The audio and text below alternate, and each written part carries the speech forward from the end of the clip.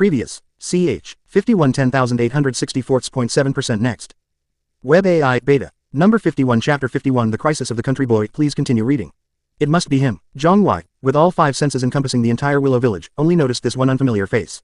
Most importantly, a row of small golden characters, visible only to the boy, floated above his head.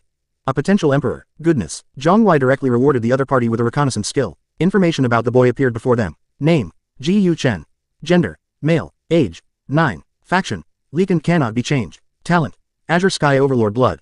Azure Heaven Tyrant Blood. One of the 3,000 great Tao bodies. Those who possess this blood are called tyrant bodies, and are the nemesis of the ancient sacred bodies. The Azure Sky Overlord blood possesses 9 divine forms, including the Kunpeng divine form, the immortal phoenix feathers, the great Bell Tao body, and the true dragon Dharma body. These forms will continuously manifest as the cultivator's cultivation level increases, and the Overlord body is the only form that is suitable for cultivation. My body is beyond the reach of heaven and earth. It's actually the Azure Heaven Tyrant bloodline physique. Jiang Huai was somewhat surprised, not expecting the talent of the character summoned by the heaven-level character card to be like this. To be honest, in his opinion, the Heavenly Tyrant bloodline didn't seem that strong. If he remembered correctly, this kind of bloodline physique should have appeared in Shrouding the Heavens. The one that impressed him the most was the Azure Heaven Tyrant bloodline holder who occupied the 50th city in the ancient trial road of the strongest human race. That was an outstanding person. He was a mortal enemy of Yi Fan's holy body lineage. Although he was young, his cultivation level was above Yi Fan's, and his combat power was unparalleled in the Heavenly Tyrant body lineage. If he had not died at Yi Fan's hands, he would have certainly had the potential to attain enlightenment. No matter how powerful it was, it ultimately lost, and lost miserably at that. You can't think of it that way. Although the user of the Azure Heaven Tyrant bloodline in Shrouding the Heavens lost completely, it doesn't mean that the Azure Heaven Tyrant bloodline is weaker than the ancient sacred body. The two should be evenly matched. After all, they both existed since ancient times and were mortal enemies. If they were too different, they wouldn't have become adversaries. The reason for the loss must lie in other aspects. Jiang Huai suddenly realized, regardless of whether the Azure Heaven Tyrant blood or the ancient sacred body is stronger or weaker, one thing is certain. The Azure Heaven Tyrant blood is definitely the strongest talent in Willow Village at present, ranking 9th among the 3,000 physiques, which shows its extraordinary nature. In that case, the rare items he drew from the heavenly level character cards weren't bad at all. Jiang Huai felt much relieved while he was deep in thought. Lin Rui has found Old Man Lin. Old Man Lin was busy teaching hunting skills and experience to a group of school-age boys in the village. These are essential skills for survival in the Great Wilderness, and are also the gold standard for girls in the Great Wilderness to choose a partner. They are extremely precious, and every boy born in the Great Wilderness needs to learn them from a young age and hunt a large beast to prove himself during his coming-of-age ceremony. In the vast square, a group of teenagers were waving their little arms and legs with a hey-ha sound. Although they were small, they had a great presence and were full of energy. Each of them was like a phoenix rising from the ashes, full of vitality. Their presence shook the entire wilderness, making it quite remarkable. Father. Lin Rui hurriedly stepped forward and whispered in the old man's ear, telling him everything about the boy. Appearing out of nowhere, and immediately claiming to be pledging allegiance to Lord Lu Shen. How strange. Old man Lin frowned, standing up from a stone chair. Although he was quite old, his aura was as fierce as a tiger or wolf. You stay here and keep an eye on these brats. I'll go and check on them myself. Old man Lin strode forward, but he had only walked less than 10 meters when a deep, ancient voice suddenly echoed in his mind. It sounded like chanting Buddhist hymns. It is Jiang Huai. He directly used his illusionary magic, the dream of yellow millet, to contact Old Man Lin and have him bring the boy to him.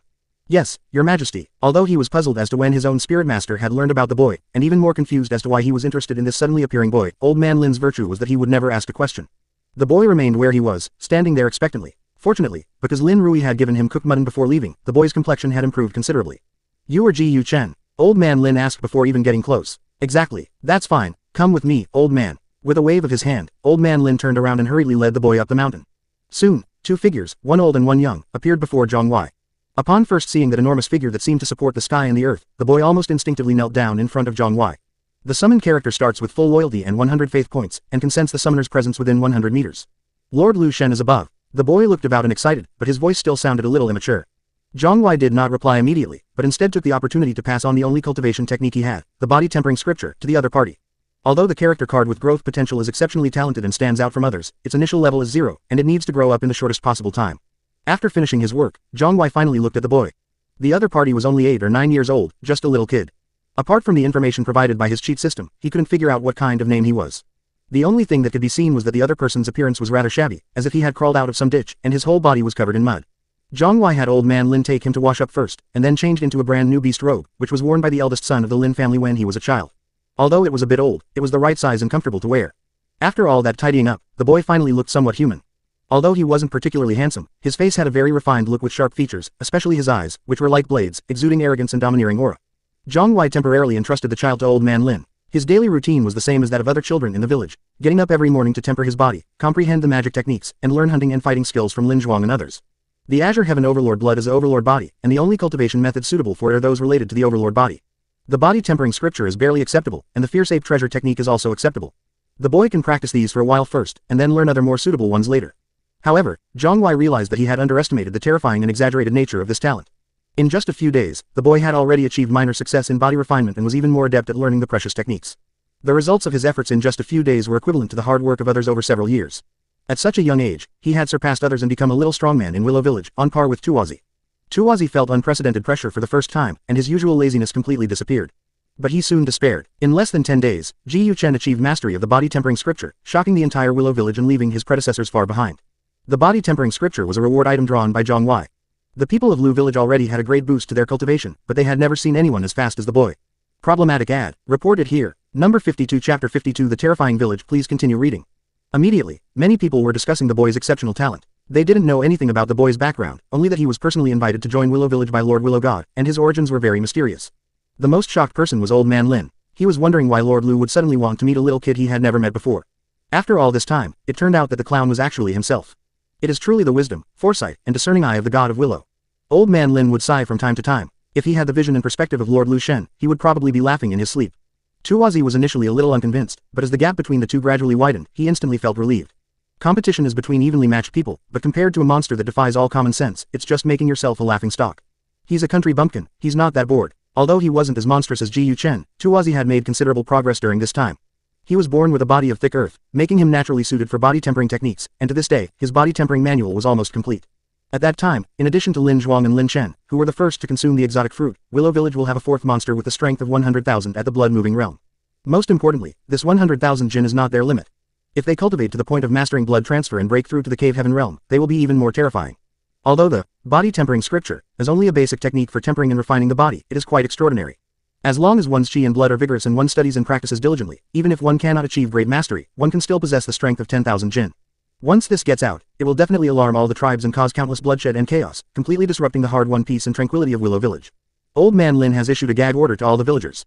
Anyone who dares to reveal even a word to outsiders will not only be immediately expelled from the village, but will also suffer punishment from Lord Lu Shen, regardless of life or death. No one had intended to tell outsiders about this in the first place, and under strict orders, they kept their mouths shut. The vast mountain range stretches for tens of thousands of kilometers. On the western side of the vast mountain range lies a human settlement called Shaogushan Town, where the guardian spirit is a massive mountain that has slumbered for a long time. Normally, although it is a town, it would not be very lively. The streets would be deserted and rather desolate. However, today, the shouts of people and the neighing of horses in front of Shaogushan Town have awakened the townspeople. The group of people, their armor gleaming, flew in, traversing endless mountains and overcoming all sorts of ferocious creatures, arriving safely here. And right from the start, they swaggered around the market, making no attempt to conceal their prowess. This group of people were all riding extremely precious scaled horses. In particular, the people in the very center were riding mutated scaled horses with a single horn, pure white bodies, and shimmering silver scales. They were extraordinary and clearly not from ordinary families. The leader was a middle-aged man with long black hair and golden light shining in his eyes, which seemed to be able to turn into golden beams of light. This frightened the spirits of Shaogushan Town so much that they trembled in fear. The other mutated scaled horses each had 2 boys, 1 girl, 1 boy, and 2 girls on their backs, all of them beautiful, cute, and full of energy. This group was already extraordinary, but before the villagers of Shaogushan Town could react, another group of people arrived with an even more astonishing momentum. They actually used a 20-meter-long, winged dragon to clear a path through the air. The group was led by a middle-aged man, followed by 3 children who looked young but were quite remarkable. One of them, in particular, leapt directly off the back of the serpent, which was over 10 meters tall, smashing the stone pavement. This startled the villagers of Shaogushan Town, who were all terrified and filled with horror, subdued by the boy's fierce aura. The boy was arrogant and audacious. He actually tried to kill the spirit that protected Shaogushan Town right away, which made everyone angry but dare not speak out. After the 2 groups of people, others arrived. A huge, snow-white animal bone floated over. The leader was an old man dressed in feathered robes, with an extraordinary physique and an air of mystery and majesty. Beside him were 2 teenage girls and 2 boys, all of whom were extremely handsome and beautiful. Then another ancient beast skin rune flashed, several meters long, carrying a powerful figure rushing towards them, also quite imposing. Although the groups of people did not arrive at the same time, they bumped into each other and knew each other. In particular, the first 2 groups seemed to have some old and new grudges against each other, so they started arguing like needles and wheat-ons right away, with neither side willing to give in. The most outstanding talents of our time have stepped forward, eager to see who is the true genius. The adults in the clan did not stop the teenagers, and they even offered the precious blood of an ancient remnant as a wager, which made the teenagers even more excited. However, these young men were all extraordinary, each one a top genius in their clan, and they fought for a long time without a clear winner. They chose to stop and continue their advance into the wilderness, a vast and imposing force, their purpose unknown. A few days later, these people stopped at a spot in a mountain stream. Everyone be careful, something seems off here, it's quite extraordinary. The moment I stepped into this place, I suddenly had a feeling that I was being watched, like a fishbone stuck in my throat. On a giant serpent, a middle-aged man spoke, his face filled with horror. He looked around rapidly, trying to find out who was watching them from the shadows, but the surrounding mountains blocked out the sun and he couldn't see anything. Something very strange is going on here. A large herd of scaled horses galloped towards them. One of them responded, his dark eyes flashing with a sharp light, even his pupils turning a pale gold, as if he had used some kind of secret technique. He only discovered a huge stone tablet inscribed with the words, Willow Village, and nothing else. Let's get out of here quickly. In the end, the group reached a consensus and wanted to escape from this place as soon as possible. They used their special skills to smash the mountain peaks, intending to find a shortcut. However, the group soon despaired. Every time they blasted down a mountain, another one would immediately appear. The scene before them seemed to be eternally fixed, repeating endlessly, and even if they exhausted all their strength, it would be to no avail. This bizarre scene sent a chill down the spines of everyone present. Even the old man in feathered robes who was sitting high on the unknown precious bone at the end changed his expression. Stop looking for shortcuts. Try following the direction of the mountain range, the old man in feathered robes shouted. He took the lead and controlled the giant skeleton to rush out. The people on the scaled horse and the serpent followed closely behind. I made some changes earlier, please read on. It seems like a lot is missing, I'm so sad. Problematic ad. Reported here. Number 53 Chapter 53 The Power of the Hidden Paradise read on. The group fled forward like madmen, wishing they had 3 legs. The ferocious beasts they rode had their magical artifacts activated to the extreme, with runes flowing and radiating dazzling light. The sound of air exploding could even be heard. They ran for several kilometers before stopping. However, after a long time, the feeling of unease and thorns in everyone's hearts gradually dissipated. Phew, finally out. After a long while, when they saw that things around them had finally changed a little, the group of powerful people who had rashly stepped into the great wilderness finally breathed a sigh of relief. Where did we just pass through? It was so terrifying. On the towering, scaled unicorn, the middle-aged man, his face filled with lingering fear, reined in the horse's rope and stopped, his eyes filled with indescribable terror. He came from the Vajra tribe and was its leader. He was a prominent figure in this territory, possessing immense power and authority. But as he passed through that mountain range, he was suddenly filled with fear, and his brow twitched wildly, as if it were giving him a frantic warning to leave immediately, as if he would be trapped there forever in the next moment. What suffocated him the most was that even now, he still didn't understand why things had just happened, and his prized double-eye technique was completely unable to see through anything. He felt a gaze watching over them from the shadows, but he couldn't pinpoint its location, distance, or even whether it had ever appeared at all. Not only him, but the other powerful figures were the same, each with a deep expression and profound gaze. Those present were all top figures renowned throughout this region, capable of sweeping across this territory, yet they nearly perished on the way without even setting foot deep into the mountains. This was enough to terrify them, and it made them even more worried about whether their journey would go smoothly. A sense of oppression filled the air, and the boys and girls became much quieter, no longer chattering and arguing with each other. This is how the great wilderness is, it's full of dangers. A slight mistake could lead to utter destruction. Everyone should be careful on the road ahead. On the huge, white, unidentified animal bone, the old man of the Purple Mountain clan spoke in a deep voice, whether to comfort himself or everyone present, it was unclear. He is the uncle of the Marquis of Zishan of the Zishan clan, holding a high position and possessing strength no less than the others. Just now, it was he who pointed out a clear path for everyone at a critical moment, allowing them to escape their predicament. Even the old man doesn't know why he acted that way just now. The leader of the Vajra tribe was taken aback. The old man in front of him, covered in white feathers, came from a royal territory and had a wider range of knowledge than they did, but judging from his expression, he still did not know the reason. I am old and dull, and I don't know what just happened. I just feel that if we stay inside any longer, we may be trapped there forever, from birth to death. In response to the words of the King Kong tribe leader, the elder of the Purple Mountain tribe nodded noncommittally, his tone heavy. This is really strange. We haven't found anything. There are just endless mountains and more mountains. Even the path we came from seems to have disappeared. Floating in midair on the animal hide, Lei Mingyuan, the leader of the Lei clan this time, returned, leapt up, and sat down on the animal hide again. He had just reconnoitered the area from a distance, but still found nothing. He dared not go any closer, for fear of falling back into the same predicament. Far away, the towering mountain ranges stretched as far as the eye could see, deep and mysterious, like an ancient beast awakening, seemingly ready to devour them whole. The powerful being from the Thunder clan instinctively shivered and quickly averted his gaze. It's a desolate place, far from any village or shop. If you died here, there probably wouldn't even be anyone to collect your body. Everyone, let's just keep going. There's no point in thinking about it too much. This time, a legendary mountain treasure has been born deep in the mountains, and even ancient species are going crazy for it. We should hurry up so as not to end up with nothing. Even without them, those ancient remnants would be enough to give us a headache. Another powerful figure spoke up. He seemed to be from the heavenly palace on the cloud top. It was a mysterious force with a small number of disciples, but each one was capable of suppressing a region and possessed extraordinary appearance. Even at a young age, they could rival established figures, making them extremely powerful. Everyone nodded, putting their doubts aside, and continued to venture deeper into the distance. At this moment, atop a certain mountain peak, Jiang Huai activated his 5 senses to the maximum, and only withdrew his gaze after the group had completely disappeared from his sight. He had long since discovered this group of uninvited guests who had suddenly entered the wilderness and had been observing them in secret. This group of people is terrifying, especially the leaders, who radiate divine light, with runes flowing around them like dazzling stars. Their blood and energy are like a vast ocean that never runs dry.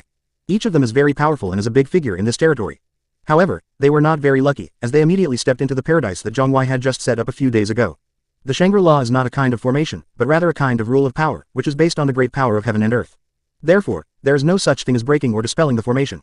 Although there is no killing or fighting involved, it can permanently trap any unexpected intruders, regardless of the difference in their cultivation level. Even gods who have ignited their divine fire will have to wait obediently once they enter. The reason this group was able to escape was not because the old man in feathered robes discovered the correct path, but because Jiang Huai opened a small opening for them. Otherwise, even if they are given the time it takes for the world to change, they will still be delusional and try to escape.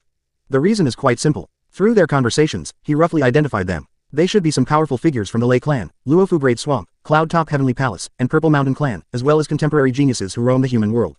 According to the original plot, this group of people should have discovered Stone Village, and ultimately, due to their covetousness of the Sueni treasure technique, most of them would have perished at the hands of the ancestral spirit of Stone Village.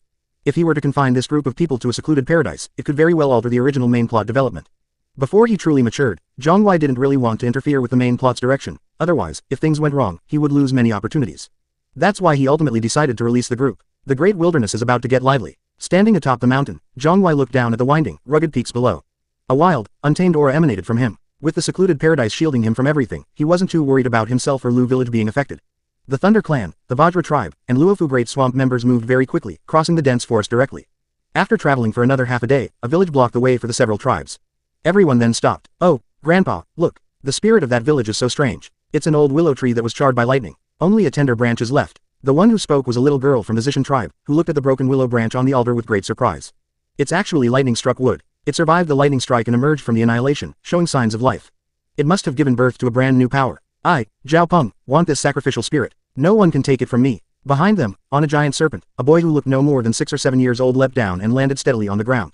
Still retaining a childlike nature, the boy became lively again after escaping danger. It was supposed to be posted before midnight, but I revised it many times. Problematic ad. Reported here. Number 54 Chapter 54 Divine Might should stand among humans. I've already read this part. The genius youth from Luofu Great Swamp leapt down and rushed towards the tender green willow bud on the altar, uttering a harsh threat at the same time. Zhaoping, don't speak so arrogantly. Even if you have some skills, don't be too cocky. Be careful not to die in this desolate land. From the direction of the Zishan tribe, a handsome young man spoke. He was the youngest son of the Marquis of Zishan, and his name was Zishan Kun. The Zishan tribe and the Luofu Great Swamp have a long-standing feud, and have always been at odds with each other. After the two boys, a third boy joined them. He also came from the territory of the king and was the son of Lei Hu of the Lei clan. His name was Lei Mingyuan. His strength was not to be underestimated. He immediately shouted angrily, telling Zhaopeng and Zishan Kun to shut up. Upon hearing this, Zhaopeng and Zishan Kun both raised their eyebrows. They were both geniuses, confident and proud, and never bowed down to anyone. The three gifted teenagers are locked in fierce competition, creating a highly charged atmosphere. Go ahead, you young geniuses, have a competition. Finish the fights you didn't finish before, and whoever wins gets to keep this willow bud. The powerful figures from the major clans stepped forward and encouraged them, not objecting to the young men's duel. Cultivators are meant to climb to the ultimate altar by stepping over the bones of other geniuses. If they don't even dare to make a move, how can they talk about the future? Moreover, with them watching over them, even if these teenagers are exceptionally talented and possess strength far exceeding their peers, they won't be able to cause any trouble. The leaders of the major clans all wanted to see whose child was more talented and capable of becoming the leader of this territory in the future. Boom! A silent command was given. Several teenagers rushed towards each other and engaged in a fierce fight. They were all terrifying, possessing the most important and powerful treasures of their respective races.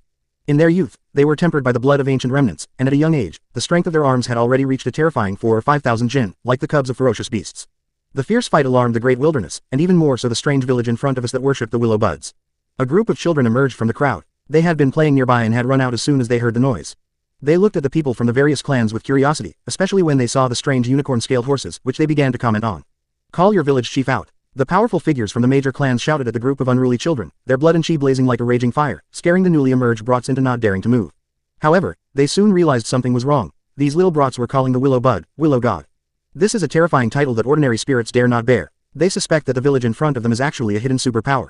In particular, they also learned that this village actually possessed the treasures of two top-tier beings, the ancient Sueni and the ancient demonic bird. Both are very powerful ferocious beasts. Although they only have a trace of the bloodline of the ancient species in their bodies, it is even purer. Even among the ancient species, they can be considered the best.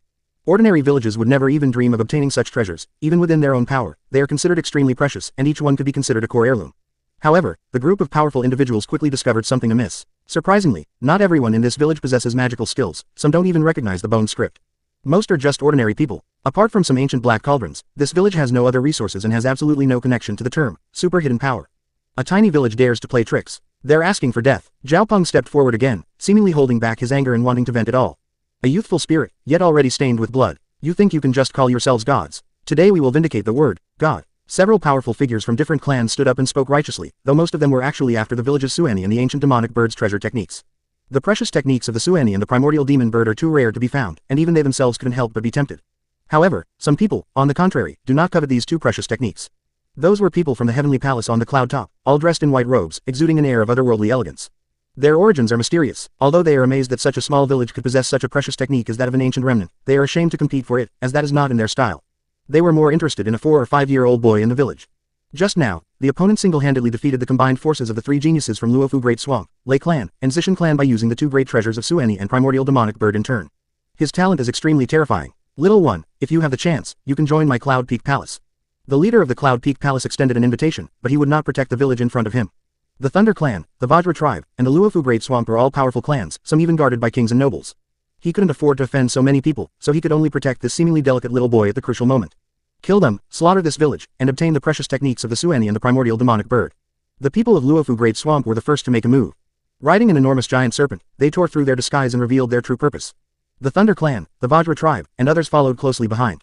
Hiss. Just then, something unexpected happened. A dazzling light shot up. The next moment, a verdant willow branch stretched out, as if carved from divine jade, crystal clear and radiating brilliant light.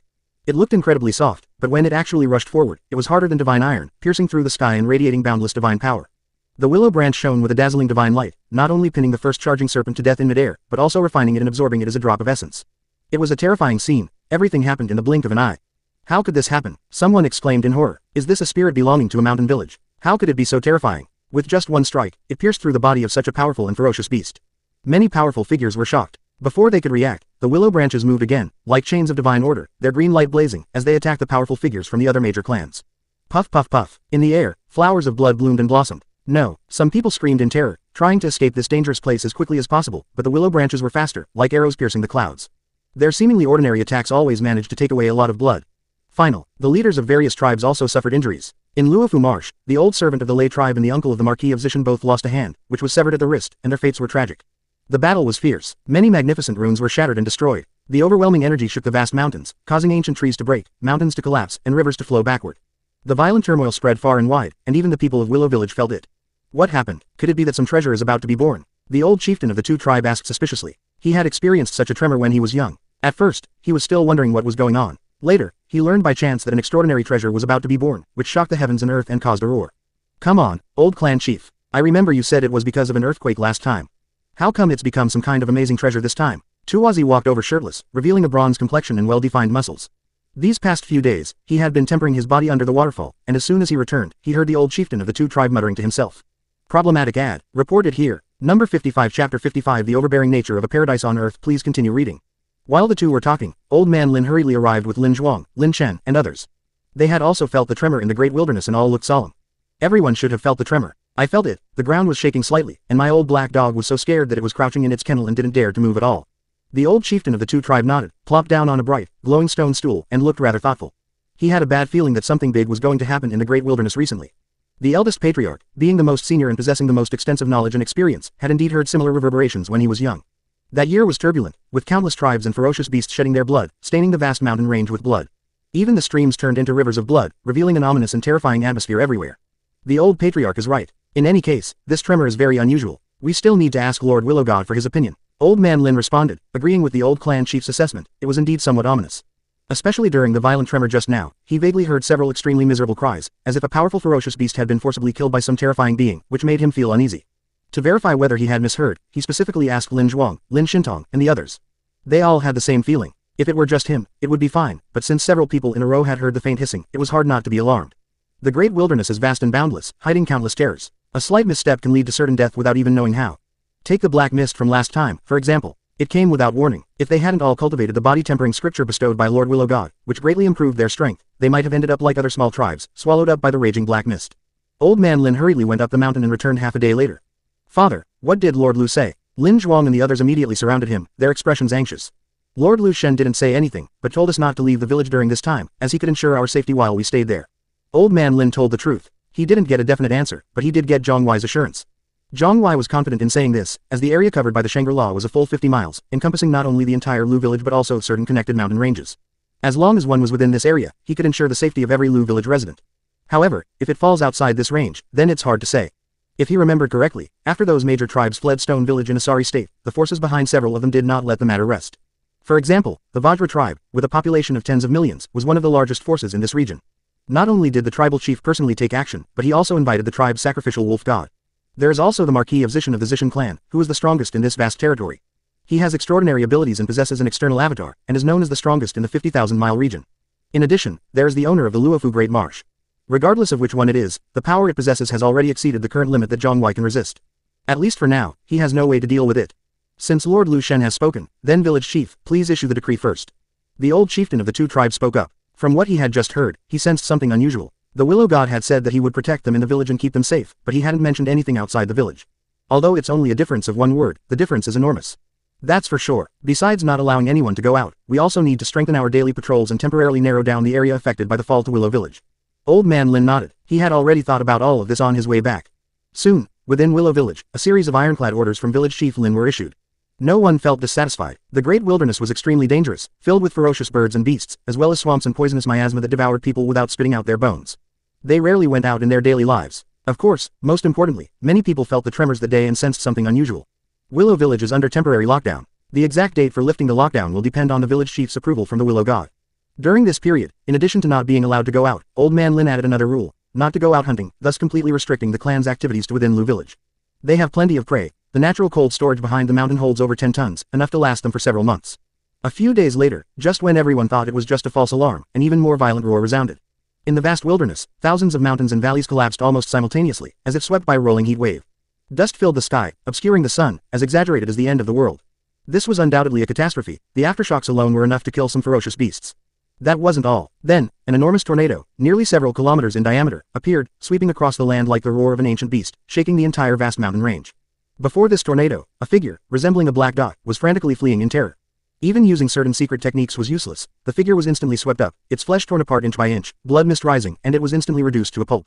Good heavens, what on earth is happening outside? Why is it so dark already? And that tornado, how did it kill someone? Inside Willow Village, someone asked in astonishment, but no one answered him. Everyone was equally confused. Fortunately, the dragon's raging wind, which could cleave heaven and earth in two, was blocked from entering Lu Village as if it were mud sinking into Zayan. Compared to the latter, the former was as weak as a newborn baby, easily torn apart and swallowed up. It is the Willow Goddess who is protecting us, it is the great Willow Goddess who is protecting all of us. This scene caused the villagers of Lekan to gasp in surprise, and they all knelt down on both knees, their faces filled with excitement as they looked towards Jiang Huai's location. Almost instantly, everyone's faith value soared, reaching over 150 points before finally stopping. At the summit, after absorbing a large amount of freshly generated faith with great satisfaction, Jiang Huai gained a new understanding of the power of this paradise. If he wasn't mistaken, that tornado was a magical technique used by the Willow Tree and Stone Village to deal with the king of the Purple Mountain clan and the leader of the Vajra tribe. It spread far and wide, even reaching the vicinity of Willow Village. Although its power has been somewhat reduced, it is still incredibly terrifying, capable of obliterating even kings and nobles. Yet such a powerful attack couldn't even make a ripple in front of the paradise, and was swallowed up whole. I've advanced to the second round. Thank you all for your support, I'm so grateful. I'll work hard to write more, and I'm still asking for your help with the crucial follow-up reading. Please submit your work, hehe. Problematic ad, reported here. Number 56 Chapter 56 Even in the face of true turmoil, my Willow Village will stand firm.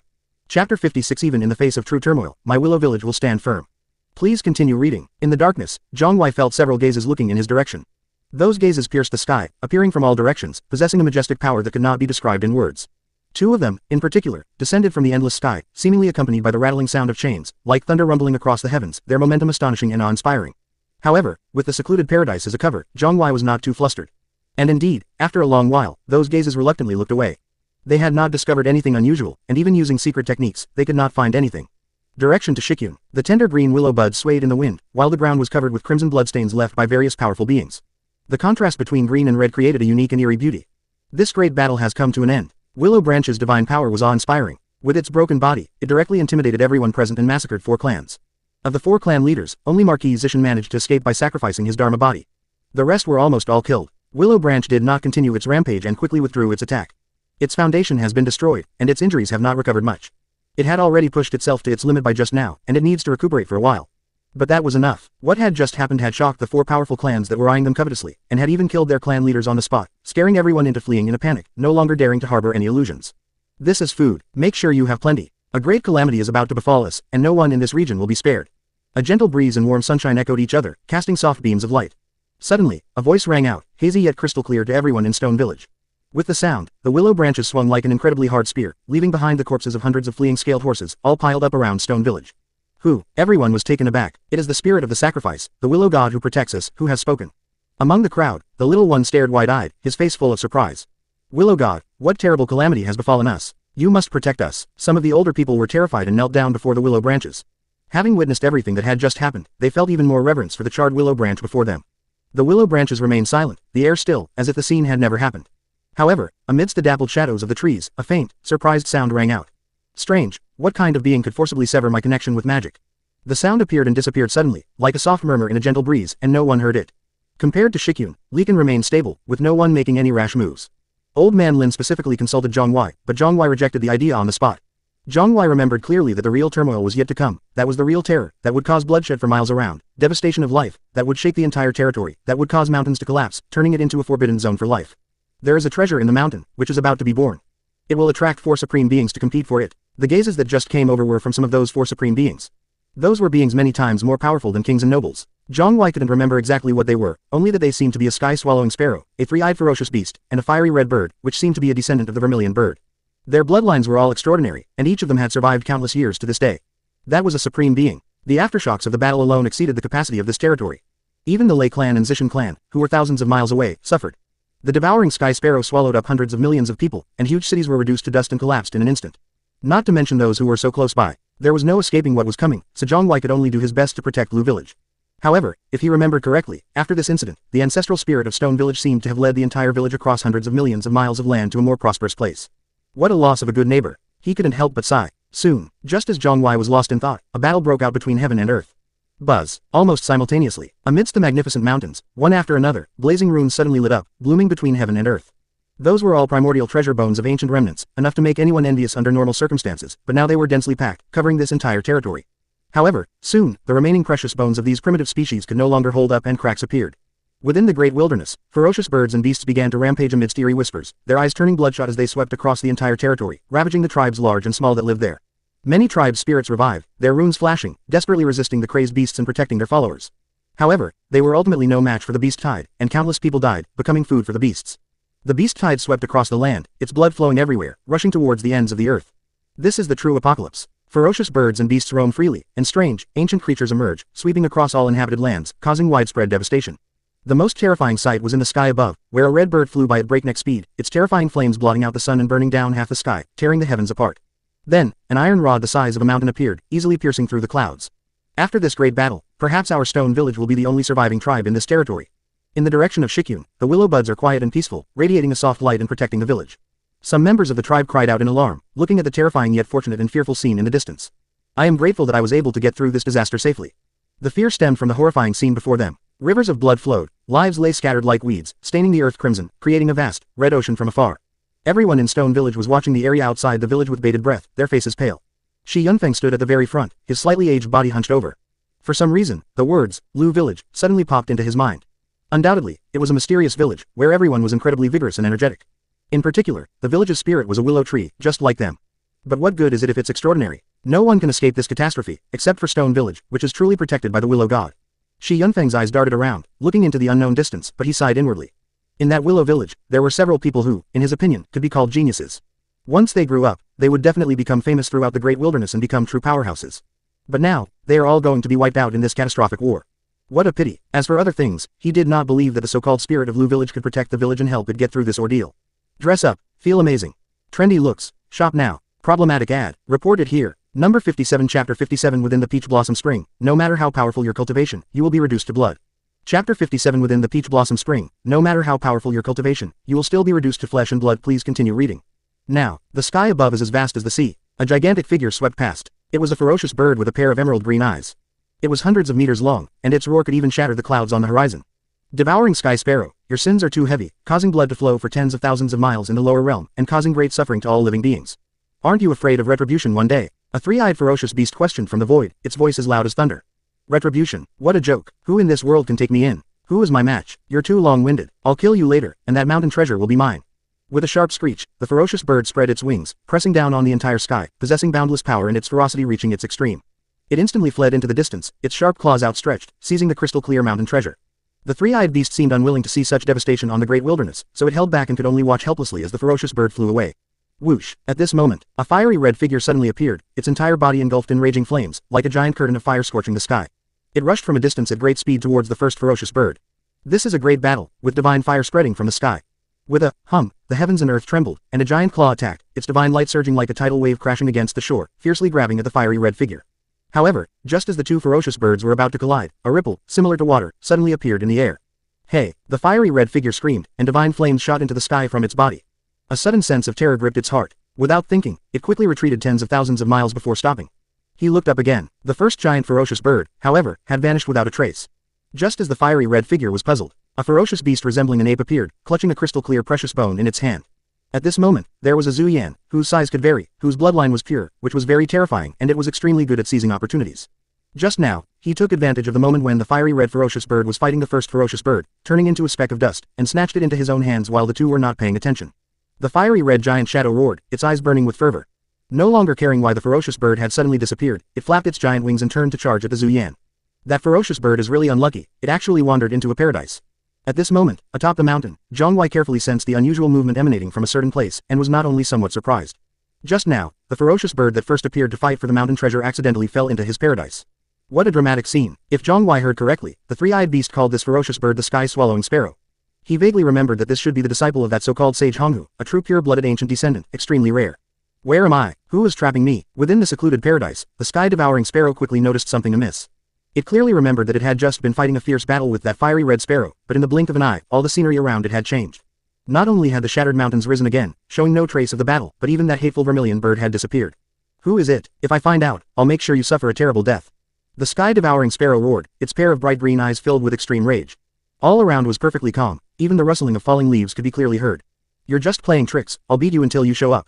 The sky-devouring sparrow's face turned fierce. The next moment, it flew directly to the highest point of the sky, then swooped down at high speed, stirring up violent sandstorms, with grey dust obscuring the sky and the sun. Since it can't find out who it is, it will destroy this place. The aftershocks of the tremor spread out in an instant, like an incomparably sharp blade, directly slicing away more than half of all the mountain peaks in sight. That wasn't all. The devouring sparrow then opened its enormous maw, runes flashing, beams of light surging, smoke billowing, and chaotic energy gushing out, its aura terrifying. This is the devouring sky sparrow's innate treasure technique, which allows it to transform into a black hole and devour everything.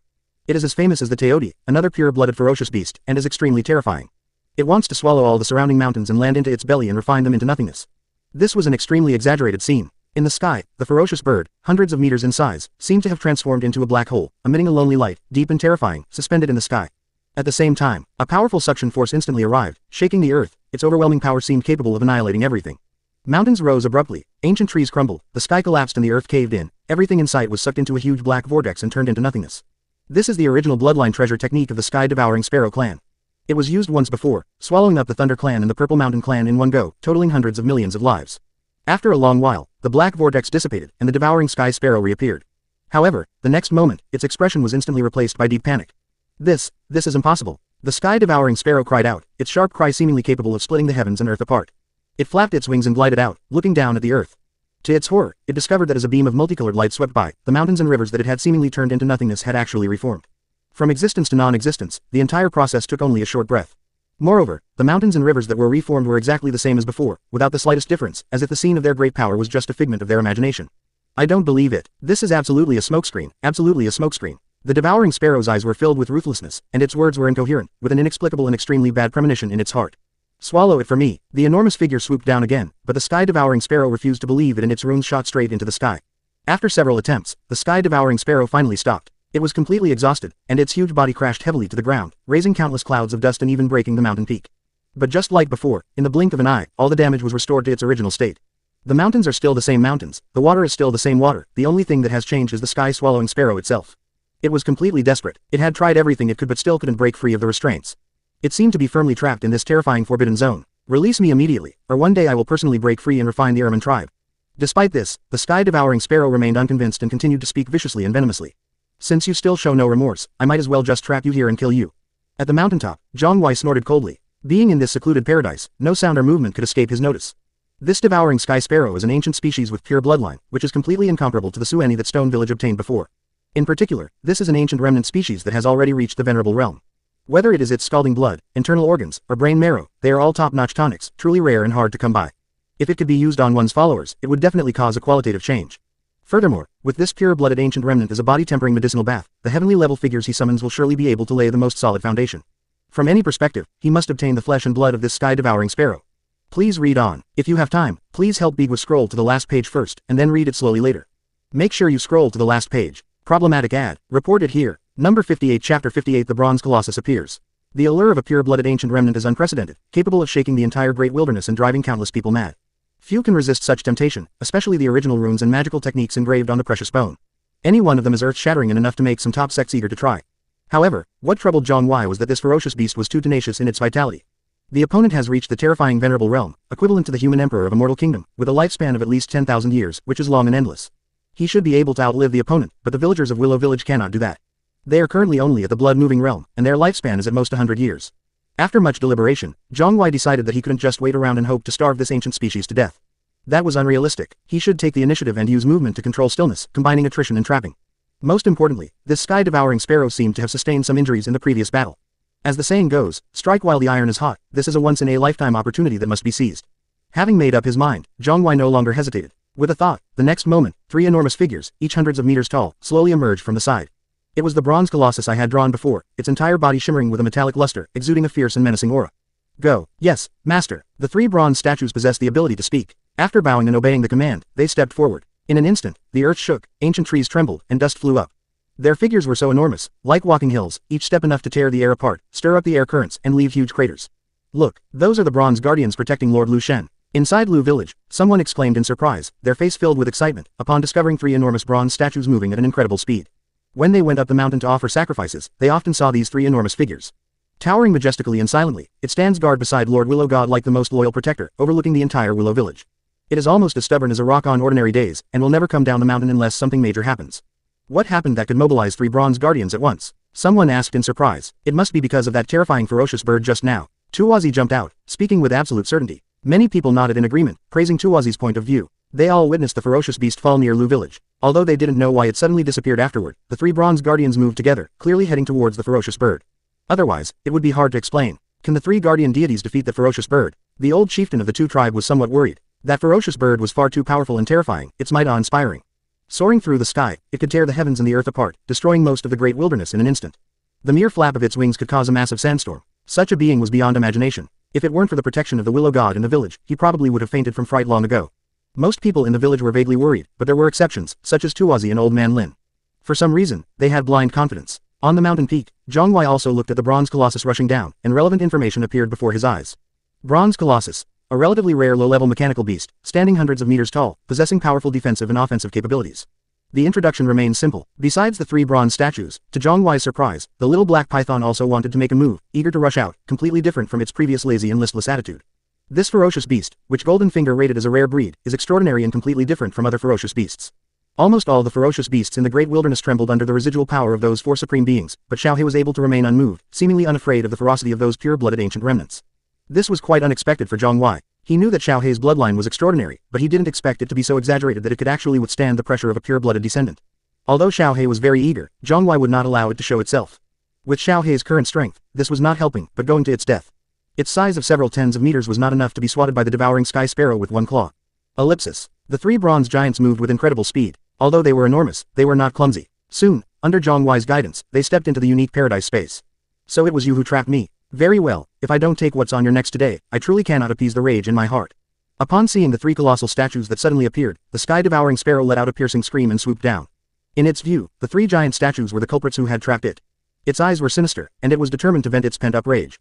Without using any bloodline techniques, the devouring sky sparrow chose to clear the way with its own body.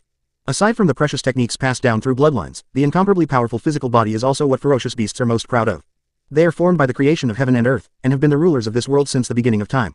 They not only possess powerful bloodline techniques, but also have invincible physical bodies that give them an innate advantage, making them stronger than other races from birth. Even though it wasn't known for its physical strength, the sky-devouring sparrow was still confident that it could smash these 3 giants in front of it to pieces.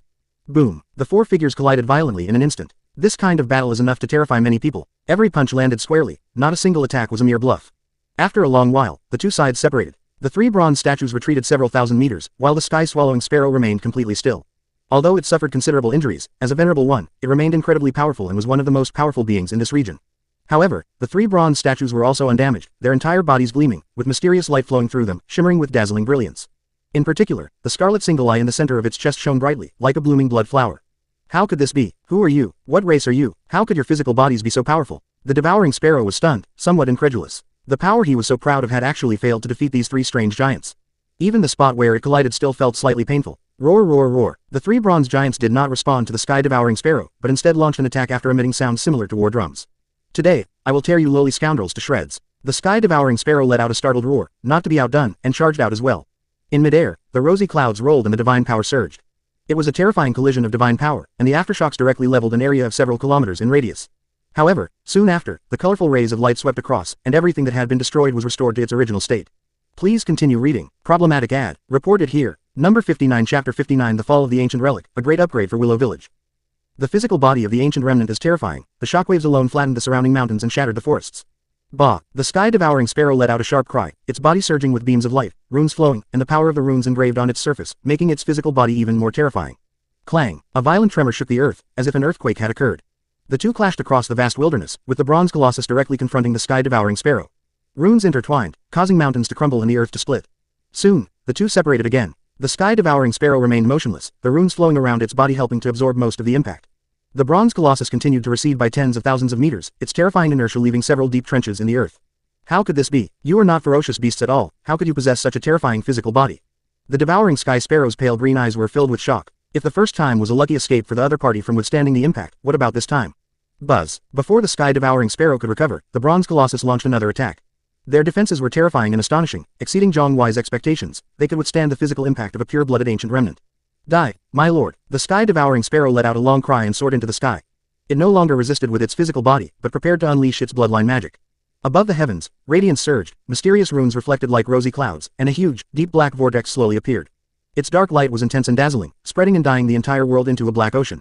Its power was unparalleled, seemingly able to rival the sun.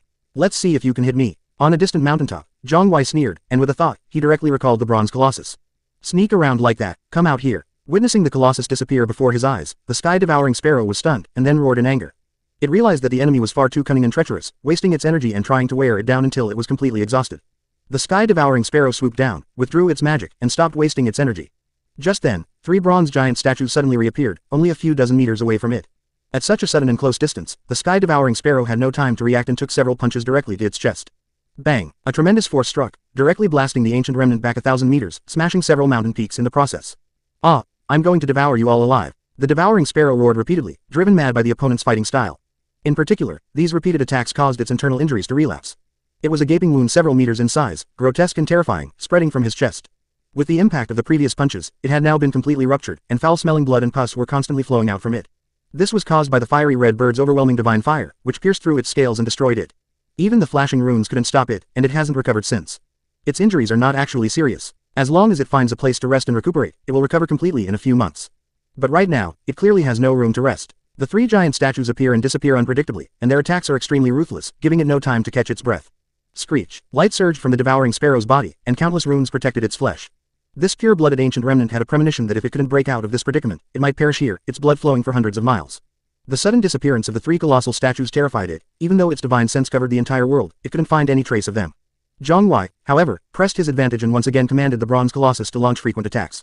Although the bronze colossi were no match for the sky-devouring sparrow, their sheer number, 3 in total, meant that, working together, their physical strength was not inferior to their opponents.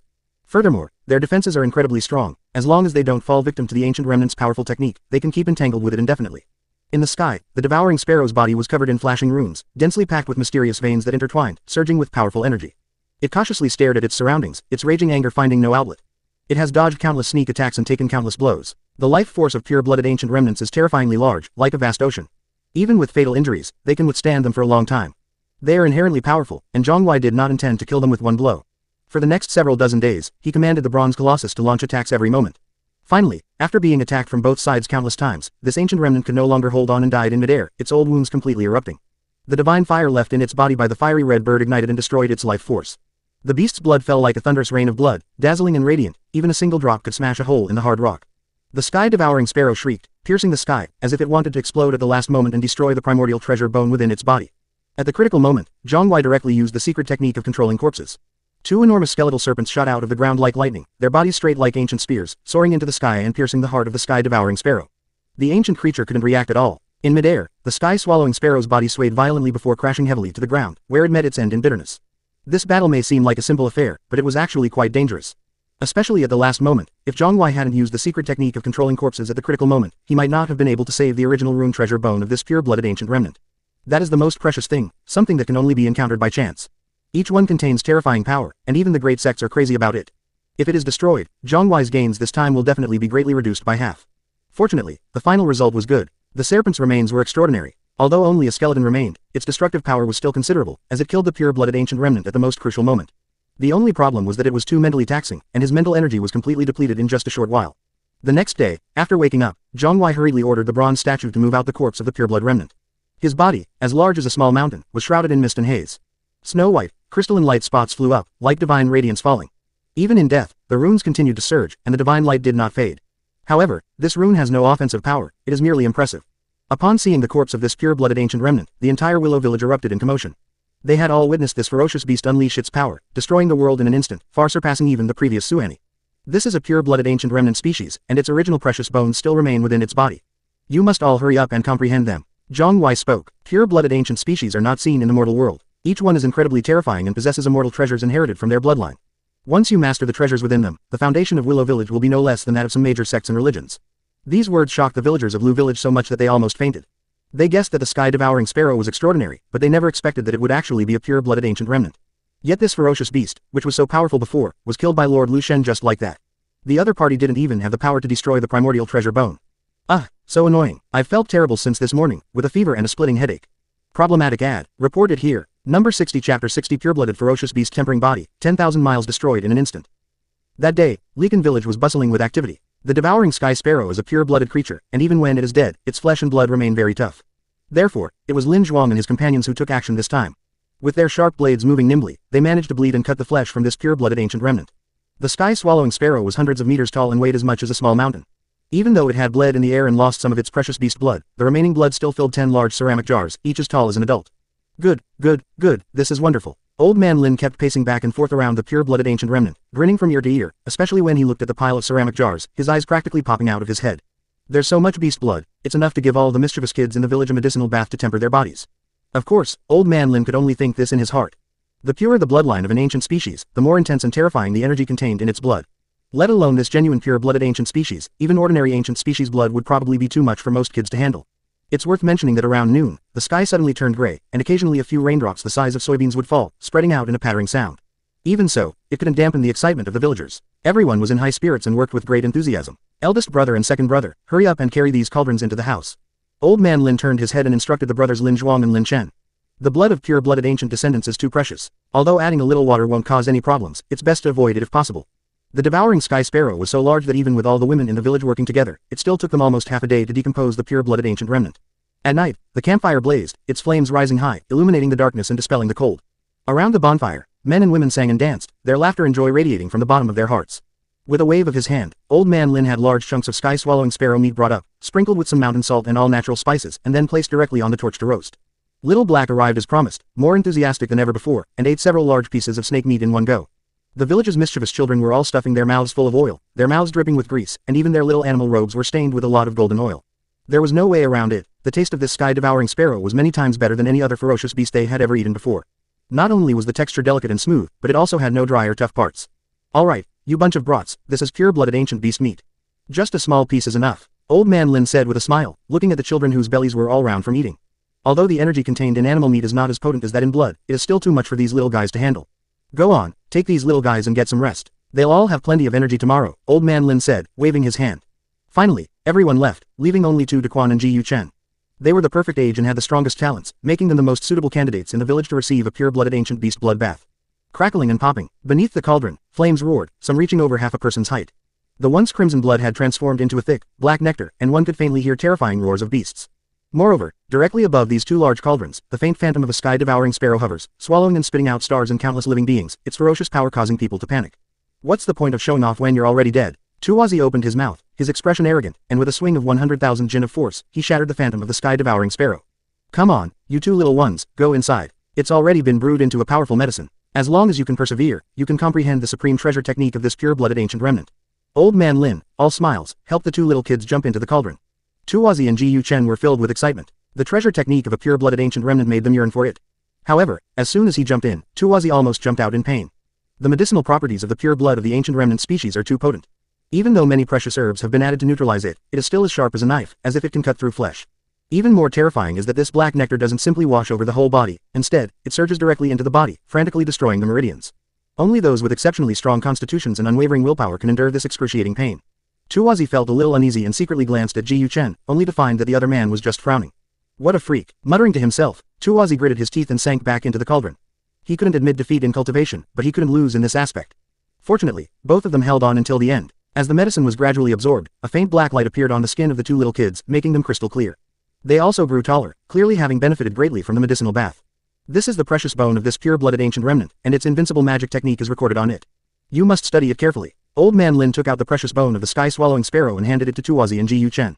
This kind of precious technique is too terrifying and has very high requirements. Only those who can withstand the tempering of their bodies with blood are qualified to cultivate it, otherwise, they cannot even begin to learn it. At last, some of the village elders stayed behind, cleaning up the remaining liquid in the large cauldron without wasting a single drop. They continued to add firewood to the cauldron, boiling the liquid down completely. In the process, Old Man Lin added some special herbs. Only after everything inside the cauldron had been boiled down into a black powdery substance was the flame extinguished. Quite a lot. Old Man Lin used a special shovel to scoop out the black, powdery substance and carefully placed it into a package sewn from animal hide. This is a medicinal powder, which is very precious. The purer the animal blood, the more obvious the effect of the decoction. It is not only a tonic, but also a treasure for healing wounds.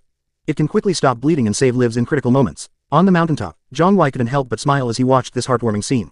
However, he also felt a little melancholy. While the sky-devouring sparrow was competing with several other pure-blooded ancient species for mountain treasures, it triggered a volcanic eruption.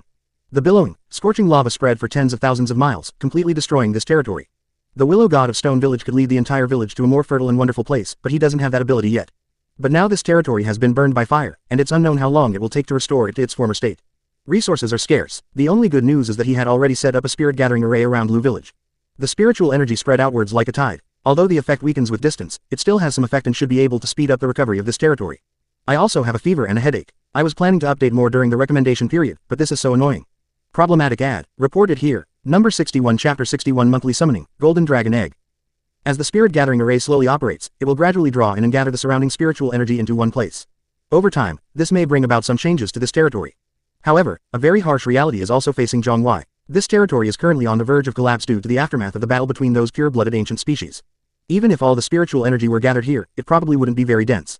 Wildfires cannot destroy it, the spring breeze brings it back to life. Jiang Huai can only hope that the soil in this territory is fertile enough. Common sense dictates that burning soil can create organic fertilizer, which can indeed make the soil more fertile in some ways. However, he didn't have much confidence. After all, the area covered by lava was too vast, spanning hundreds of thousands of kilometers. Many parts of the land were ravaged by the aftershocks of the battle runes, resembling a meteorite impact. Even if it could be restored to its original state, it would take an extremely long time. As I said before, he can wait, but the believers in Likan cannot. It's always best to have a backup plan. Once he possesses the same mobility as the ancestral spirit, he should find a place with abundant resources as soon as possible. With the addition of a spirit gathering array, it might truly become a blessed land. Regaining his composure and ceasing his wandering thoughts, Jiang Huai focused his mind on the present moment. Before he knew it, a month had passed, and the cheat code reminded him that he had been given another chance to summon a dragon egg for free. The summoning opportunities will automatically reset at the beginning of the following month, so there's no harm in using them. You have successfully used your summoning ability. Congratulations, you've had a bit of luck, finding a golden dragon egg in the vast sea of dust. Conditions for hatching the golden dragon egg. 1 heart of an ordinary ferocious beast, 2 liters of brain marrow, and 10 liters of beast blood. The beasts must have been dead for no more than 1 hour. After making sufficient preparations, ignite a raging fire under the cauldron to boil the ingredients into a great medicine, then place the golden dragon egg inside. It will hatch successfully in 2 days and 2 nights. Fortunately, it's not the lowest grade bronze dragon egg. Although he wasn't as lucky as the first time when he drew an epic dragon egg right away, Jiang Huai was still quite satisfied. It's not as good as the best, but it's better than the worst. As long as he doesn't get the lowest tier bronze dragon egg, he still has the resources to keep grinding. Compared to epic dragon eggs, golden dragon eggs are undoubtedly much more simple. Apart from the dazzling golden light flowing throughout their bodies, the only similarity is the irregular scales that cover the surface of the egg. With the dragon egg in hand, Jiang Huai immediately gave orders to Old Man Lin and the others. Old Man Lin naturally dared not disobey Jiang Huai's orders, and immediately sent Lin Zhuang and the others out. However, it wasn't until the 5th day that the hunters returned. They all looked utterly dejected and hadn't brought back any valuable items. Didn't you find the ferocious beast? Old Man Lin frowned. It's been 5 days already, and we still haven't found a single ferocious beast. The old man is worried that this will displease Lord Willow. The ferocious beasts around here are almost all dead. We can see a lot of charred corpses on the road, but they have been dead for a long time and do not meet Lord Lu Shen's requirements at all. Not to mention ferocious beasts, we have not even encountered a single person from other tribes. The second son of the Lin family looked somewhat tired. They had been highly focused for the past few days, running for thousands of miles, but in the end, they had not even found a single living ferocious beast. This once peaceful and tranquil place seemed to have suddenly become a forbidden zone, filled with nothing but gruesome corpses and a devastated landscape. Natural disasters and beast calamities, those tribes had no power to resist them, so they naturally ceased to exist. Old Man Lin sighed, a look of pity on his face. In the great wilderness, ferocious birds and beasts are inherently stronger, and the human race is weak. They have always huddled together for warmth. After that disaster, countless lives were affected. Other tribes don't have such powerful spirits protecting them as our village, so they must all be mostly dead by now, Old Man Lin said with a sigh. Grandpa Lin, I discovered something strange on my trip. Tuozi jumped out. Although he was still young, his abilities were already on par with the Lin brothers, Lin Zhuang and Lin Chen. So he always took them with him on his trips, as a form of training that would also benefit him. Besides Tuozi, Ji Yu Chen, who recently joined the group, was also included. Moreover, in just a few dozen days, the latter had already become a key figure in the village's development program. Their talent is so extraordinary that it would be a waste not to nurture it properly. It's not that Lu village only recognizes talent, this is a valuable experience summarized by all the tribes in the great wilderness over countless years. If a tribe wants to go further and climb to unprecedented heights, it must be able to produce true geniuses who can step out of the great wilderness and compete with the outstanding people of the world. However, with so many talented people emerging in Lu village right now, and with the protection of the Willow God, Old Man Lin wouldn't show favoritism. He had watched almost all the mischievous kids in the village grow up. Even those with average talent would call him Grandpa Lin all the time. They were all well-behaved children, and he had feelings for them. Tuozi, tell me, what's the strange thing? Old Man Lin leaned over and looked over, not ignoring Tu Dequan just because he was young. He had always known this child's character. Although young, he was mature in his actions and possessed extremely keen insight. He must have discovered something by saying that. It's like this, Grandpa Lin. When we went out to search for the ferocious beast this time, I made a special trip to the neighboring stone village and found that it seemed to have been uprooted. The entire village, along with that willow tree used as a sacrificial spirit, had all vanished without a trace, Tuozi said earnestly. Although he hadn't been to Shikun many times, he took a particular interest in a little boy who was only 3 or 4 years old, so he made a special trip to see him during this hunting trip. Gone without a trace, that is indeed strange. Old Man Lin pondered for a few moments, then said noncommittally. He didn't have much contact with Shikun. His few impressions came from the descriptions of Lin Zhuang and the others. He only knew that the village's spirit was a willow tree, but it was far less majestic than his own willow god. Old Man Lin didn't think much of it. There are countless tribes in the great wilderness, and perhaps some of their sacrificial spirits possess some strange and unusual supernatural powers. Even if we take a step back and assume that this stone village was directly wiped out by the energy released during that earth-shattering battle not long ago, it's not impossible. The most urgent task right now is to capture a ferocious beast as soon as possible so that Lord Lu can incubate the giant egg. After quickly replenishing their food supplies, Lin Zhuang and his companions set off again, this time choosing the opposite direction. Fortunately, on the 6th day, they finally discovered a surviving ferocious beast, a divine bull engulfed in flames. I'm feeling better, but there are still some lingering symptoms. I feel chills from time to time. I should be able to update more tomorrow. Problematic ad. Reported here. Number 62 Chapter 62 The Divine Ox of Departing Fire. It was a huge divine bull, its body crimson red like blood, standing over 10 meters tall and more than 30 meters long. It was covered in molten lava and enveloped in flames, exuding an extraordinary aura. However, its breathing was somewhat disordered, and its entire body was covered with wounds of all sizes. Both of its horns were broken off and engulfed in flames. It's the divine ox of the blazing fire. Lin Zhuang rubbed his eyes, recognized it, and was somewhat incredulous. He had seen this ferocious beast covered in flames when they were besieging the Suani. It was incredibly powerful and could control the scorching lava. It was one of the few kings in this territory. Although it was still no match for the old Suani and was beaten until its horns broke off and it fled in panic, its terrifying strength was unmatched by any other ferocious beast. Unexpectedly, after so long, the other party not only failed to recover from their injuries, but also ended up in an even more miserable state, presumably due to the effects of that terrifying battle. Oh my, I didn't expect to see this guy again. Behind him, Lin Chen's eyes suddenly lit up. He also remembered this ferocious beast. It was an ancient remnant species. Although its bloodline was far less pure than the one that his Lord Willow God had killed, the words, ancient remnant species, already indicated its extraordinary nature. Most importantly, this was the first ferocious beast they had encountered in so many days. Catch them first. Lin Chen twisted his neck and attacked without saying a word. The enormous force struck, even shattering the boulder beneath his feet. Moo. Not far away, a wild bull roared, struggling to its feet from its slumber, its roar echoing through the mountains. Its forehooves trod on raging flames, its whole body shrouded in the raging firelight, its crimson fur resembling a carefully selected piece of fine silk, making one want to touch it and feel its smooth and delicate texture. Although its injuries are quite severe, this fire divine ox was once the king of this territory, and its reflexes have not diminished in the slightest over the years. It sensed Lin Chen's approach the moment he charged over and quickly got up from the ground. However, its injuries ultimately held it back. Although its mind reacted, the body of the fire god ox did not react immediately. One of its hooves was a step too slow and tripped over its front hoof at the crucial moment. Lin Chen leapt more than 10 meters high, his eyes scanning the surroundings. His perception was already quite good, not to mention that the fire god ox had revealed such a large flaw. Clang! Lin Chen clenched his fists and, just before landing, suddenly used the momentum to leap up 8 or 9 meters again, like a turtle turning over. The wind from his fist followed closely, whistling past, and struck the hoof of the fire god ox heavily.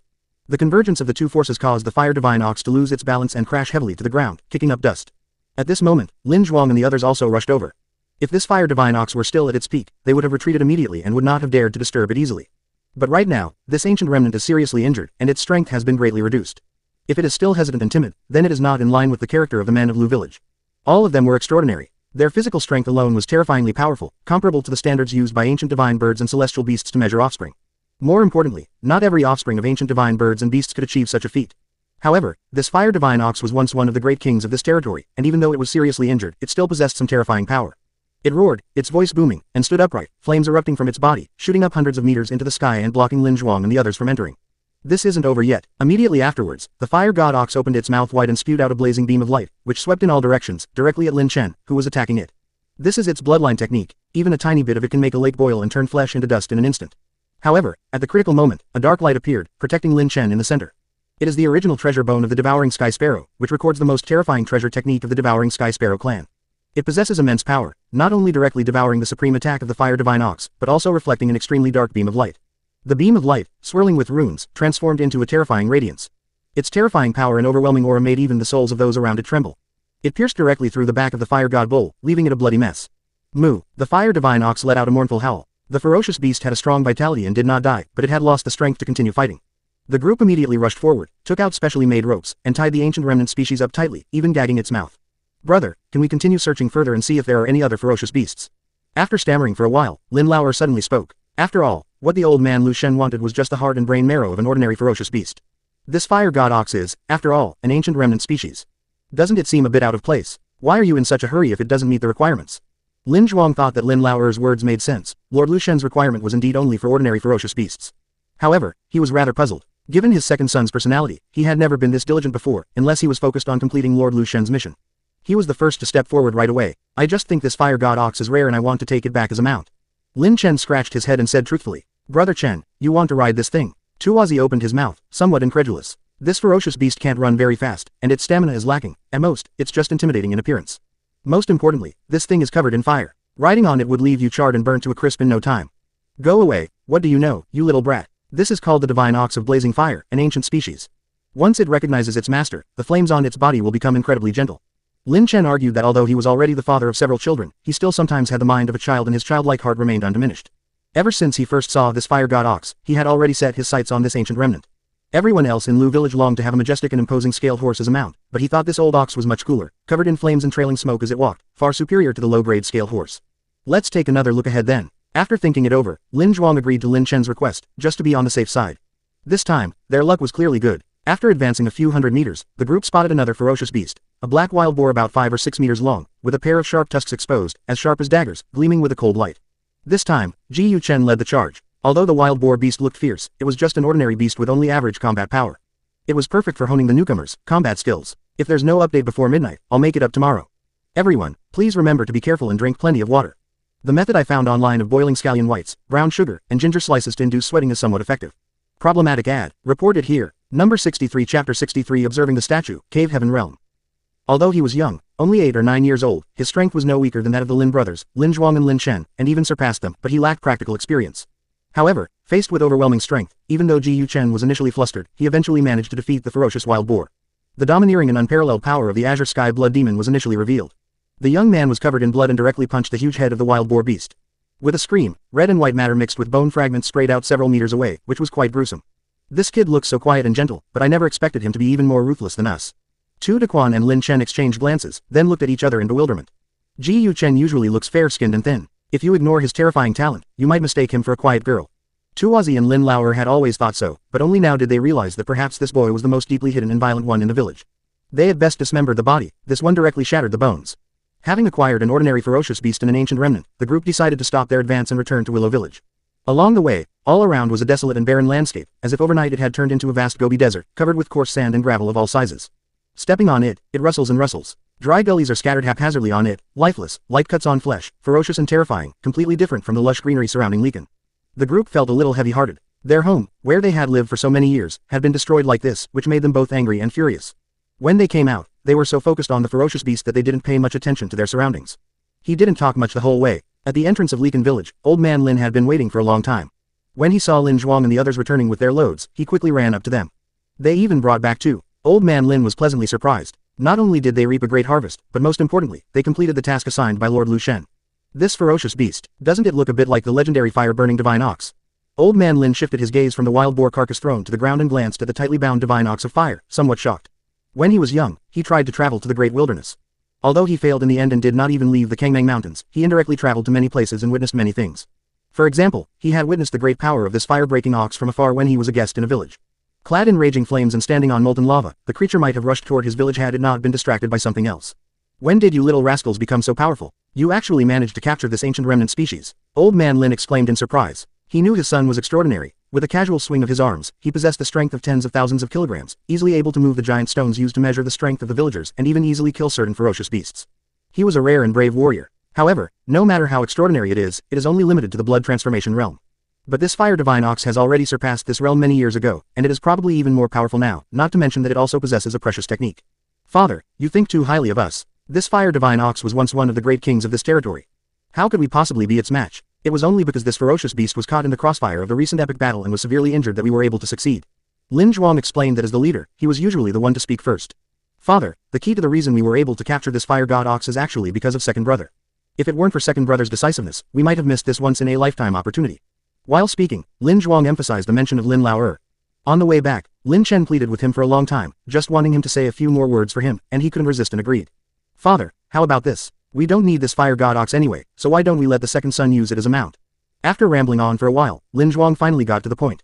Old Man Lin didn't reply immediately. He glanced at Lin Lao beside him and said slowly, Lao, you must have asked your elder brother to invite him, right? As the father, he knew his son's personalities better than anyone else. It's no exaggeration to say that he could tell which one was up to no good just by wagging their tails. Father, you're so insightful. You saw it right away. Lin Chen scratched his head, realizing he hadn't managed to hide it from Old Man Lin, and couldn't help but laugh awkwardly. The eldest brother is usually an upright person and never talks much. If you hadn't asked him for a favor, why would he have specifically told this old man such a thing? Old Man Lin raised an eyebrow, looking like he knew everything. Since you want this ferocious beast as a mount so badly, then you can have it. You brought it back yourselves anyway. However, the fire god ox is an ancient remnant species, and it is naturally unruly and difficult to tame. You'd better be mentally prepared beforehand, said Old Man Lin. Lin Lao naturally took notes, as he had already prepared himself mentally. However, to Lin Chen's surprise, for some reason, before he even began to prepare to use his methods, the fire god ox actually rushed to show its submission.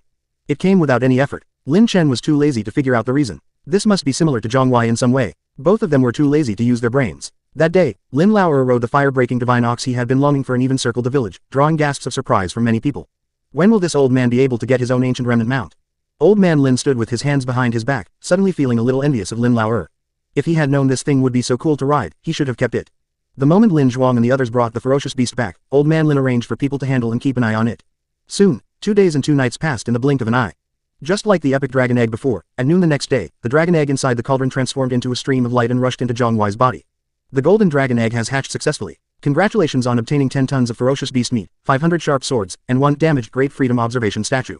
The voice of the cheat code appears. Jiang Huai quickly glanced through the list, his gaze drawn to the last prize. He glanced at it, and a basic introduction to all the rewards immediately appeared before his eyes. Beast meat, a very common type of meat, which is easy to preserve and has a decent taste. Sharp broadsword, a very sharp broadsword, made using a 100-fold forging technique, which makes it not only sharp but also tough and not easy to break. Great Freedom Observation statue, damaged, a rather precious item. Any host or believer who observes it can successfully enter the cave heaven realm, depending on their talent level. My family member got infected, and I'm taking care of them. I think I probably spread it. There's more to this chapter, and I'll try harder to write more, but I'm a bit clumsy, so please bear with me. Problematic ad, reported here. Number 64 Chapter 64 We must strive for self-improvement. First update. There were 3 items in total, no more and no less, but the one that attracted Jiang Huai's attention the most was naturally the Great Freedom Observation statue. Although it is only a damaged version, it has the power to turn decay into magic. All his faithful followers only need to observe this statue of the Great Freedom Observer, and regardless of their talent, they can successfully enter the cave heaven. The only difference is the time it takes. In Jiang Huai's opinion, the value of such an item should far exceed that of the golden dragon egg. After all, it is too heaven-defying. Like the body-tempering scripture he had drawn before, it can ignore talent and bloodline. As long as you persist, you will definitely reap the rewards. Since there's a damaged version, there must also be a complete Great Freedom Observation statue. I wonder how powerful the complete one must be. With the long-standing problem solved, Jiang Huai couldn't help but feel a sense of satisfaction. The Great Freedom Observation statue looks somewhat similar to the Arhat statue in Buddhism, but it looks more ferocious and terrifying. It has 5 heads and 10 arms, each of which is different. Some are baring their teeth, some are glaring angrily, and some are laughing and cursing. It emits a kind of rather obscure light. Not only are their expressions bizarre, but their shapes are also varied. In addition to the most common human heads, there are also the heads of wild beasts and some shapes that Jiang Huai cannot recognize, adding a touch of eeriness to their mystery. Besides the statue of the Great Freedom, he also took a few more glances at the 500 knives. In the Great Wilderness, forging has always been a skill that requires both technical expertise and abundant resources. In the beginning, only Old Man Lin in Lu Village had some basic skills. Although they have trained many people, the masters are not very good, let alone the disciples who have been taught later. Naturally, the quality of the knives and other items they forge is not very high. Even blades as thick as a palm are prone to suddenly breaking and snapping for no reason, which not only wastes iron ore but also easily injures teammates. These 500 refined broadswords have just solved this major problem. Although they are all ordinary weapons, their quality is absolutely guaranteed and should be enough for his followers to use for a long time. Withdrawing his gaze, Jiang Huai immediately used his supernatural ability, the Dream of Yellow Millet, to notify Old Man Lin to bring a few more people up the mountain to collect the goods. Old Man Lin was quite decisive and took all the male laborers in the village with him. On that day, groups of people filed down the river, each carrying large bags and small bags, and large baskets filled with small baskets. The largest quantity of meat was transported directly to the natural caves in the back mountains, where the weather was dry and cool, and there were very few mosquitoes, ants, and rodents. It was a natural storage place and also the main source of salt for the village. This territory is not near the sea, so if you want to replenish your salt, you can only look for mountain salt grains.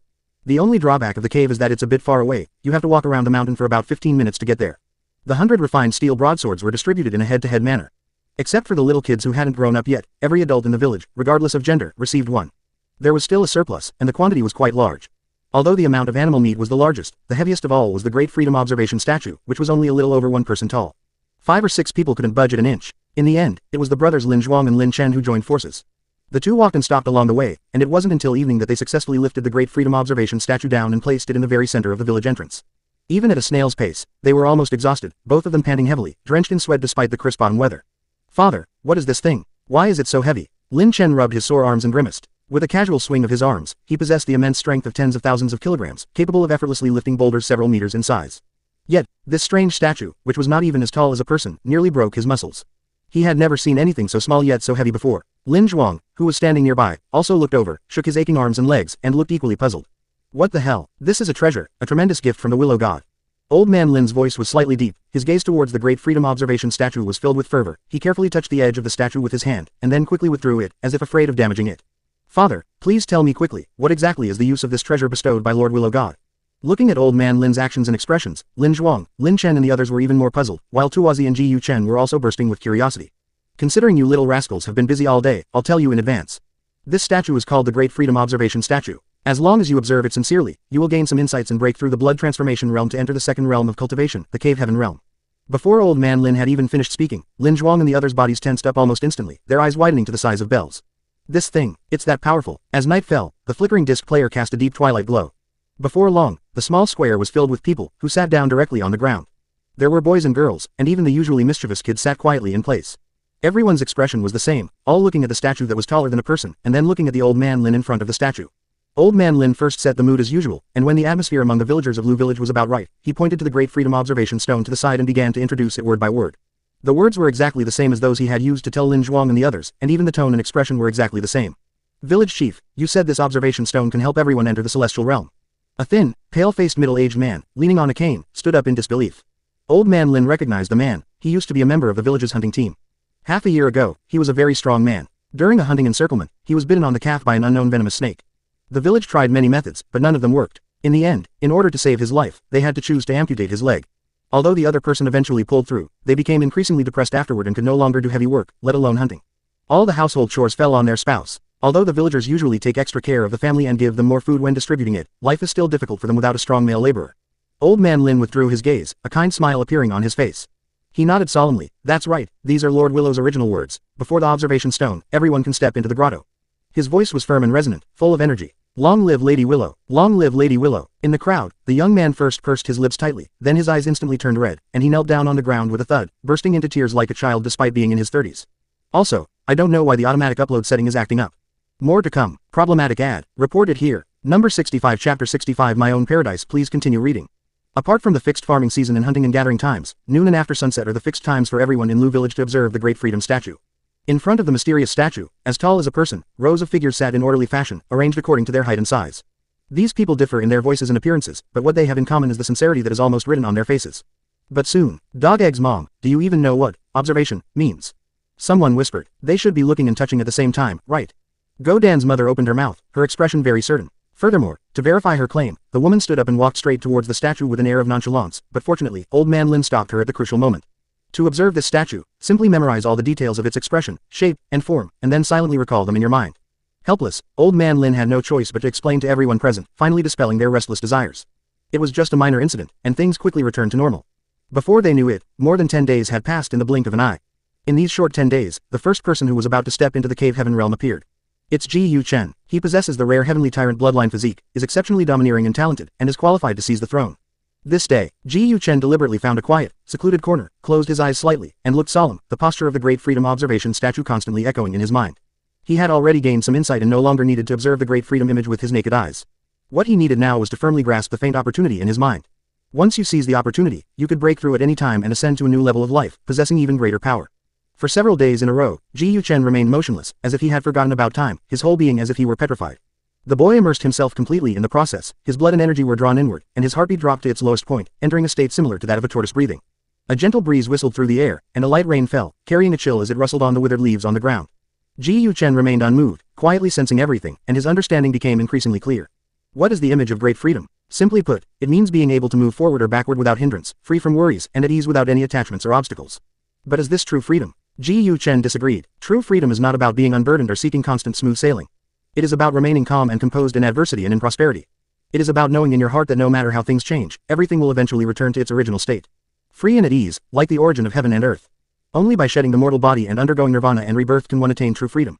Ji Yu Chen suddenly opened his eyes. He had realized his own path. It was also the only path belonging to the heavenly tyrant bloodline. This moment, his body began to radiate a blazing white light, his skin glowing as if enveloped in rosy light. Furthermore, runes began to appear around his body, 3 in total, the fierce ape treasure technique that Lu village had first obtained, and the flood dragon treasure technique and the sky swallowing sparrow treasure technique that he acquired later. As the light of dawn flowed, runes, like fish swimming in a great river, constantly flickered within Ji Yu Chen's flesh and blood, tempering the creations of heaven and earth for his own use. Although the cave heaven realm is only the second stage of cultivation, its key and importance are no less than any of the later stages.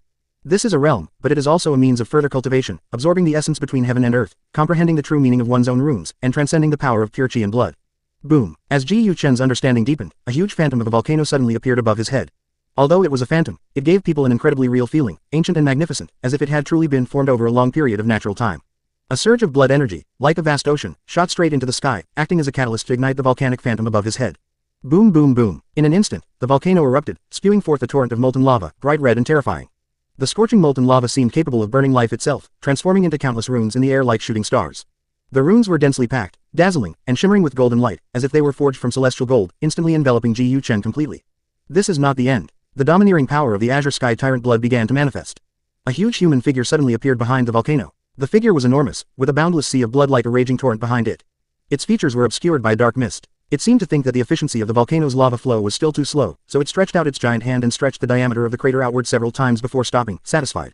Splash! Runes flew down, this time not only in greater numbers but also in larger sizes, scattering light and creating a breathtaking scene, like an endless, crystal-clear prehistoric blizzard. After a long while, all the runes disappeared, and the precious light emanating from Ji Yu Chen's body began to subside, indicating that he had successfully completed the challenge. At this moment, Ji Yu Chen had already entered the second realm of cultivation, the cave heaven. His bones crackled and popped, his aura surged dramatically, and he felt as if he were about to ascend to heaven in broad daylight. His strength seemed inexhaustible, and his vital energy was like a surging ocean. Opening up a grotto heaven and entering this realm is equivalent to seizing the creation of heaven and earth, continuously and directly absorbing the divine essence of the endless outside world to replenish one's body. From then on, the source is inexhaustible, continuous, and constantly being extracted, which can keep the human body's vitality vigorous. As long as one does not engage in too fierce a battle, it is difficult to exhaust one's own strength, and one can maintain a peak state. However, this is not the most important thing. The most important thing is that after entering the cave that is tempered can not only bring a continuous source of restorative power, but can also be used to nurture things, whether they are treasures or runes, etc. They have remarkable uses. However, Ji Yu Chen didn't have anything worthwhile to offer at the moment, so he gave up on the idea. But just then, above the boy's head, the grotto heaven that had formed suddenly shook violently, divine light shot out, light spheres swirled, and runes danced, surging like a vast ocean. The next moment, the pristine white cave seemed to be stained with blood, suddenly turning a deep crimson. This isn't over yet. Then, a drop of bright red blood flew out from the center of Ji Yu Chen's brow and shot straight into the newly opened cave. The blood droplet felt as heavy as 1,000,000 pounds, and upon falling, it even emitted a roar similar to an earthquake. Like a seed, it fell into the runic soil within the cave, began to sprout, and prepared to break through the soil. Please continue reading. Bigwa, I'll keep writing. Problematic ad. Reported here. Number 66 Chapter 66. The village residents of Willow Village successively break through. Read on. At the mountaintop, thousands of willow branches sway in the wind, like an endless umbrella covering the sky. The huge body is restrained and unadorned, perfectly blending into the surrounding mountains. He was observant and attentive, his thoughts covering the entire Lu village like a state-of-the-art camera, with no blind spots, and nothing in the village could escape his notice. Ji Yu Chen's unusual behavior was immediately noticed by him. Jiang Huai's 5 senses reached out and witnessed everything that happened. He actually valued this character summoned using a heavenly level character card quite a bit, and immediately cast a scouting spell to check the situation. Name: Ji Yu Chen. Gender: male. Age: 9. Realm: Cave Heaven Realm. First round only my Cave Heaven. Talent: Azure Sky Overlord Blood. Azure Heaven Tyrant Blood. Rank 9th among the 3,000 physiques, those who possess this blood are called tyrants, and are the nemesis of the ancient sacred body. The Azure Heaven Tyrant Blood body has the potential to become an emperor. Countless years ago, the tyrant body killed several quasi-emperors and was known as invincible under the starry sky. It was about to prove its Tao, but was killed by the great perfection ancient sacred body. Therefore, it was born to be irreconcilably at odds with the possessor of the ancient sacred body. Evaluation. My body is beyond the reach of heaven and earth, immortal and indestructible, having come through bloodshed, with the starry sky as a monument, and the years as a river, my imperial path is eternal, and my blood will dominate the heavens. Unique Cave Heaven. A mutated Cave Heaven. The moment one steps into the Cave Heaven realm, one can inject one's true spirit blood into it and obtain a world seed that grows continuously. It can only be achieved by those who possess the Azure Heaven Overlord bloodline physique. The unique Cave Heaven is unique. Once opened, it will automatically devour the owner's subsequent Cave Heavens. Only after devouring 9 Cave Heavens can the seed sprout from the soil. Jiang Huai saw the boy's basic information. Everything else is the same as before, except for the addition of a realm column, and the content above it has changed to Cave Heaven Realm, First Cave, my own Cave Heaven. The explanation of the golden finger regarding the unique Cave Heaven is not extensive, but it is not difficult to discern from these few words the terror and domineering nature of this Cave Heaven, which actually seeks to devour other Cave Heavens and evolve. No wonder it's an exclusive achievement belonging only to those with the Azure Heaven Overlord bloodline physique. However, it requires devouring 9 cycles of celestial caves from the moment it sprouts until it breaks through the soil. How could an ordinary person possibly afford that? They probably wouldn't even be able to take the first step in their entire life. I wonder which is stronger, Ji Yu Chen's unique Cave Heaven or Little Dot's Cave Heaven Realm. Judging from the time, Little Dot should have successfully broken through to Cave Heaven Realm 1 by now. Jiang Huai suddenly became interested. He vaguely remembered that when the Desolate Emperor broke through to the Cave Heaven, he not only triggered strange phenomena in the heavens and earth, but also accumulated strength and opened up 3 Cave Heavens right away, laying a very solid foundation. Moreover, the opponent was cultivating the primordial true scripture, a scripture that even immortal kings envied. When added to the Cave Heaven, its power was unpredictable. The volcanic eruption of the Cave Heaven even shattered the domineering sunlight. Although Ji Yu Chen has only opened 1 level of the Cave Heaven, given that this first level of the Cave Heaven is quite strange, even if it cannot compare to the young desolate world, it should still be able to contend with the peerless geniuses of those super clans. Jiang Huai's figure swayed, but what made him happiest was not Ji Yu Chen's successful breakthrough to the Cave Heaven realm, but that he clearly felt his own level barrier was beginning to loosen. Ji Yu Chen's exceptional talent brought him a large amount of experience points when he entered the second stage of cultivation. It is estimated that he will be able to level up again in a few months. Jiang Huai was very much looking forward to it, and even more so to what kind of supernatural power he would gain. In addition, he had a premonition that this upgrade might bring him some real qualitative change. Ji Yu Chen's breakthrough to the Cave Heaven realm seemed to be a signal, and within a few days, Tuozi, Lin Xiaoba, and Lin Shintong also broke through to this realm one after another. Although their talents cannot compare to Ji Yu Chen's, they each possess extraordinary qualities. Whether it is the Earth physique or the Yin physique, they are among the top in the 3,000 physiques. Furthermore, both Tuozi and Lin Shintong had accumulated their strength and made a breakthrough, breaking through 2 more rounds of Cave Heaven realm at the same time. The huge volcano erupted with auspicious clouds, which were extremely magnificent. Once this gets out, it will definitely shock a lot of people and leave them speechless. The Cave Heaven realm is different from the blood refining realm. It is a realm that places more emphasis on one's own understanding. Although one can try to break through as long as one enters the blood refining realm, only 1 in 10 people can actually reach this realm, let alone break through the realm one after another. Even in the vast great wilderness, being able to break through 2 rounds of Cave Heaven in a row at the Cave Heaven realm is already considered an unparalleled genius, requiring extraordinary talent. For ordinary people entering this realm, the phantom of the first round of Cave Heaven will not be very condensed, and it will take a long time to solidify the first round of Cave Heaven. Having reached the second level of the Cave Heaven realm, one can already be considered a strong individual at the mid-stage of the Cave Heaven realm. After Tuozi and Lin Shintong, came the 2 brothers, Lin Zhuang and Lin Chen.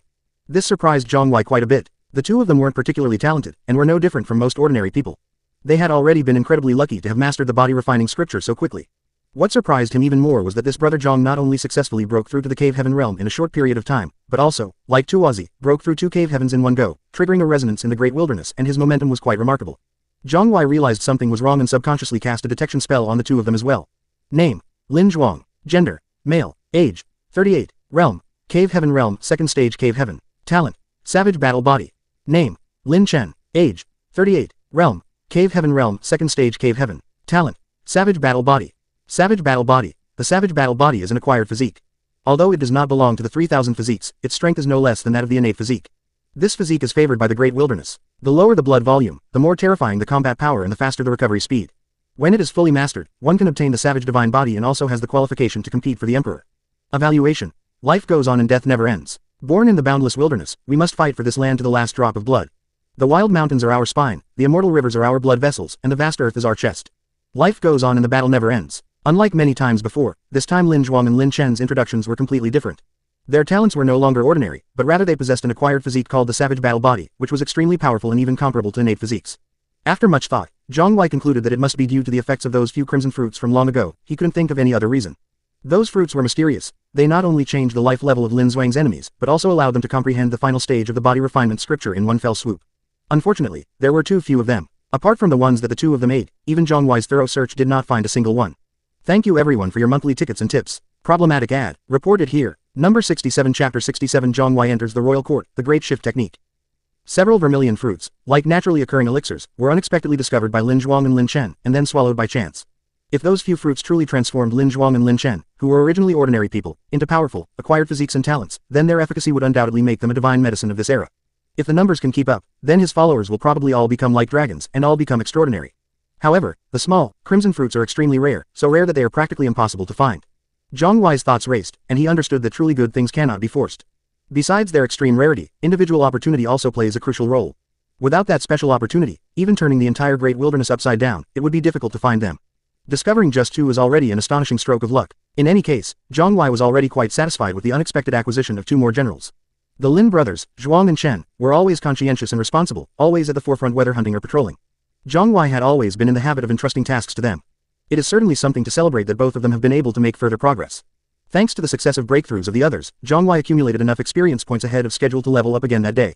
Without hesitation, he naturally chose to upgrade. The vast amount of experience points, as boundless as the sea, were instantly reduced to zero, as if swallowed by a whale. Boom. In an instant, the entire sky trembled, the wind swept away the clouds, and even the layers of clouds above the sky were instantly shaken apart, turning into dust and water vapor. This was an extremely spectacular scene. The clouds and mist were originally formless and unpredictable, but even so, they were directly annihilated by the powerful energy that swept in. Buzz. Immediately afterwards, a series of violent roars erupted from the entire sky, deafening and as if the sky were being torn apart. The next moment, a massive golden river of light crashed down from the heavens, like lightning, radiating a blazing and dazzling brilliance that illuminated the entire sky and instantly enveloped Jiang Huai's entire body. The Milky Way radiated golden light, as if it were forged from divine metal. It was so vast that it covered tens of thousands of kilometers in all directions. Brilliant rain of light kept splashing and became more and more dazzling. It roared in, like thousands of stars rushing down from the sky, magnificent yet terrifying. Within a radius of 100,000 miles, all the creatures that survived the battle between the four beasts felt the tremor in the air that resonated deep within them. They were so frightened that they buried their heads in the gaps and trembled all over. Laugh. The light rain burst forth, cascading down in endless brilliance, emitting dazzling rays of light in the air before plunging into Jiang Huai's enormous body. The Milky Way, stretching like a long dragon, radiated dazzling light, enveloping Jiang Huai and continuously injecting energy into it. Like bamboo shoots after a spring rain, the river locust trees grew stronger and more majestic under the nourishment of the Milky Way. His figure grew taller again. Furthermore, the originally pale green willow branches are also changing, with the edges of the branches spreading into a supremely dark gold color. Upgrade successful. Your current level is 6. After a long while, the anomaly subsided, and the voice of the cheat system sounded, informing Jiang Huai that he had successfully advanced from level 5 to level 6. He immediately focused his mind. Suddenly, a transparent panel that only he could see appeared. Open black lens bracket race. Divine Willow close black lens bracket. Open black lens bracket level. LV6 Array Realm King close black lens bracket. Open black lens bracket growth rings. 65 close black lens bracket. Open black lens bracket faction. Willow Village close black lens bracket. Number of believers. 113. Open black lens bracket supernatural powers. 5 senses, secret techniques for controlling corpses, a fleeting dream close black lens bracket. Open black lens bracket technique. Body strengthening scripture close black lens bracket. Open black lens bracket items. Basic spirit gathering array used hidden paradise blueprint used bronze colossus close black lens bracket. Open black lens bracket mental strength. 600 close black lens bracket. Open black lens bracket number of draws. 1 close black lens bracket. The personal panel hasn't changed much, except that the items section now includes the bronze colossus and the hidden paradise blueprint. In addition, there is an extra, Array Realm, after the level, which is an embellishment for the king. So, my current level is equivalent to the Array Formation realm of other beings. Jiang Huai was somewhat surprised and suspicious. In the Great Wilderness, those of the Array Realm are already considered absolute powerhouses, worthy of being called kings and marquises. They no longer need to borrow the bone script of ferocious beasts and conform their own understanding of the world, making them extremely powerful. This realm is extraordinary. Once angered, all living beings in the entire territory will tremble in fear. But, Jiang Huai was still somewhat puzzled. He can neither cultivate precious techniques nor has he ever cultivated according to the inherent cultivation levels of this world. Would the realm division of this world be inappropriate for him? Furthermore, it is said that those who have reached the Array Formation realm can be called kings and marquises, possessing a vast fiefdom and people of their own, with immense strength, always keeping their word, and capable of waging war that can spread for tens of thousands of miles. However, after carefully sensing himself, Jiang Huai did not notice any significant changes in himself. No, it seems I can use magical techniques, but the way I use them is different from any other living being. I am the magical technique, and the magical technique is me. Every move I make can be considered a magical technique. Jiang Huai suddenly noticed other changes in himself. His thousands of willow branches were filled with domineering and boundless energy. With a casual wave, golden runes would scatter everywhere, as if a golden rain had fallen. This is the power of a precious technique in full swing. The power of the runes is contained within, perfectly integrated into every cell of the body. Any strike can be considered a precious technique. This is his own bloodline treasure technique. However, Jiang Huai quickly realized that although every move he made could be considered a precious technique, perhaps because of its low level, its power was not very strong, and it was more of a manifestation of the improvement of his life level. His vitality was even more vigorous. A single willow leaf weighed tens of thousands of pounds, and the willow branches were truly as if they were made of celestial gold, easily tearing apart mountains and cutting through rivers, moving with unrestrained freedom, even more so than a human arm. Besides, the supernatural powers they wielded were also much stronger. Whether it was the dream of wealth and power, the secret technique of controlling corpses, or the five senses, all of these were greatly enhanced. This improvement is no longer like squeezing toothpaste, but rather like taking a rocket, covering an area of 60 miles in radius. These are all effects resulting from a significant improvement in one's level of life. My current level of life has reached that of a king or marquis. Even without using supernatural powers, I can roam freely across a territory. Ordinary kings and marquises are no match for me. If we add other methods, even a venerable would bleed. If I were to fight the devouring sky sparrow again, I am confident that I could kill it within 100 breaths, Jiang Huai thought to himself. He didn't dwell too much on his own strength. After experiencing the changes in his body again, he focused his attention on the lottery opportunities that came with leveling up. After the major update to the cheat system, each draw now guarantees a unique ability, which is a form of indirect improvement. Without hesitation, I chose to use it. I must draw a good divine power. Jiang Huai felt a mix of hope and nervousness. Problematic ad. Reported here. Number 68 Chapter 68 New Home, Mysterious Land. Please continue reading.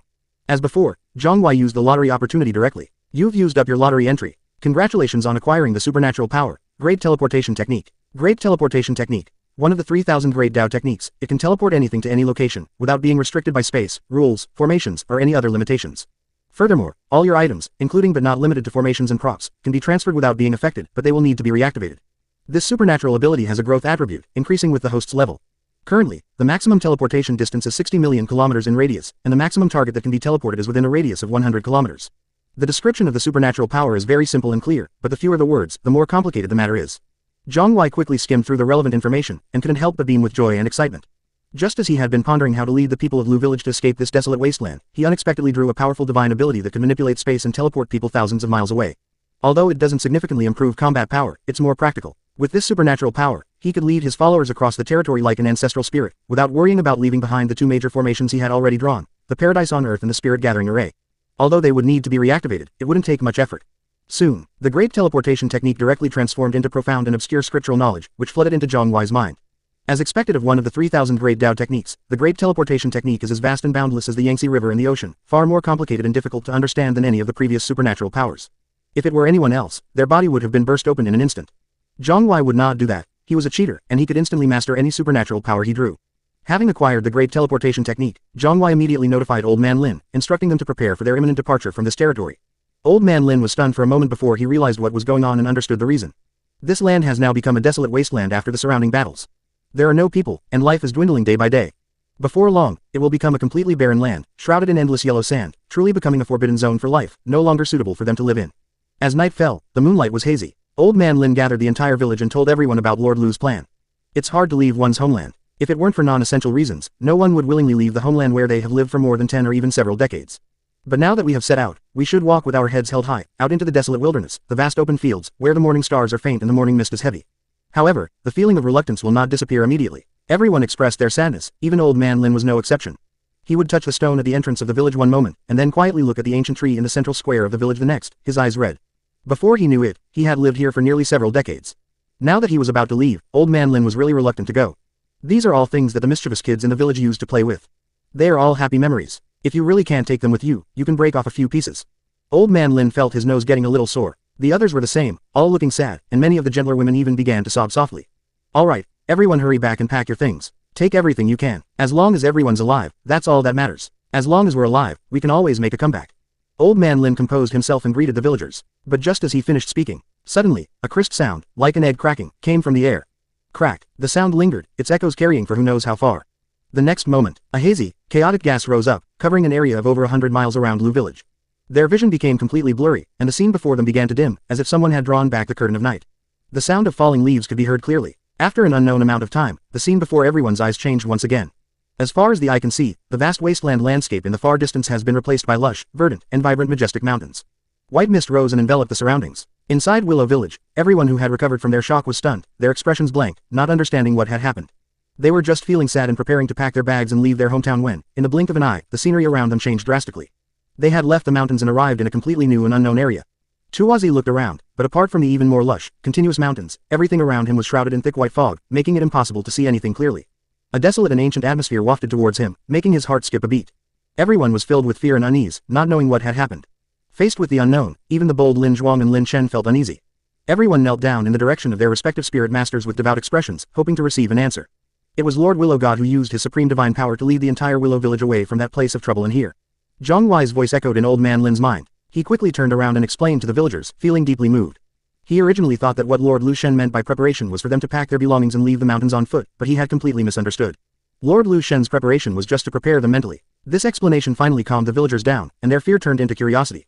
A few days later, the thick white fog dissipated. The world was clear and bright. For the first time, the villagers dared to step outside the boundaries of Likan.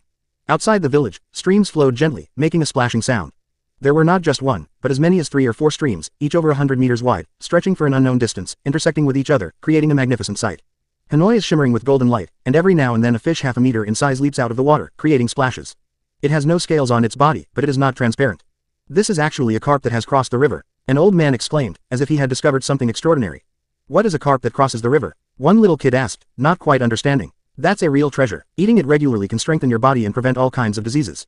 Most importantly, it can improve your eyesight. With special training, this fish can train your eyesight to be comparable to that of a golden-winged rock. It's quite amazing. You can't find this kind of fish in ordinary places. It can only be found in places with particularly abundant spiritual energy. Everyone exclaimed in surprise, feeling that they had discovered something extraordinary. Of course, for a large group of mischievous children, they were more interested in tasting the fish. It was the first time they had ever seen a fish without scales, which was especially rare for them. This fish looks like it has very few bones. Come and see, there's a huge grove of golden bowl bananas here. Then someone exclaimed that they had discovered something even more amazing. It was a grove of banana trees, laden with fruit, the bananas hanging like golden bull horns, each as thick as an adult's arm, and you could smell a strong, refreshing fruity aroma from afar. Please continue reading. If you have any votes, please vote for Biguado. Thank you. Problematic ad. Reported here. Number 69 Chapter 69 Herd of scaled horses. Read on. This is also a rare treasure. It can be eaten raw or sliced into thin pieces, dried, and then consumed. Not only can it be used to fill one's stomach, but regular consumption can also purify the body of accumulated impurities, leaving one feeling light and agile, able to leap easily to heights of over 10 meters. Several elderly people spoke up to introduce the children around them. This is a rare learning opportunity, unlike the previous ones which were empty and rigid, so the learning efficiency will naturally be much higher than usual. Grandpa, if we eat this often, won't we be able to fly like a rock? A group of mischievous kids all had their eyes gleaming, and many of them had their minds wandering off somewhere else entirely. Flying is too exaggerated. That's the starting point for transcending the constraints of heaven and earth. How easy is it for a mortal body? If you could roam the heavens and earth just by eating this, wouldn't the world be full of beings that can fly high and low? On the path of cultivation, remember to be down to earth. The more firmly you walk, the further you can go than others. Children, if you ever reach a certain profound level in the future, you won't need to eat this to fly.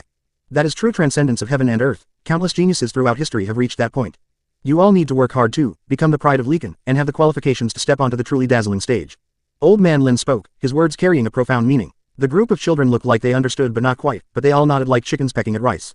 While the children of Lu village were being taught, the others ran around, each one like a country bumpkin visiting a grand garden, eager to bring all the good things they saw into the village to enrich its cultural heritage. However, they quickly abandoned the idea. There were just too many good things around them. This area was like a natural treasure trove. Things they had only heard of before were readily available here. In just a short while, they were already dazzled by the sights. Instead of moving them all back to the village, it would be more practical to build a fence around the area. Grandpa Lin, look, aren't those the legendary 5-colored chickens? At this moment, Tuazi pointed to a group of birds in the distance with colorful feathers all over their bodies. Those birds were very beautiful, their bodies covered in vibrant colors, shining like dazzling rainbows in the sunlight. It really is. Old man Lin snapped out of his teacher's mindset and, upon hearing Tu Dequan's voice, immediately opened his eyes wide and looked over, instantly moved. The 5-colored chicken is very distinctive, with its body covered in 5 different colored feathers. Although the colors are not uniform, the differences can still be seen at a glance. He had seen this peculiar bird from afar when he was young, but although the 5-colored chicken was not aggressive, it was very fast, and he had never caught one. This creature is known as the little phoenix, and each one is nearly 2 meters long. Its flesh is plump and delicate, making it a rare tonic, especially for treating broken bones. If you break your leg, you only need to boil some chicken meat including the bone and eat it along with the meat, along with some chicken soup. The broken bone will heal quickly. When you go out, please be careful not to disturb these 5-colored chickens, and do not try to catch them. Old man Lin turned around and addressed the group of villagers. The value of the 5-colored chicken is so great that it would be considered a genuine and highly sought after item even in the remote wilderness. Everyone naturally nodded in agreement, but some people were not so happy. These were the women in the village, whose minds were completely captivated by this beast covered in colorful feathers. They were already thinking about whether it would be better to stir-fry the chicken or stew the whole chicken. They had almost figured out the cooking method when old man Lin told them they couldn't catch chickens at will, which immediately made the women's faces full of resentment, as if countless chicken legs were flying past their eyes. Lin Zhuang's gaze was drawn to an open area to the east. He was breathing heavily, his expression slightly grim, and he stared blankly ahead. Right there, a large herd of tall horses covered in scales were galloping back and forth, creating quite a lively scene. Among them are quite a few figures with a single horn on their foreheads. Those are unicorns, mutated from ordinary scaled horses. Each one can travel tens of thousands of kilometers a day, and can walk on cliffs as if they were flat ground. They are a rare and ferocious beast, sought after by the wealthy sons of many large tribes, and the price of each one has already broken the sky. The number of scaled horses is already quite precious, let alone the mutated unicorns. No man dislikes a mount, especially a tall, magnificent horse. Lin Lao liked to ride oxen, while Lin Zhuang liked to ride horses. In his view, only this kind of pure, wild unrestrained passion could make his blood boil, his whole body feel comfortable, and give him a sense of exhilaration as he galloped across the battlefield. This feeling reached its peak, especially after Lin Lao rode that fire god ox and bragged in front of him. However, unicorns are rare, and they are almost never seen in the mountain range where he lived before, so Lin Zhuang never had the chance to get himself a rideable one. So many scaled horses, and even unicorns, no less than 100. Soon, other men also looked over. They were all strong men from the village, and they were all dumbfounded. Their eyes were red and their bodies were trembling slightly with excitement. Go, brothers, whoever catches him gets to keep him. Someone shouted, panting heavily, and rushed out instantly. Lin Zhuang laughed loudly and then ran out. He covered more than 10 meters in a single step, his blood and energy surging like a volcano, as if he were leaping through the air. He quickly surpassed everyone and arrived at the very front. It's you. Lin Zhuang quickly scanned the herd of scaled horses, his gaze locking onto the largest unicorn among them, its mane slightly tinged with gold.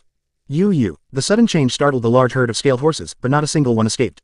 They kept hissing, raising their heads to reveal sharp teeth, assuming an attack stance, their lazy demeanor instantly changing. Although the scaled horses look strange, they are all genuine ferocious beasts, not ordinary wild animals.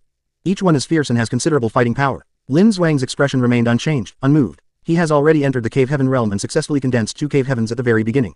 Coupled with his powerful physique, he is strong enough to face most ferocious beasts.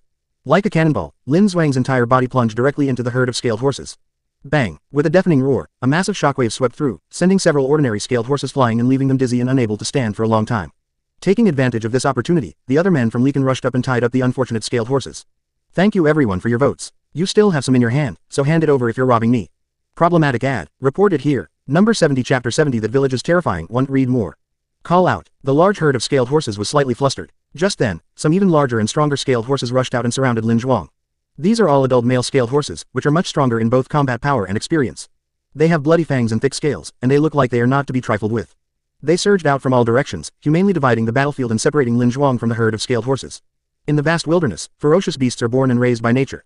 Their intelligence is not inferior to that of humans, and some powerful ferocious beasts are even more intelligent than humans, setting up traps to feed on humans. Hiss hiss hiss. On the field, dozens of adult male scaled horses neighed and, with perfect coordination, launched an attack after moving away from the herd. Good timing. Lin Zhuang's expression remained unchanged. He wanted to test his current strength, so he immediately stopped holding back and leaned forward, like a rock spreading its wings. Brilliant runes flashed all over his body, transforming into a vast and majestic power, and he roared as he charged towards the dozens of adult male scaled horses. In midair, runes filled the sky, and many adult male scaled horses were suddenly thrown up like straws before they even got close, crashing into the hard rocks beside them, unable to get up for a long time. Although the scaled horse is powerful, it is only for ordinary ferocious beasts and wild animals. Lin Zhuang has now not only entered the second realm of cultivation but has also opened 2 rounds of cave heavens, making him many times stronger than before. Naturally, he has no pressure at all. Brother Zhuang, you can rest assured and show your prowess in front, while the brothers clean up the mess behind you. A group of men following closely behind rushed out again, swinging the animal tendons in their hands, and quickly tied up the dozens of adult male scaled horses that were dizzy and disoriented from being thrown. Meanwhile, a special team was set aside to carry the bound horses back to the village. Everyone in Lu village has practiced body strengthening techniques. Although their levels vary, some are deep and some are shallow, even the weakest person's arms can swing with a force of nearly 1,000 catties, so lifting these scaled horses is not too difficult. Soon, all the first few dozen male scaly horses that had emerged collapsed and were temporarily unable to move. Clang clang. This time, the herd of scaled horses was in complete panic. Many of them began to flee, running to a relatively safe distance before watching Lin Zhuang's next move from afar. Lin Zhuang, on the other hand, chose to back down. The scaled horses have a rather bad temper and are not suitable for just anyone to ride. The ones we have so far are enough for the village's daily use. In addition, if you push them too hard, you can easily scare the herd of scaly horses away. Draining the pond to catch all the fish is not a sustainable solution. What is needed is a continuous process of draining the pond to catch all the fish. Brother Zhuang, we caught a total of 37 scaled horses. Some people counted their spoils, their faces beaming with excitement. That's enough. Don't disturb the scaled horse herd for a while. Once these 30-odd scaled horses have integrated into our lives, they will naturally attract other scaled horses. Lin Zhuang nodded and addressed the men around him. Don't worry, Brother Zhuang, we don't have your strength. The men laughed. They all knew their own strength. They were just too envious and couldn't control themselves before. In front of Lekan village, one after another, large and mighty horses were carried back. In a short while, they filled the entrance area, creating an amazing scene. This scene even startled Old Man Lin, who was carefully observing the 5-colored chicken. Upon realizing it was a scaled horse, Old Man Lin, without saying a word, shamelessly took one from Lin Zhuang, claiming that he was getting old and needed a means of transportation. Besides him, Tuozi also came over, but he chose to take matters into his own hands and caught one of the scaled horses in the chaos. Ji Yu Chen didn't move at all from beginning to end. He felt that he was still too young and riding a horse was too dangerous. He should wait another 2 years before doing it. That night, a bonfire party was held in Leakin village. Large chunks of ferocious beast meat were taken out and placed on a special grill. Under the blazing fire, the skin turned golden brown and crackled and sizzled. The aroma of the meat could be smelled from afar. Everyone had completely stopped worrying about where they were, and they relaxed completely, eating meat and drinking broth with gusto. The next few days, under Old Man Lin's leadership, they cleared large tracts of wasteland behind the village specifically for planting wild wheat and other grains. In addition, a separate open space was designated, mainly for the dozens of scaled horses to rest, feed, and train. The women of Leakin were also busy. They cleared out several large plots of land to serve as vegetable gardens and sowed some common vegetable seeds. Working at sunrise and resting at sunset, the people of Leakin lived fulfilling and happy lives, and before they knew it, several months had passed in a flash. It was just dawn that day. Old Man Lin was busy leading the village's mischievous children in their daily studies. Just then, the crisp sound of horses' hooves suddenly rang out from outside the village. The sound of horses' hooves kicked up clouds of dust and water, which were clearly heard throughout Willow village. Immediately afterwards, hundreds of meters from the village entrance, dozens of dark figures appeared on the horizon, all riding tall, fat steeds. Iron hooves kick up dust, silver manes ride the wind. Oh no, they're bandits. Old Man Lin arrived immediately upon hearing the news and could see the figures on the tall horses from a distance. However, when he saw the group's attire, his expression changed drastically as he recognized the strangely dressed people. In the vast wilderness, the ferocity of bandits was as renowned as that of man-eating beasts. They not only robbed money, but women were also their first choice. If they were not satisfied, they would massacre the entire village. They were extremely cruel. Old Man Lin had witnessed this from afar when he was young, and he still remembers it vividly to this day. There were quite a few bandits, but not every mountain range had them. They were unlucky. They had only been here a few days before they encountered such a ruthless force. Just a few bandits. If they dare to break into our Willow village, we guarantee they won't leave alive. Lin Zhuang exuded an imposing aura and showed disdain on his face. He certainly has the confidence to say such things. With his 2 celestial abodes, his blood and energy were abundant, his body was light, and he seemed to have inexhaustible strength. A single punch could unleash a terrifying force of nearly hundreds of thousands of kilograms, enough to make him walk sideways. Boss, something feels off about this village. At this moment, outside the village, the sound of horses' hooves clatters. A group of figures in black robes suddenly pulled on the reins, their shouts and the neighing of horses startling the land. The leader was a middle-aged man in his 30s with a full beard, his hands fiddling with his long sideburns, his muscles bulging like dragons, broad back and thick waist, as strong as an ox, and his features were rugged and fierce. Even from a distance, you could feel a fierce aura coming from him. He had no idea how many lives he had taken, and he was clearly no good person. He was extremely violent. Beside the burly man was a tall, thin young man with an ordinary appearance, who also had a fierce look on his face and was no pushover. It was this person who spoke. It's just a village, what could be wrong with it? We brothers have been running rampant here for years, what's there to be afraid of? The burly middle-aged man dismissed it, cursing and shouting. Problematic ad. Reported here. Number 71 Chapter 71 That Village is Terrifying Part 2. The burly man yanked the reins hard, and his tall, magnificent horse neighed as it galloped swiftly to the entrance of Leakin village. Then, a large group of henchmen rushed forward, numbering over 100, all wielding sharp long knives and swords, looking fierce and menacing, all ruthless men who had seen blood on their hands. Those who don't want to die, quickly hand over all your money and women, otherwise we will raze your little village to the ground in an instant, leaving no one alive. The burly man spoke directly, his voice booming, his body surging with energy, and runes flashing. Clearly, the man who managed to survive in this wilderness must have some skills, he was not an unknown nobody. As he spoke, the burly man's gaze swept across the village. His eyes narrowed slightly, sharp as an eagle's. In just a short while, he had spotted quite a few young and beautiful figures. They were all young women with large hips who had never given birth. Their looks and figures were much better than the women he had kidnapped before. Their skin was very supple, indicating that they were well nourished. In particular, one of the figures stood out from the crowd with her tall figure, long legs, and fair skin, making him catch his eye. Tisk tisk tisk, the quality is actually pretty good. The man was somewhat surprised and couldn't help but feel a little distracted, wishing he could immediately grab a few women and have some fun. Are you blind? This is Willow village. If any of you dare to step into this place, I will make sure you die a horrible death. Lin Zhuang was disgusted by the burly man's expression and spoke up directly. He had long disliked these bandits. After all, they were always the ones robbing others, never the ones making Lu village give anything away. Still talking tough. You're just a bunch of country bumpkins. How dare you block our way? Believe me or not, we can smash you to pieces in one go and leave you with no place to bury your bodies. The speaker this time was a scarred man, holding 2 huge spiked clubs. He was tall and stood to the side of the burly man. He was of high status and was one of the top figures in the bandit group. Despite saying that, the scarred man did not immediately make a move. The sheer pressure Lin Zhuang exerted on him was overwhelming. His massive body, over 2 meters tall, with bulging muscles, made him look like a miniature giant. Just that appearance alone made him feel that he was not someone to mess with. I'd like to see how you managed to wipe out my Willow village. Lin Zhuang took a step forward, and his feet made a loud rumbling sound as they hit the ground. This is a manifestation of extreme physical strength. A single stomp can shatter the earth, and its physique is comparable to that of the strongest cubs from the primordial era. Boss, this village is too strange. Among them, regardless of age or gender, they don't seem to be afraid of us at all. The young man who had spoken earlier spoke again, finally understanding why he had always felt uneasy. In the past, when they swept through the villages, everyone who saw them trembled with fear. They would hand over their women and money without the villagers even having to ask, for fear that being late would lead to their deaths. But in this village, not only did they not see any fear or terror, but everyone looked eager to try, completely disregarding them. Bullshit. What's so strange about them? They're just a bunch of bastards who've got a death wish. Under my iron hooves, I can raise not just a village of a few hundred people, but a tribe of 1,000. The burly man remained unconvinced, extremely confident in his own strength. Over the years, they have never failed. They have destroyed countless villages with tens of thousands of people. It is too naive to think that a small place with only 100 people can subdue them. Most importantly, the spirit master accompanied them on this trip, and with the spirit master around, the rugged man felt even more unrestrained. Ignorant wretch, I'll slaughter your little village right now. The burly man glanced at Lin Zhuang with disdain, toying with 2 solid iron eggs made of black gold in his left hand, his voice cold. It's a mistake to talk to the dying. Kill you all, and this mountain range will belong to my Willow village. Lin Zhuang's face was cold and stern as he spoke slowly, his killing intent surging like a storm. As soon as he finished speaking, a loud bang was heard, and his entire body was thrown forward. Its speed was as fast as lightning. At the same time, Lin Zhuang's body was rapidly enveloped in a gray-white runic radiance. This is a terrifying killing move. The ferocious ape body technique combined with instantaneous momentum is enough to kill most enemies. On the field, the burly man narrowed his eyes, suddenly feeling an unprecedented killing intent approaching. He decisively retreated, sliding over 100 meters away, but he was still shaken by the aftershocks. His robes were torn, and some of his skin was ripped by the strong wind.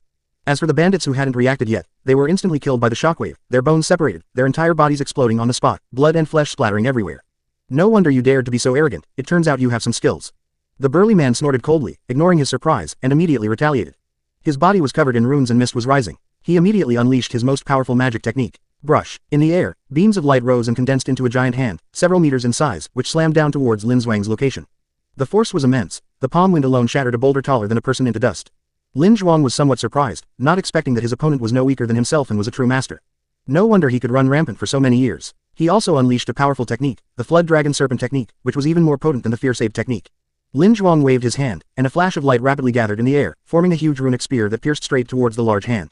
The Taoist voice boomed, divine patterns filled the sky, and dazzling light continuously surged forth. Final, the spear and the giant hand were completely annihilated, turning into a shower of light, clearly in the air. Who exactly are you? How could someone like you exist in such a small village? The burly man's expression finally changed, and he looked horrified. Lin Zhuang didn't say anything, but simply gestured with his neck toward the village. The man was taken aback at first, then seemed to realize something and quickly looked over in disbelief. In that village, which he considered as insignificant as an ant, several more figures soon emerged. A man who was also over 2 meters tall and strong, 2 little boys who looked no more than 8 or 9 years old, and the beautiful woman who had previously amazed him. Each person's aura was displayed in an instant, soaring into the sky. The powerful energy fluctuations connected together even caused their beast robes to flutter without wind. What terrified the burly man most was that directly above these figures, a large crater appeared in the void, churning with billowing lava. Cave heavens. They're all cave heavens. The man's eyes widened in horror, and his blood ran cold. Sorry for posting this chapter late, everyone. Problematic ad. Reported here. Number 72 Chapter 72 Sweeping Away Bandit Strongholds, The Realm of the Void Gods Part 1. Many readers have asked about the Shangri-La and the formation. This was a question from Bigwa, which wasn't explained clearly before. I've already corrected it, and I'll explain it to everyone here. All items belonging to the main character will be transferred along with the main character, but a restart is required. This is an incredible scene. A small village with a very limited population has produced 5 or 6 powerful individuals who have reached the Cave Heaven realm. Furthermore, each of them exuded powerful energy fluctuations from runic secret arts, clearly indicating that they all possessed powerful magical techniques. What horrified the rugged man most were the 2 little boys, who were only 8 or 9 years old. Before they had even grown their first hair, they had already stepped into this mysterious realm. Their aura was extraordinary, their eyes were deep, and powerful runes flashed, scattering patches of holy light that engulfed and enveloped the 2 small figures, making them seem like ancient gods. Such an extraordinary genius could exist in such a small, desolate place. The burly man roared. He was over 50 years old this year and was once known as a little genius when he was young.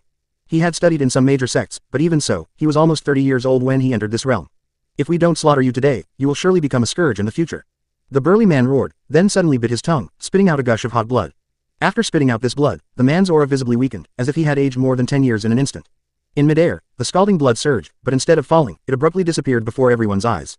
Roar. The next moment, the ground began to shake violently, and a huge, strip-shaped creature slowly crawled out from the depths of the earth. It was a creature similar to a millipede, over 20 meters long, with segmented black scales all over its body.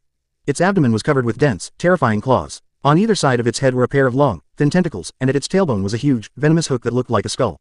It was the sacrificial spirit worshipped by these bandits. As soon as it appeared, it displayed its terrifying and chilling power fluctuations. It lay there, its body enormous, its pure black eyes deep and bright, extremely indifferent, its murderous aura like frost, staring intently at Lin Zhuang and the others, its killing intent rolling in as if it had materialized. Powerful and terrifying. Children, all of you, come at us together. This sacrificial spirit is no ordinary creature. Old man Lin frowned, sensing a dangerous aura. Get the hell out of here. Lin Zhuang took the lead, his body radiating a grayish-white light. With the blessing of the ferocious ape technique, his entire body instantly grew several times larger, truly resembling a giant, and the power of his blood and chi was greatly enhanced. He strode forward and swung his fist, as big as a palm leaf fan, at the burly man's head. You brat, how dare you? The man was pale and roared, but he was too weak to react and could only watch helplessly as a dark shadow rushed toward his handsome face. Bang! With a muffled thud, the man's face instantly swelled up like a pig's head, all his teeth broke, and he coughed up blood. Under the immense force of hundreds of thousands of kilograms, even rocks are as fragile as tofu, let alone flesh and blood. It was only at the last moment that the runes on the man's body protected him, otherwise, Lin Zhuang was confident that this punch would have blown his head off. However, even though he failed to deliver the fatal blow, the burly man had completely lost his fighting ability. Ignoring the other party, Lin Zhuang shifted all his attention to the centipede spirit.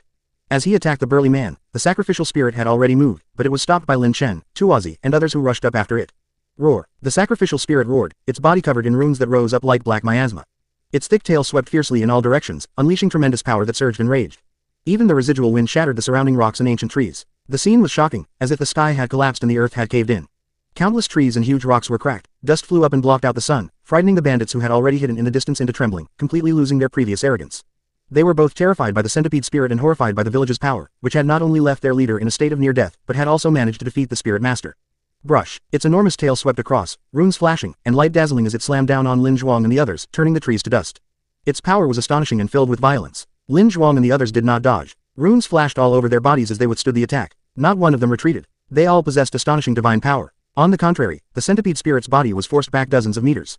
Seeing this, Ji Yuchen made his move, unleashing his terrifying heavenly tyrant blood, his entire body radiating brilliant light, directly piercing through a corner of the sacrificial spirit's flesh. And, the boy had just learned the devouring sky sparrow technique in an instant. Although it can only exert a fraction of its power, it is already enough.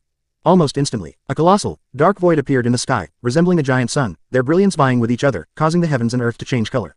Roar! The centipede spirit roared, its huge body twisting and turning, sensing a strong sense of danger and feeling a chill in its heart. Go! The boy's voice was deep and resonant as it shot out, with a massive black hole hovering behind him, truly as fast as a god.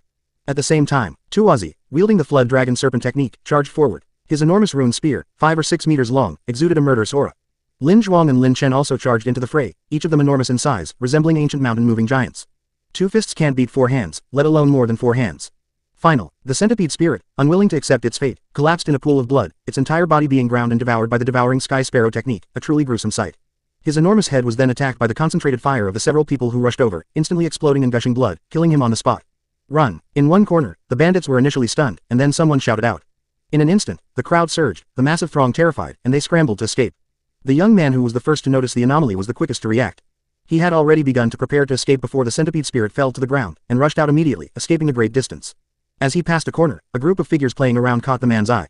They're scaled horses, captured together. My god, this village is raising so many scaled horses, and there are even unicorns among them. What are they planning to do? Could it be that they want to build a formidable cavalry composed entirely of scaled horses? The young man was so shocked that he couldn't speak for a long time. He felt panicked, fearful, and terrified. This scene was truly shocking. The scaled horse is naturally unruly and fierce, feeding on flesh and blood. Ordinary people simply cannot subdue it. Even the mountain stronghold he lived in only had 2 scaled horses to feed, and it still took a lot of effort. He roughly counted the animals in this small village and found that there were nearly 50 of them. They fled forward for some distance. The man then spotted a figure that was entirely black, as deep as the night, and as large as a small mountain. It was a giant python, its body covered in terrifying and complex runes. The scales on its body alone were larger than a person, making it look like a black mountain of flesh. It was dozing and resting. Even from a great distance, one could clearly feel the palpable killing intent emanating from the blood, its waves surging like a colossal demon lurking in the air. Oh my god, the young man screamed, completely terrified. He dared not linger for a moment and scrambled down to a corner, wishing he could grow a few more arms and legs. There will be more people later. Problematic ad. Reported here. Number 73 Chapter 73 Sweeping Away Bandit Strongholds, The Realm of the Void Gods Part 2. We can't let any of them go. They're all a bunch of wicked villains. It's one thing if they have blood on their hands, but I'm afraid they've done something even more despicable behind the scenes. Old man Lin stood with his hands behind his back, his voice deep and resonant. To cut the weeds, you must wipe them out at the root. This is an experience he has accumulated over many years. No enemy should be underestimated. The saying, don't pursue a defeated enemy, may have some merit, but it is not suitable for the vast wilderness where bones can be buried at any time. Not only should we relentlessly pursue a desperate enemy, but we should also pursue them to the death, killing them so that they never dare to show their faces again and striking fear into their hearts. As he spoke, old man Lin's face was filled with barely suppressed excitement. His mind was still replaying the thrilling battle he had just witnessed, and he couldn't help but sigh. If they could even kill a sacrificial spirit, his children were truly going to become famous throughout the great wilderness. Lin Zhuang and the others responded and quickly cleaned up the scene. First, they carried the giant centipede carcass back to the village, and then they rode off on a unicorn. With mounts capable of traveling tens of thousands of kilometers a day, catching up with those bandits would be a piece of cake. Lin Chen rode his own fire divine ox, which was a little slower, but he was still able to keep up. The surface of the fire god ox is covered with dense, mysterious dark red veins. The broken horns are bright red and dripping with blood. Its large hooves fly freely, stepping on the rolling, scorching lava. It can easily leap over 100 meters in just a few steps, and its speed is actually quite good. Without comparison, it can be described as incredibly fast, and most importantly, it's far more stylish than a unicorn. The terrain around Lekan is rugged and uneven, surrounded by mountains on 3 sides, with only one road leading to the outside world from the back, so it is not difficult to catch up. Soon, the group of bandits came into view, desperately fleeing. Father said that none of them should be spared, they should be killed on the spot. Lin Zhuang spoke with a cold expression, and then without saying another word, he charged forward with a heavy broadsword in hand, like a grim reaper reaping lives. In midair, heads rolled in an instant, and scalding blood gushed out, soaking the earth. Devils. Everyone in this village is a devil. Some of the bandits shouted and screamed, completely terrified by the scene before them. Their minds were on the verge of collapse, and some even wet themselves in fear. They thought they were ruthless enough, but they didn't expect the people in this village to be truly ruthless, killing people without blinking an eye, as casually as chopping melons and vegetables. Compared to them, they suddenly felt that this group of people were more like ruthless bandits. Grandpa Village Chief once said that being merciful to the enemy is being cruel to oneself. Although Ji Yu Chen and Tuozi were young, they showed no mercy in the face of matters of principle and had already taken the lives of many bandits. That's how it is in the great wilderness. Enemies will never show mercy just because you're young, they'll only become more brutal. If they weren't stronger today, the village might have already been wiped out. In just a short while, all the fleeing bandits were killed. After dealing with the fleeing bandits, Lin Zhuang and the others did not immediately return to the village. Since there are bandits in this area, there should naturally be a mountain stronghold. That's their main focus. Bandits roam freely without restraint, so they must have amassed some valuable items. After searching the surrounding area thoroughly, the group finally discovered the bandits' lair on a mountain peak. The bandit leader, the sacrificial spirit, and the elite troops were all killed, so the remaining ordinary garrison troops were naturally no problem. Soon, all the thieves were slaughtered. These bandits have been running rampant for so many years, they must have hidden a lot of good stuff. Let's search them up. Lin Xuang's eyes were piercing, his face was as angular as a marble statue, and his gaze was as sharp as an eagle's as he quickly scanned the surroundings of the mountain stronghold. The group moved quickly, all of them were top-notch strongmen. They carried out almost everything they could, and swept away the entire bandits' den in a whirlwind. Apart from some truly useless junk, everything else, no matter how heavy, was brought back to the village. There are quite a few truly valuable items, including thousands of kilograms of black gold alone, which is priceless. This treasure is specifically used for crafting weapons and refining medicines. It's worth mentioning that on the way back, Lin Chen also inadvertently discovered the cave that the bandits used to imprison women. There were 70 or 80 people in total, almost all of them were 18 or 19 years old, or in their 20s, and some were even only 15 or 16 years old, extremely young. These women were all dressed in rags, barely clothed, and looked dazed and blank. Clearly, they had suffered a lot of abuse at the hands of the bandits, and their spirits were beginning to become numb. They're all pitiful people, let's take them back, at least we can give them something to eat. Otherwise, they'll starve to death here sooner or later. Lin Shintong sighed, her beautiful eyes blazing with anger. As a woman, she felt even more empathy for these women. If the leader of these bandits hadn't already died, she would have loved to tear him to pieces. With the 70 or 80 surviving women involved, the group's return journey was significantly slower, and they only arrived at the village around noon. Why are there so many people? Could they all have been rescued from those bandits? Old man Lin quickly realized what was happening, and then couldn't help but look heartbroken. They were all in the prime of their lives, yet they were violated by those thieves and their spirits were also broken, which he found regrettable. Stay. Willow Village has everything it needs, except for people, Old man Lin declared firmly. After resolving the issue of the dozens of surviving girls, Lin Zhuang and the others carried the spoils they had looted from the bandits' lair up the mountain. There were some things they couldn't recognize at all, and didn't know their purpose, so they wanted to ask Jiang Huai, the Willow God, for advice. The most eye-catching item was a crystal clear, shimmering bed, resembling agate or glass. Looking at the huge glass and jade bed, Jiang Huai was quite curious. This jade bed is quite large, it can easily fit 5 or 6 adults, and even 10 little kids could fit in. Furthermore, there is not a trace of artificial carving on the jade bed, it is purely naturally formed. If you look closely, you can vaguely see a brilliant radiance flowing through it, shining like a tide. Jiang Huai immediately cast a reconnaissance spell. Item name: Phantom God Stone. Purpose: it can communicate with the realm of the gods and send the spirits and souls of living beings to that magical kingdom for tempering, where they can obtain unimaginable benefits. Soon, relevant information appeared before his eyes. The realm of the void gods. Jiang Huai was lost in thought and paused for a moment, though he was not unfamiliar with the term. It was a magical place where not only could one hone their spirit, but upon returning to the real world, they could also transfer all their insights to their physical body, undergoing the transformation together, as if their true self were also cultivating, thus gaining immense benefits. But Jiang Huai knew more than just the superficial details. If he remembered correctly, the realm of the void gods was a prison. During the ancient war between the immortals, some renowned immortal kings joined forces with the alien realm to launch an attack on the immortal realm. The numerous immortal kings and powerful figures of the immortal realm united to suppress these dark immortal kings, but considering their past merits, they could not bear to kill them and hoped that one day they could be awakened and rescued. So they locked their primordial spirits, petrified them, and suppressed them in the void god realm. In addition, the void god realm also suppresses many subordinates of the dark immortal king, as well as immortal kings from other realms. The spiritual power of powerful figures who have passed away throughout the immortal realm is guided into the void god realm to maintain its operation. However, aside from these, using the realm of the gods to train these unruly kids in Willow Village is definitely a good choice. Not only does it contain tremendous opportunities, but it also hosts the cubs of ancient ferocious beasts for training. Even Little Dot, the double-pupiled Stone Yi, and other peerless geniuses will appear there. Thank you to Friend 2021, 7027 for the donation. Looking at it while writing gave me a lot of motivation. Thank you also to everyone for your previous donations, monthly tickets, and recommendations. Those whose names I haven't thanked yet will be listed later, as some are sometimes not visible in the author's assistant. Finally, considering that this clumsy writer is still staying up all night to write this, please give us a vote. We have far fewer votes than others. Problematic ad. Reported here. Number 74 Chapter 74 Isn't that the one from Shikyun? Lord Lu Shen, what exactly is this thing? The voices of Lin Zhuang and his companions rang out, filled with awe. They all sensed the extraordinary nature of this thing, but upon closer inspection, they couldn't make any impression on it. In particular, even the most learned old man in the village, Old Man Lin, and the old chief of the two tribe could not recognize what this agate-like jade bed was. That's why they chose to go up the mountain. The Void God Stone. Jiang Huai used his supernatural powers, and his voice, as clear as a resounding bell, entered the minds of the group. The Void God Stone. The group of people were stunned. They had never heard of it before. Respected Goddess Lu, what is the specific use of this? Lin Shintong, who was standing to the side, spoke softly, her voice as clear and melodious as a nightingale's.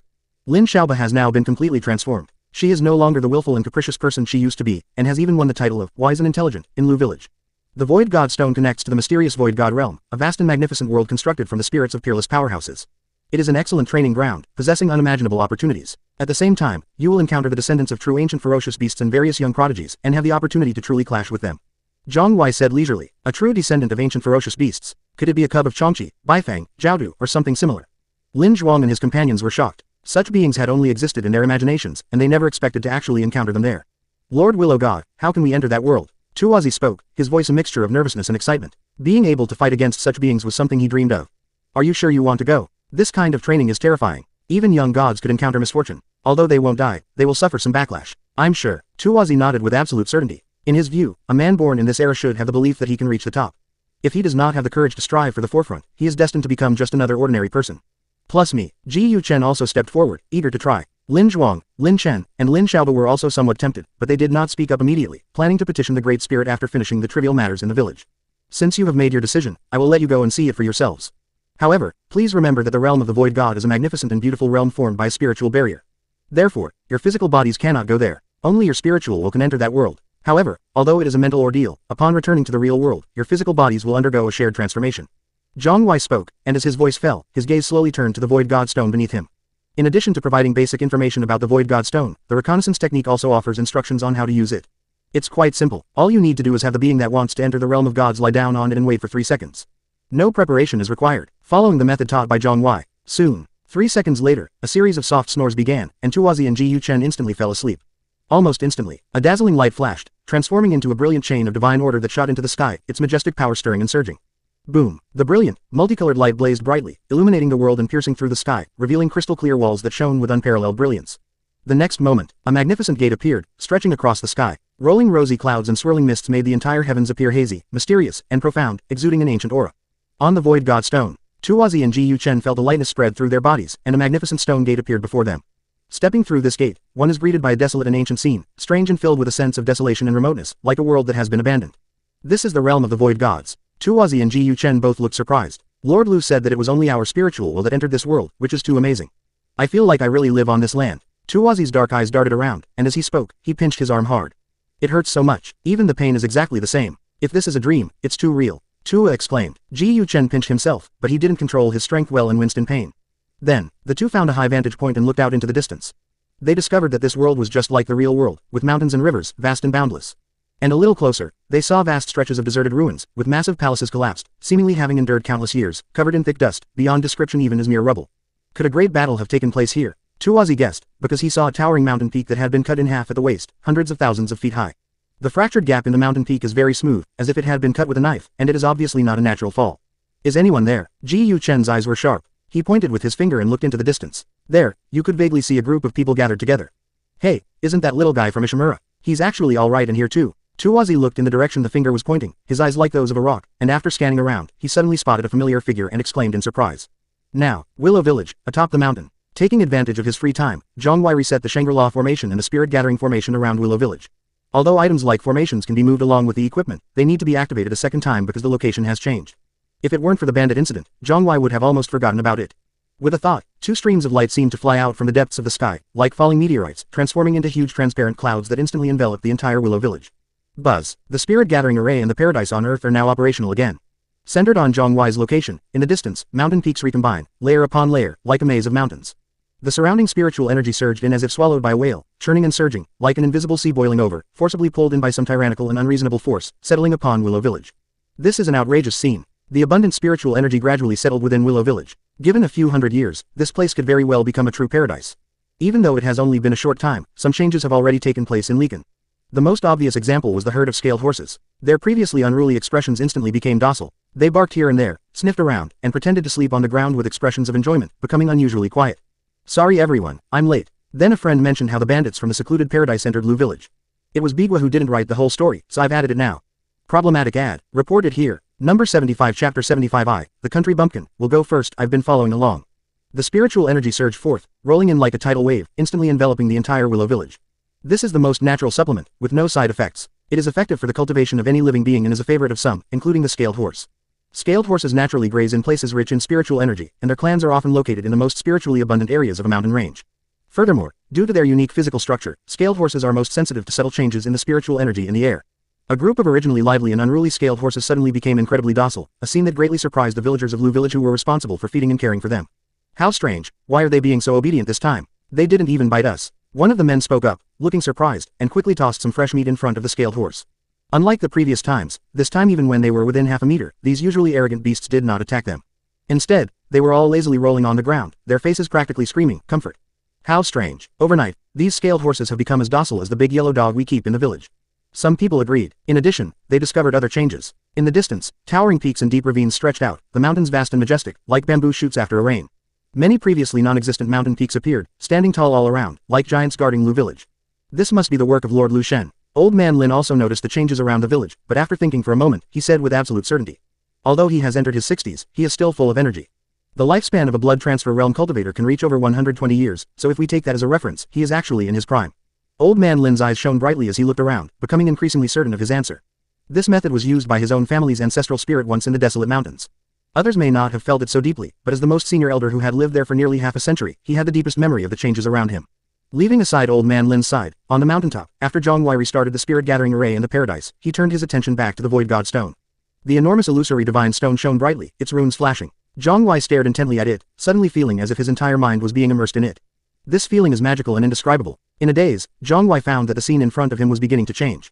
The surrounding mountains and trees receded rapidly, and large tracts of abandoned palaces and pavilions appeared before his eyes. They were ruins he had never seen before. Although only a few remnants remained, he could still imagine how magnificent they had once been. Jiang Huai was astonished and quickly suppressed his five senses. The scene before him instantly returned to normal. Green mountains and forests in the distance, babbling streams, birdsong and fragrant flowers. Could it be that I just mentally immersed myself in the realm of the gods? Jiang Huai recalled his previous feelings, somewhat unsure. To verify his hypothesis, he once again focused his attention on the Void God Stone. A feeling of sinking into despair washed over me again. Through this illusory divine stone, Jiang Huai now saw the every move of Tuozi and Ji Yuchen. There was no sense of distance between them, it was as if he were watching a live reality show. He could see everything around him, including the expressions on their faces. Furthermore, as time goes on, the scene before his eyes became increasingly real and three-dimensional, as if he had truly descended into this magical world. Gradually, sounds appeared in Jiang Huai's mind, including the voices of Tuozi and Ji Yuchen, as well as the gentle sound of a breeze. In this situation, Jiang Huai was certain that his mind had definitely entered the realm of the illusory gods. However, unlike others, his state was somewhat strange. Although he had entered the realm of the gods, he had not formed any physical form and needed to observe his surroundings from the perspective of his followers. Moreover, this observation is passive. He cannot control Tuozi and Ji Yuchen, nor can they sense him. Although his autonomy was greatly hindered, Jiang Huai was not in a hurry. He felt that his current perspective was acceptable, and he could switch back and forth between Tuozi and Ji Yuchen at will. Jiang Huai calmed himself down and shifted his focus to the earthworm. The scene has changed. Within the realm of the illusory gods, Tuozi seemed to have discovered something and was leading Ji Yuchen quickly toward a corner. Soon, a little kid who looked no more than 8 or 9 years old appeared before Jiang Huai's eyes. Although the other person was young, he had a well-proportioned figure, a fair and smooth face, and a cold and distinct demeanor, like a porcelain doll. In particular, his eyes were bright and colorful, as if reflected in the heavens, with clear black and white, and seemed to be shining with light. At this moment, the other party was exerting force on the several rune-inscribed bones in front of them, trying to dig them out. The little boy was surrounded by a group of people, all of whom were cultivators whose spiritual will had descended to this place. Many of them had expressions that were both amused and exasperated. "You brat, this is a precious bone from the passage. How could you possibly dig it up?" Someone spoke up, with a tone of amusement and amusement. "Ha ha ha, she's adorably silly, and so greedy for money. I've never heard of anyone doing something like this and succeeding. Brothers and sisters, what do you mean? I thought these precious bones were unclaimed, that's why you did this." Beside the blue stone, the little boy scratched his head, stopped what he was doing, and looked puzzled. "Little one, didn't the strong members of your clan introduce you to the basic situation of this world? When you first arrive in the Void God realm, everyone will be teleported to the starting place. Only by using the rune channels can you reach higher and deeper regions. These precious bones are buried deep in these channels. Why are you digging for these things? They are impossible to move. No one has ever been heard of succeeding in doing so throughout history." A dark-skinned, thin old man stepped forward and patiently explained. "Grandpa, do you mean these things are really ownerless?" The little boy's face was flushed. "You brat, I've already told you these things are unchangeable, and you still want to take advantage of them. I've seen money grubbers before, but I've never seen one as money grubber as you. Did you come from some remote mountain forest? Most people laughed until their stomachs hurt, feeling that the boy in front of them must have lost his mind, otherwise how could he be like this? Young man, seeing your perseverance, if you can really dig out these precious bones, this old man is willing to exchange a large amount of refined jade for you. The old man who had explained earlier joked. What is the essence wall? The little kid asked, even more confused. You should dig it out first. That's a good thing. You didn't even know about the essence of the jade. The old man was speechless and decisively stepped aside, no longer saying anything. Let's give it a try. The little kid banged and shouted, and after several unsuccessful attempts, he decided to use pure physical strength. His blood surged, and he swung his fist and slammed it fiercely into the blue stone inlaid with precious bone in front of him, with unparalleled domineering force. Snap! Under the immense force, the blue stone, which was about 10 feet in diameter, actually shattered into pieces, and several crystal-clear pieces of precious bone fell to the ground. This can't be real, right? How could a little kid do that? Everyone was stunned to see the little kid actually remove the rune. They were all frozen in place, their eyes almost popping out of their sockets. Wasn't this the legendary, unshakable thing? How could this little kid actually dig it out? This was far too childish. However, just as the group was in disbelief, two mischievous children suddenly rushed out from a corner. They moved with lightning speed, like dogs chasing rabbits, and swung their fists towards the remaining rune bones. Furthermore, one of the dark-skinned, unruly children was shouting and yelling as he ran. Everyone has a share of what's unclaimed, so I, the country bumpkin, will go first.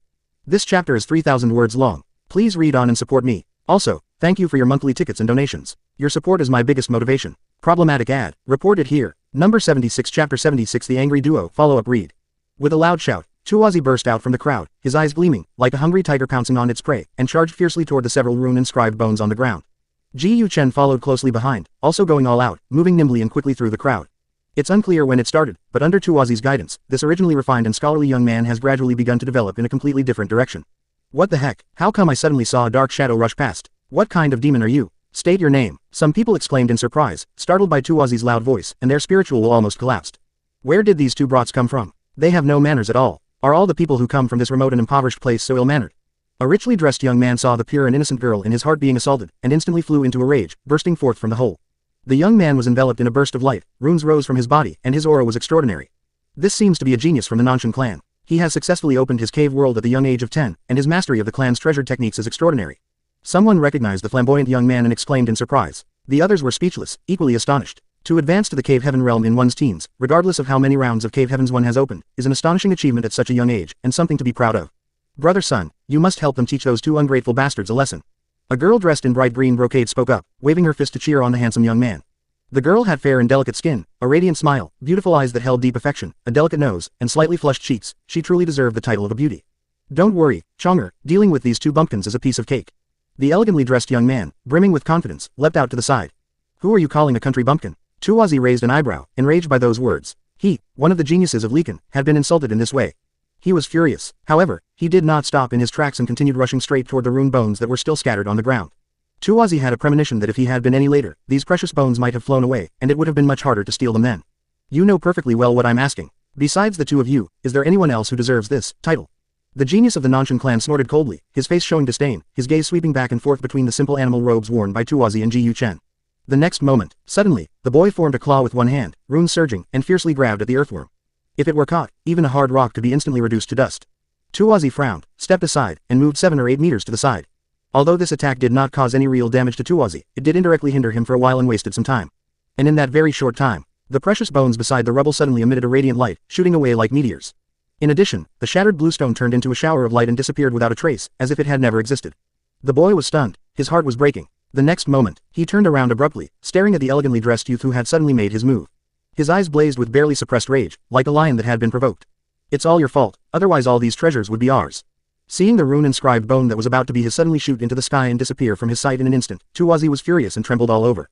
So many wonderful treasures slipped away right before his eyes, causing him heartache so intense it was almost suffocating. The little guy scratched his head, feeling something was off. He had dug out these treasures with great effort, and he hadn't even had time to feel sorry for them yet. My prized possession is gone just like that. Damn it, I'm so angry my teeth hurt. Chen, let's beat this brat into a pig's head first. Tuozi gritted his teeth, his fists clenched so tightly they cracked. He was truly furious. Ji Yuchen was equally furious, his eyes seemingly spitting fire. You lot, how arrogant. The young man from the Nanshan tribe looked disdainful, his lips curling up as he wanted to make a good impression on his goddess today. With a tremor of his hands, a phantom mountain slowly appeared behind him, several meters in size, its entire body surging with crimson light, surrounded by large swirling swaths of gray mist, its imposing presence quite formidable. This is a treasured technique passed down through the Nanshan clan, possessing terrifying power. Truly worthy of being called a genius of the Nanshan clan, such skills can probably be called the words of a prodigy. Some people were amazed. The Nanshan clan's treasured techniques are very powerful and have a mysterious origin. They seem to have been passed down from an extremely terrifying sacrificial spirit and possess terrifying destructive power. Judging from their posture, they have probably already achieved some success in their cultivation. Many people exclaimed in admiration. Meanwhile, some cultivators familiar with the Nanshan clan secretly memorized the boy's appearance, intending to tell their clan members to pay close attention to this person, Niu, after returning to the real world. Those two boys are probably in big trouble now. These people thought to themselves that the Nanshan clan's treasured techniques were famously powerful, known for their exaggerated destructive force. In particular, the opponent was a genius disciple of the clan, who had undergone countless precious beast blood tempering since childhood, so his cultivation level must be extremely solid. He's even more arrogant than me. If I don't beat this guy up, I'm afraid I'll really be so angry I'll vomit blood. Enraged, Chuazi lunged forward, his blood surging so violently it seemed about to burst forth from his body. This is an exaggerated scene. The power of qi and blood alone can create such an anomaly. Ji Yuchen was even more shocked, and the heavenly tyrant blood circulated, displaying its power in the mortal world. Behind it stood a colossal phantom identical to it, its aura terrifying and ancient, leaving everyone around stunned. The blood and qi of these two were so intense and vigorous, it's like a vast ocean. A powerful figure, sensing the strength of Chuazi and Ji Yuchen's blood and qi, couldn't help but speak up. This is the primordial land. Whoever comes here will have their cultivation level suppressed to the blood transformation realm. To be suppressed to this level and still exhibit such extraordinary phenomena is extremely rare. On the field, Chuazi launched the first attack. With a thud, he stomped his feet on the ground, and his entire body shot out hundreds of meters like a cannonball, instantly landing in front of the genius of the Nanshan clan, leaving the other party with no time to react. There were no fancy moves, the runes were completely concealed within the flesh and blood. Chuazi immediately swung his fist and slammed it forward. It seemed like nothing had happened, but that one slap sent the genius of the Nanshan clan flying. There will be more in a while. Problematic ad. Reported here. Number 77 Chapter 77 What does fierce mean? Read on. This was an exaggerated scene. With just one slap, the genius boy from the Nanshan tribe was sent flying backward and crashed hard into a nearby rock. Although everything in the virtual god realm is created from spiritual power, apart from that, everything inside is no different from the real world, especially the pain, which is as real as it could be. A violent impact struck, and the massive boulder shattered instantly. The combined force of the two impacts caused the genius youth of the Nanshan clan to grimace and scream in pain. His entire shoulder caved in, and his arm hung limply on it. What just happened? Am I blind? Fellow Taoist, count me in. I feel like my eyesight isn't working very well anymore. Gasps of surprise rose from the crowd, stunned by what they had witnessed. The change in tone was so sudden. With just one slap, the genius of the Nanshan clan, who they considered worthy of being called a prodigy, couldn't even withstand it. He was swatted away like a fly, leaving many people still in shock. The boy's beloved was the same. She covered her mouth with her hand, her face deathly pale, lost in thought. You are all far too arrogant. Just as Chuazi was about to press his advantage and launch another barrage of punches at the genius of the Nanshan clan, a thunderous explosion resounded in the void. The next moment, a streak of light flashed across the sky, runes flickering, its brilliance dazzling, as it hurtled straight towards us. It was actually a deer antler, more than half the length of a person. It rushed down from the sky at high speed, its whole body burning red, like a blood-red spear, exuding a fierce and menacing aura. That looks like a treasure from an ancient remnant species. It's incredibly powerful and could be used as a guardian for the entire clan, someone exclaimed. The noble phantasms are formed from the precious bones of ferocious beasts. Although the runes have dissipated and become inward, they possess great power. Each noble phantasm is very precious. The fact that they can be used at a critical moment suggests that a strong member of the Nanshan clan has appeared. Barbarians, you're all going to die. The genius boy from the Nanshan tribe, who had been slapped away by Chuazi, struggled to climb out of the pile of dirt. Ignoring the blood he coughed up from the corner of his mouth, he sneered and spoke. Making him lose face in front of so many people, he felt an intense hatred that he couldn't quell without turning those two people to dust. Daquan, I'll do it. Behind him, Ji Yuchen's eyes were deep, with a faint flash of lightning that was captivating. He merged with the tall, illusory figure behind him, leapt up, and charged straight toward the antler. In the air, the boy's body suddenly grew several times larger, surrounded by a gray-white aura. This is the ferocious ape body treasure technique, which can greatly enhance one's strength and defense, and it was used immediately. Ji Yuchen's hands were covered in runes, shimmering with dazzling light, as he directly clashed with the deer antlers. The runes collided with each other, creating a deafening sound. Crimson runes rained down from the sky like burning flames, beams of light shot into the heavens, and the mist boiled. The earth-shattering event sent chills down the spines of the onlookers. With a muffled thud, the antlers that had been charging down at breakneck speed, seemingly unstoppable, were actually stopped. Not only was its attack slowed down, but it was also caught in Ji Yuchen's hand. Buzz. The antlers shook violently, and crimson clouds filled the sky, bursting with dazzling red light that dyed the horizon red, desperately trying to break free from Ji Yuchen's grasp. But the boy's hand was as steady as an iron clamp, and no matter how hard the deer struggled, it was to no avail, it was still firmly held in his grasp. The antlers whimpered and struggled for a few more minutes before finally giving up, as if resigned to its fate. Chen, you're really something. Even if you can't snatch those few rune bones, you can still take this treasure back to complete your mission. Chuazi realized and couldn't help but smile again. It doesn't matter what it is, as long as there's something to take for free. This is the most precious treasure of my Nanshan clan. Have you all lost your minds? If you dare to take it, aren't you afraid that my Nanshan clan will come knocking on our door and crushing you to pieces? A dark figure flew out. It was a middle-aged man dressed in a blue robe, his face filled with horror, and cold sweat even beaded on his forehead. He never expected that the boy would actually withstand the attack of the treasure with his bare body. Not only that, he even snatched it away. Even though he called out to the treasure for a long time, he still couldn't free it. What terrified him most was that the clan's treasure seemed to have resigned itself to its fate and severed all contact with him. This is an unprecedented event. He had gone to great lengths to bring it into the realm of the void gods. If it were lost here, even his status would not be enough to withstand the wrath of his clan.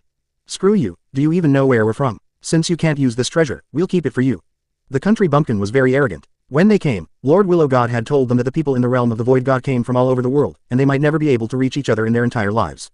Since he's never even seen in the real world, given his personality, he naturally has nothing to be afraid of. The middle-aged man pursed his lips, somewhat enraged. Without further ado, he unleashed his magic technique, attempting to snatch back the treasure. Not to be outdone, Tuazi took the lead and charged forward, his fists raining down like a storm, clanging and shaking the surrounding area. How could a physical body be this strong? The middle-aged man grew increasingly terrified and disheartened as the fight continued. He was a great cultivator who had already entered the realm of inscription. Although his cultivation was restricted to the blood-moving realm by this primordial land, he was still far superior to ordinary blood-moving cultivators. At this level, he was proud to be superior to others, but after exchanging a few punches with this little brat in front of him, he actually felt as if he had been hit by a towering mountain range, and his whole body was about to fall apart. Before the middle-aged man could react, Tuazi attacked again, his fists covered in runes, the grayish-white mist almost materializing. He compressed his entire ferocious ape body into one place, resulting in an even greater boost. Clang, clang, a scream rang out. The force was too overwhelming, the middle-aged man couldn't withstand it at all. His chest was pierced through, his heart exploded instantly, and half of his body's bones snapped, making cracking sounds, leaving him covered in blood. That wasn't all. Tuazi leapt up again, swinging his leg to deliver another heavy blow to the man's head. The immense impact was so great that even the air itself seemed to explode, making a whooshing sound. The middle-aged man's head exploded out of thin air, turning into ashes and instantly annihilating him on the spot. Hiss hiss hiss. The onlookers all gasped in shock, their faces filled with horror. Although dying in the realm of the gods doesn't mean you're truly dead, you can recover in a few months. But, this brat is too ruthless. He's ripping out hearts and kicking people in the head. His target is clear, and every move is deadly. He's aiming to kill his opponent right from the start. Freshly written. My handwriting is too slow, it's already past 1 a.m. Problematic ad. Reported here. Number 78 Chapter 78 Little brother, it was you all along. The earthworm was incredibly fierce, like an ancient pure-blooded young beast.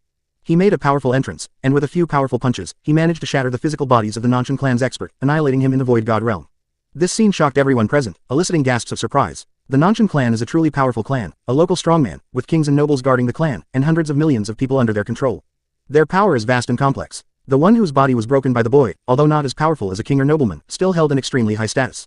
On ordinary days, his anger could cause hundreds of millions of his subjects to tremble and corpses to lie for miles. He was a truly great figure with real power. In particular, the middle-aged man's realm in the real world is definitely not low. Although his cultivation was suppressed in the initial land, his foundation is there, which is far beyond what ordinary blood-moving cultivators can compare to. He is proud of this realm, surpasses the vast majority of people, and possesses great strength. Even so, the opponent was still completely overwhelmed and his physical body shattered. He was defeated and left the void god realm in a sorry state, and it would take him several months to recover.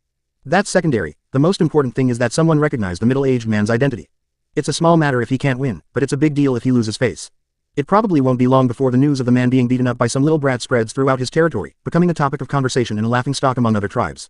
I thought he was really strong, but he's nothing special. The country bumpkin grinned widely, surveying the surroundings with disdain. He put his hands behind his back and spoke as if he were an old, powerful, and unparalleled figure.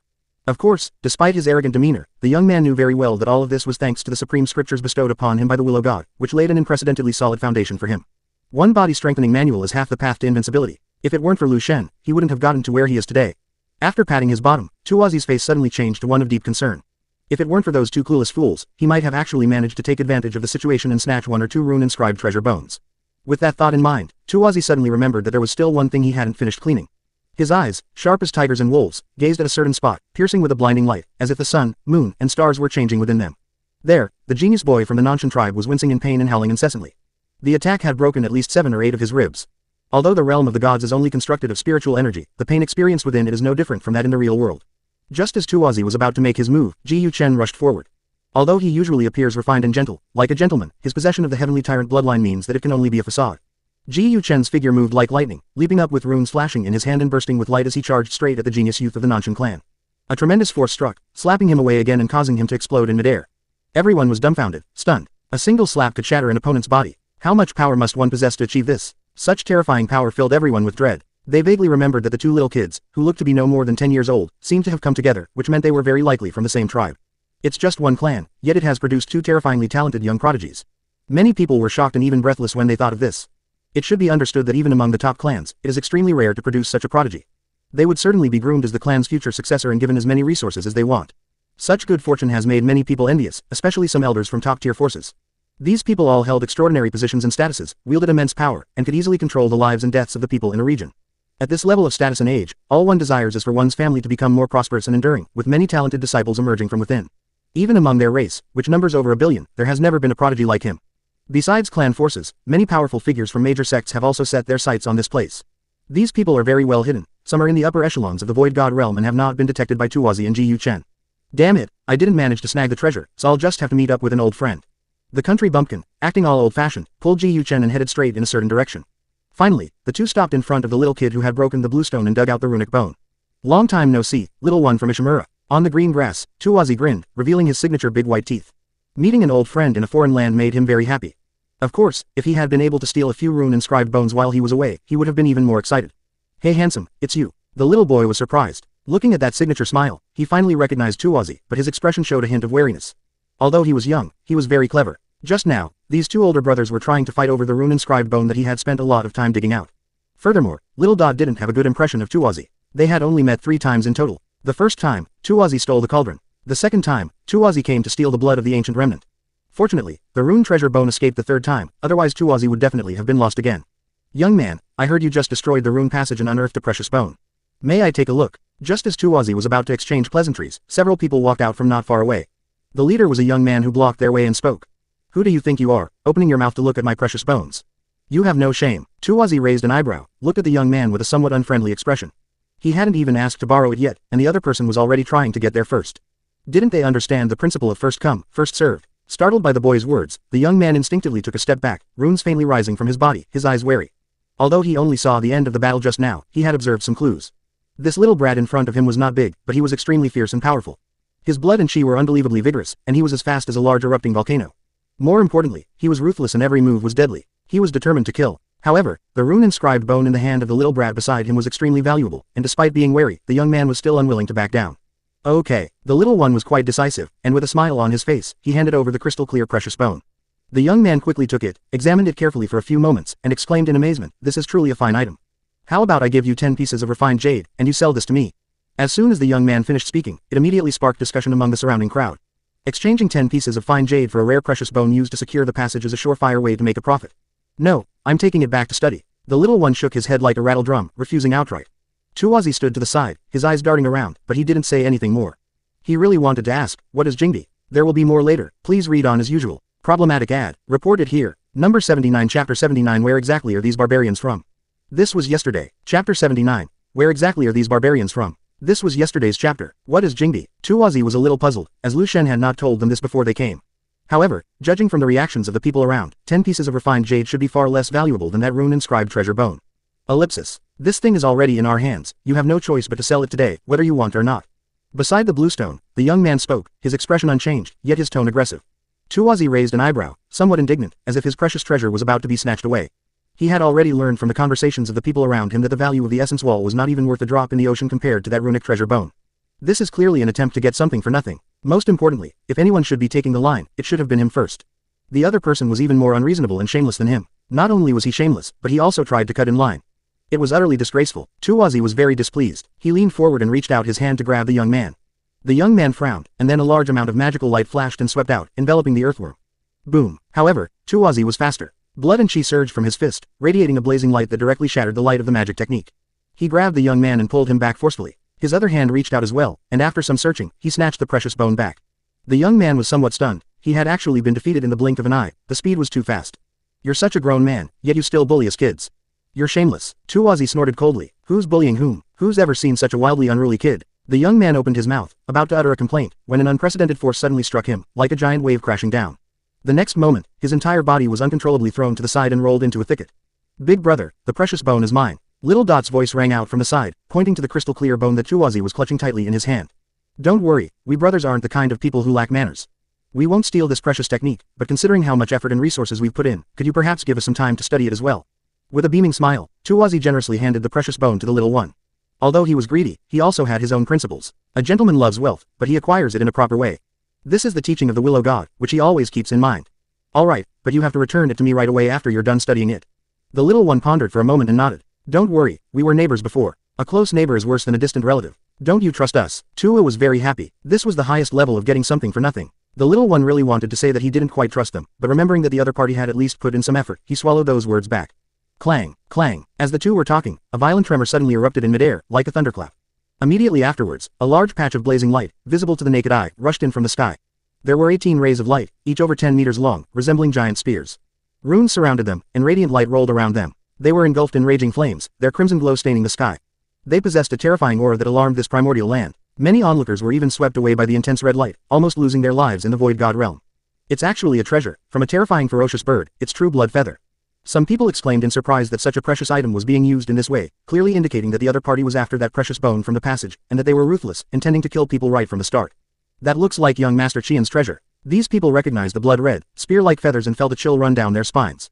Young Master Qian is a powerful figure from the upper level, with extraordinary strength and many legends surrounding him. It's unexpected that he would also set his sights on the precious bone in the hands of this little brat, which shows just how valuable that passage bone is. Another wonderful baby has arrived. Tuozi and Ji Yuchen were not surprised but delighted, especially Ji Yuchen, whose eyes were practically gleaming. Having just successfully seized a treasure, the boy had great confidence in himself. He took the lead, stomping his feet and leaping dozens of meters into the air. Runes flashed all over his body, intertwining together, and his body instantly grew larger, like a giant god. His fan-like palms came down, flashing with brilliant starlight, trying to forcefully clash with those precious feathers. Tuozi followed closely behind, also using the fierce ape body technique. This scene left the little one somewhat stunned. The other party was clearly coming for him, wanting to snatch the precious bone from his hands. Why did these two young men seem even more interested than him? Importantly, these two figures, who were only a few years older than him, instilled in him a sense of apprehension that he could not express in words. The Willow God had told him that in this primordial land, the cultivation level of any living being would be forcibly suppressed to the blood-moving realm. He had already reached the limit of this realm. Throughout history, even the cubs of ancient demonic birds and pure-blooded ferocious beasts might not have been able to reach this level. He should have been able to sweep through the blood transformation realm, but the power of blood and chi that his opponent unleashed was like a vast ocean, and it was actually no weaker than his own. The unfamiliar young man in particular was extraordinary, every move he made exuded an invisible aura. The little one was very surprised. Order it for me. A roar erupted. The gray-white light emanating from Tuozi and Ji Yuchen burst forth brilliantly, almost becoming tangible, forming a dazzling halo that truly shook off those precious feathers. My god, these two kids are actually so extraordinary. They can even withstand Kai Yunzi's treasure. This is terrifying, too exaggerated. This scene stunned everyone. It was unheard of for a person to withstand a powerful weapon with their bare body, but they had already witnessed it twice in such a short time. Bang, bang. In the air, the sound of steel clashing echoed one after another, and in the hands of the two men, the blood-red spear could not advance any further. The ferocious ape body technique is not usually very powerful and does not provide much combat strength, but it is working wonders now, having a strange suppressive effect when facing these treasure feathers. How is this possible? A figure darted out from the corner. It was a boy, about 15 or 16 years old, with red hair. He was recognized as not Kai Yunzi, but his younger brother. You're just playing tricks, but since you gave me this treasure, I'll give you a quick death. The boy grabbed a few crimson feathers and swooped down. The feathers swung, disrupting the airflow and sending the boy flying, his fate unknown. Having lost the boy's control, all the crimson feathers immediately wilted completely, their size rapidly shrank, becoming just the size of ordinary feathers, and all the feathers instantly combined to form a blood-red treasure fan. Upon touching it, a warm and comforting feeling washes over you, which is quite pleasant. My darling. Tuozi waved vigorously, exhaling gusts of hot air, perfect for winter. I was writing until 2 a.m. last night and still hadn't finished. I drifted off to sleep and slept soundly until dawn. Sigh. Problematic ad. Reported here. Number 80 Chapter 80. What race do they come from? Read on. Behind Leakin Village, the mountains are covered with lush vegetation, secluded and eerie, with overlapping verdant peaks and a riot of crimson sunsets, a breathtakingly beautiful sight. Jiang Huai remained focused on the Void God Stone, observing everything happening in the Void God realm through the perspectives of Tuozi and Ji Yuchen. When he saw Tuozi and Ji Yuchen displaying their great power and defeating everyone in succession with overwhelming force, he couldn't help but smile knowingly, feeling a heartfelt joy like that of an old father. Once upon a time, these children were just insignificant figures in this vast wilderness. They worked from dawn till dusk, listening to scriptures and studying under the stars. In the blink of an eye, they have become beings comparable to geniuses, enough to stand proudly above the first realm of cultivation, with few rivals. This long-lost sense of accomplishment made Jiang Huai feel genuinely excited. He was particularly pleased with the other party's spirit of never leaving empty-handed. He was slightly surprised when he heard Tuozi call a little kid, Little Stone Village Kid. Stone Village has only one little one, who is the future desolate heavenly emperor. Counting the days, it is indeed time for him to enter the Void God realm. To be honest, Jiang Huai really didn't expect that he would meet the other party for the first time in this way. If I remember correctly, that Crimson Feather blood fan seems to come from a powerful clan, and the true ruler of that clan will appear soon. Jiang Huai turned his gaze back to the little boy, his eyes shifting from the little one, and thought to himself, vaguely recalling this part of the memory. The moment his thoughts settled, a booming sound, like the grandest of bells, resounded within the realm of the Void Gods. Little brat, return the precious fan. A common man is innocent, but possessing a treasure is a crime. That is not something you can have. A group of people walked out, their momentum overwhelming, exuding an astonishing aura, like a vast ocean. The middle-aged man in the lead, in particular, exuded a unique sense of authority, his aura was overwhelming, and terrifying runes flowed between his eyes. Give it back to you. How dare you be so shameless? The people below don't use it properly and it gets lost, and the parents jump out. Do they all think kids are easy to bully these days? Tuwazi naturally objected, and hurriedly put the crimson feather blood fan, which was transformed from the precious feather, into his bosom, looking like an extremely greedy person. Such a good thing, once it's in his hands, you can forget about getting it back. Furthermore, it was that boy who initiated the attack on them. Although the main target of the attack was the rune-inscribed bone in the hands of that brat from Stone Village, the blood-red spear evolved by Caillou was also aimed at him and Ji Yu-chen. If it weren't for the fact that the two brothers were highly skilled, they would definitely have died in this void world today. He, Tuwazi, is always reasonable. If it weren't for this, he might have even retorted if spoken to politely. But because of this, his arrogant attitude is truly disgusting. Little brat, didn't your parents tell you that there are some people in this world you can never mess with? The middle-aged man raised an eyebrow, spoke in a cold voice, his aura surging, his oppressive aura spreading out and enveloping all directions. If it were anyone else, they would likely be intimidated by the oppressive aura and tremble with fear. However, the teenagers present remained calm and unfazed, completely disregarding the middle-aged man's probing, which amazed many people.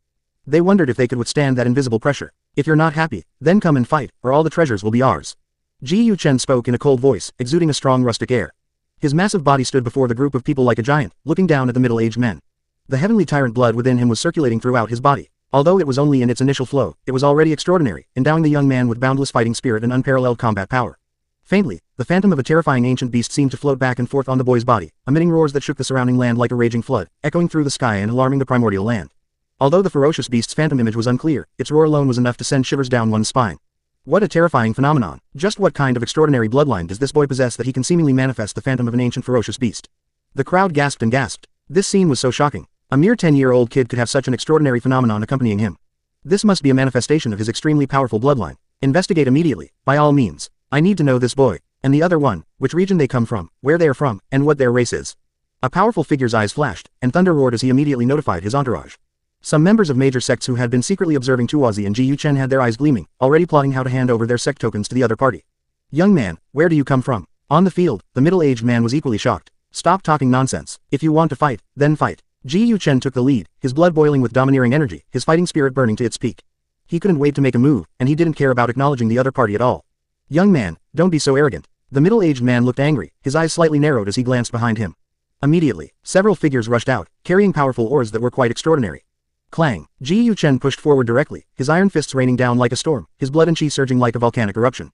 He slashed at the oncoming men as easily as cutting melons and vegetables, sending them flying. This isn't over yet. The young man followed closely behind, making another move with a piercing gaze as he unleashed the serpent treasure technique. This was the second most powerful treasure technique in Willow Village, an offensive technique with considerable power and unpredictable killing force. Mid-air, the runes flowed and burst forth with brilliant light, like countless stars falling from the sky, crashing against the heavens with tremendous force.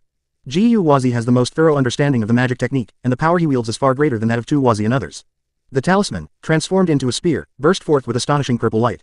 Accompanied by a roar, it shot out at lightning speed, piercing through two of them in the blink of an eye. With a scream, the two bodies were instantly annihilated and shattered into the air. Young man, do you intend to wage war against my clan to the death? The middle-aged man let out a cold whistle, his eyes flashing with runes and surging with lightning.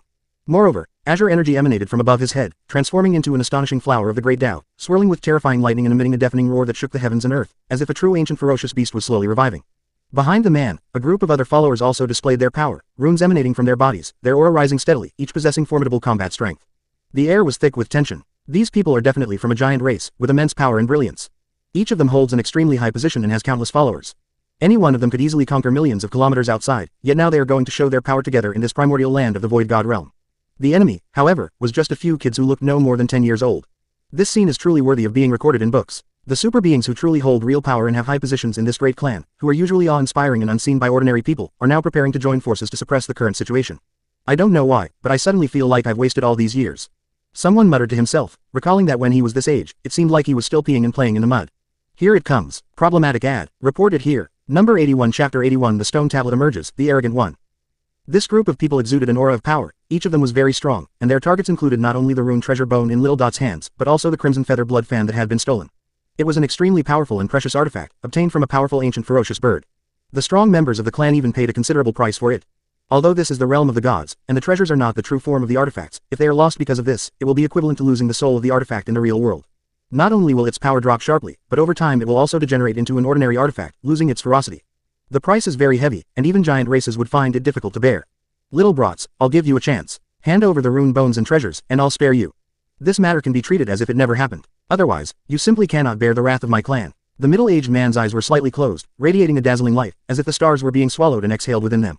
This is a terrifying phenomenon, indicating that the man is indeed extraordinary. In the real world, he is likely a king or noble. Even if he has not truly entered that realm, he has already taken one foot in and possesses great strength. If it weren't for the suppression of his true strength by this primordial land, he would be able to sweep away thousands of troops. What a load of bull. Try it if you dare. It's outrageous that they still treat us like idiots. The little rascal was snorting, clearly furious. He kept spouting nonsense about not being able to mess with your clan. This is the realm of the void gods, where everyone is completely lost and nobody knows anyone else. Why should we be able to mess with you? You are truly stubborn and incorrigible. Today, I will teach you what it means to have a heaven beyond heaven and a person beyond person. You are indeed extraordinary, even monstrous talents, but that is all you are capable of. The man stood with his hands behind his back, his face contorted with rage. In all the years he had held real power, this was the first time he had been challenged to this extent. It was as if someone was about to spit on his face. Brush. At his command, his entourage rushed out immediately, numbering over 100, their bodies covered in dense, rising runes that protected them, creating an imposing aura. Today, I, a country bumpkin, will fight to my heart's content. A sinister smile crept across Tuazi's lips, and his aura rapidly gathered and surged, showing no fear whatsoever. As children of the great wilderness, they fear no battle. From the moment they are born, they fight against the heavens and the earth, living tenaciously and resiliently on this land, performing the ultimate life. The blood flowing in their veins is full of incomparably high fighting spirit, and no one can make them bend their knees. In particular, despite the fact that this group of people had runes everywhere and an exaggerated aura, they could only use the power of the blood-moving realm in this primordial land. At this level, Tuazi is fearless, he would even dare to fight the emperor himself. The little boy from Shikun also joined the battle. This group of people came up and tried to snatch the precious bone that he had spent half a day breaking off, and they wanted to kill him right away. Naturally, he couldn't just stand by and watch. Bang! A loud rumble rang out. A group of people instantly engaged in a chaotic battle. The gigantic Ji Yu Chen took the lead, slapping out a powerful blow that sent the leaders flying. Their bodies exploded, leaving them mangled and unconscious. Then, he rushed out quickly, his huge body like a missile, plunging straight into the densest part of the crowd. With a clang, more than a dozen people were sent flying in an instant, and the blood mist in the air was like a gentle spring rain, accompanied by a chorus of wails. Tuazi and the little boy from Shikun were not to be outdone. They pushed forward and sent a row of figures flying, causing them to cough up blood and collapse limply in one place. In the blink of an eye, the entire army of this giant clan was wiped out and left lying around in a pitiful state. Everyone was dumbfounded, unable to believe what they were seeing. These were experts from a giant race, more than 100 of them. Although their cultivation was suppressed to the blood-moving realm, they were still far beyond the reach of ordinary cultivators at that level. The fact that they were being slaughtered like cutting melons and vegetables left them with a sense of unreality. The three youths were all extraordinary, like the cubs of ancient ferocious beasts. Some people exclaimed in amazement. You brats, you're extremely arrogant. Today, I will personally deal with you. The middle-aged man's voice rang out, his face contorted with rage. This was a powerful clan, wielding the greatest authority on this land, their power overwhelming, capable of turning an entire region upside down and forcing all people to bow down with a single word. Yet, they had been utterly humiliated by three little brats. If word got out, their clan's reputation would be completely ruined, and they would become a laughingstock. The man no longer hid, he elevated himself and sought to take action to suppress the rebellion. Those three brats are definitely doomed now. The man is probably a high-ranking member of a powerful clan and can easily suppress them. Some people said, their faces showing regret. These three little brats, barely out of their teens, were able to suppress everyone with overwhelming force, sweeping all the way with an undefeated attitude. Such a record was enough to shock and shame even the adults. But now everything will come to an end. The aura emanating from the middle-aged man was far too powerful. The pure energy he exuded could even condense into a flower of the great Tao. To be able to do this, he must be an extremely terrifying being. Even though they lost, these kids have reason to be proud, they've achieved something most people can't. A group of people shook their heads, already foreseeing the outcome.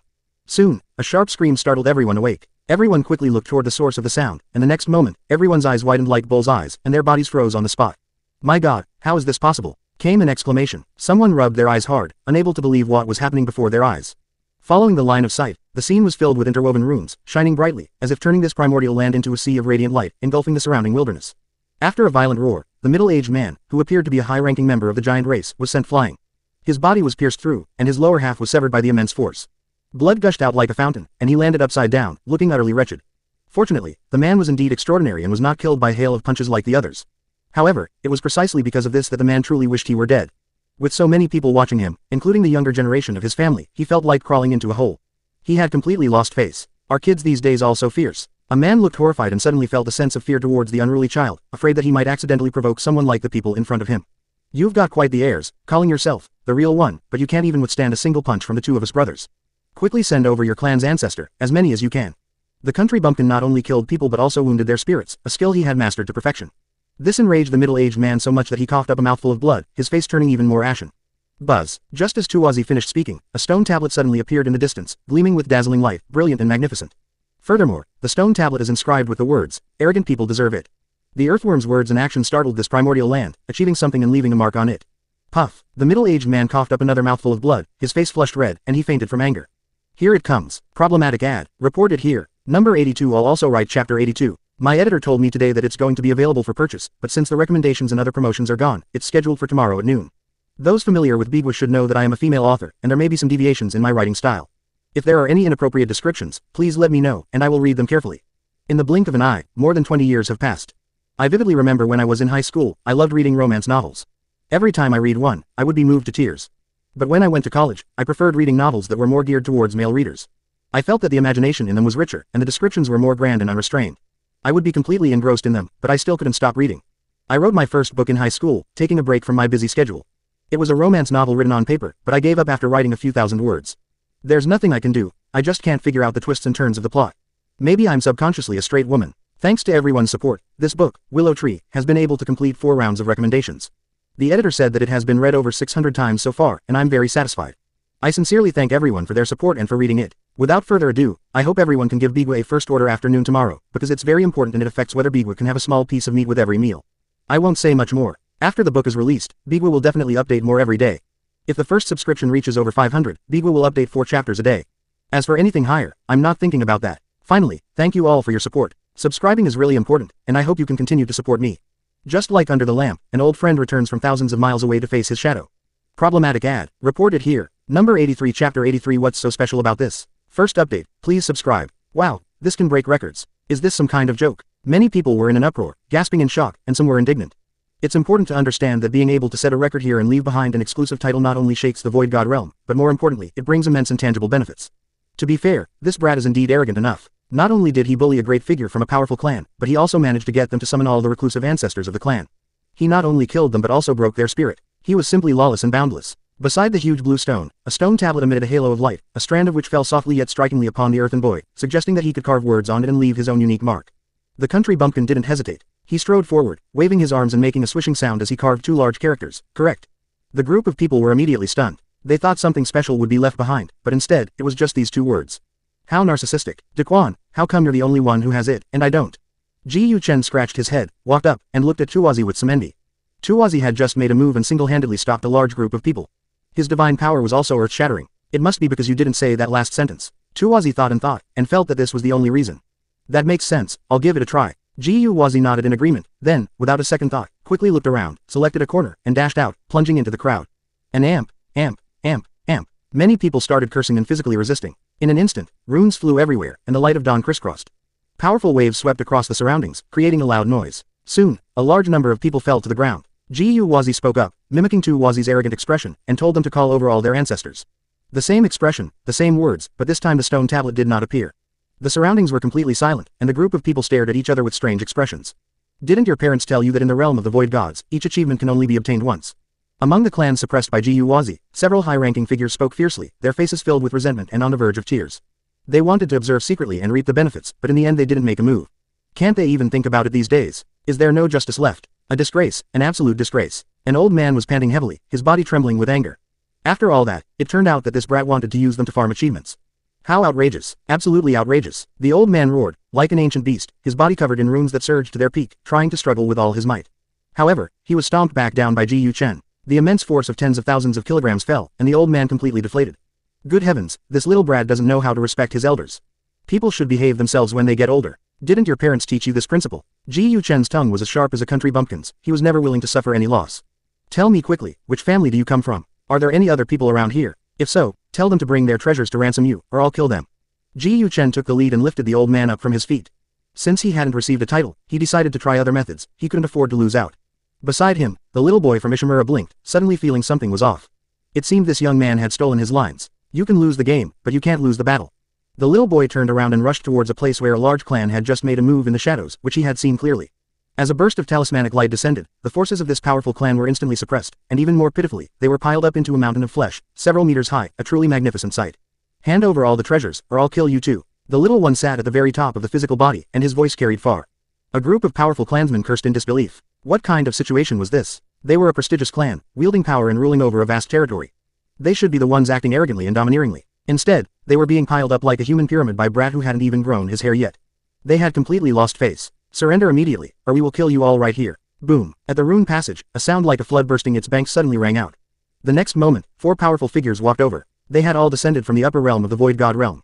As soon as they appeared, they unleashed their killing moves. 4 unknown precious bones floated around them, casting dense, mysterious veins that enveloped Chuazi and his companions. In an instant, runes filled the sky, like a rain of light, creating a stunning scene. Brilliant light filled the air, sealing off this space. Several figures stood around and immediately took action. Between heaven and earth, dazzling light shot straight into the sky, transforming into azure lightning, surging and turbulent, like 1,000 troops, fiercely striking towards Tuozi and his companions. The person who just said that has already fainted, and you're still going to say it. Tua glanced at the middle-aged man who had vomited blood and fainted earlier out of the corner of his eye. Fortunately, the man was unconscious at this moment, otherwise he might have been so angry that he would have suffered another stroke. Feeling the overwhelming power emanating from him, Tuozi pulled out the crimson feather blood fan and swung it fiercely. Instantly, crimson light surged like a sea, transforming into a vast ocean of blazing flames that confronted Lei Meng. When the two collided, a violent collision occurred instantly, with a deafening roar, as if a towering tidal wave had been unleashed, sweeping across the land and causing the heavens to tremble. Many onlookers were hit by the shockwave. Even those who managed to run far away were swept away by the aftershocks and thrown about, sustaining serious injuries. Many people were horrified and retreated to a more distant location. The clash between these priceless treasures was so powerful that it terrified them. Bang! The heavens and earth roared, and in the distance, a huge spear slowly emerged. It was the second greatest treasure of Willow Village, which was in charge of killing. It pierced through the heavens and earth and burst out of the air, exuding a terrifying aura, and charged towards the four figures. At the same time, a huge silver moon rotated, carrying boundless power and roaring loudly. It was Little Dot's precious technique. The three little kids, so young and inexperienced, were now like gods, incredibly powerful and unleashing a barrage of attacks. They actually managed to break through the seal and suppression of the four precious bones, and even injured several people, sending them flying and suffering severe injuries, their fates unknown. Subsequently, other powerful members of various families also refused to submit, but without exception, they were all forcefully suppressed. Some fled, while others were piled on top of each other. These kids are too strong. Many people have lost count of how many times they've exclaimed in surprise. It seems they haven't stopped since these three little kids appeared. Everyone marveled at the fact that they had witnessed the rise of three extraordinary talents, a story worthy of being woven into a tale to tell future generations and inspire them. In the end, the major families relented and decided to reconcile, offering their subordinates in exchange for treasures. Several jade jars containing the true blood of ferocious beasts, extremely precious and from ancient exotic species. Everyone was stunned, never expecting the four giant races to actually back down, even offering such a rare and valuable item as the blood of an ancient remnant beast, a truly sincere gesture. You think you can fool people with this? Tuozi raised an eyebrow slightly. He wasn't particularly interested in this ancient remnant species. His own village had over 100 caddies of devouring sky sparrows' true blood in the cave behind the mountain. That was a genuine pure-blooded ancient remnant species, much better than this. And another thing, Bigwa will post as much as he writes today. Problematic ad. Report it here. Number 84 Chapter 84 All that wasted effort. Second update, please subscribe. Ji Yu Chen felt the same way. Compared to this, he wanted the treasure more. Even the blood of ancient beasts is rare, so where do these two kids come from? They're far too wealthy. Some powerful elders widened their eyes. Even with their current status, they coveted the beast blood in the jade jar and wished they could snatch it. This is the blood of an ancient remnant species, not some ordinary, chaotic ferocious beast. More and more people are shocked by the mysterious origins of these two little brats. They don't even care about the blood of ancient beasts, and they act all rich and powerful. This is too shocking. The value of these treasures is far too high. Even among our four clans, there are only a handful. Each one is enough to protect our clan, and we absolutely cannot give them away. If you don't want the beast blood, we can exchange it for something else. The leaders of the four tribes spoke, their expressions strange and equally astonished. This is the blood of an ancient remnant species, and it's extremely pure and incredibly valuable. Few people could resist the allure of such a treasure, yet the other party scoffed at it and didn't care at all. We don't have any treasures, but a few pieces of treasure bones will do. We're not picky. The country bumpkin grinned, his eyes gleaming with greed, and as he spoke, he took the animal skin bag from his waist. The members of the four major families couldn't help but twitch their lips.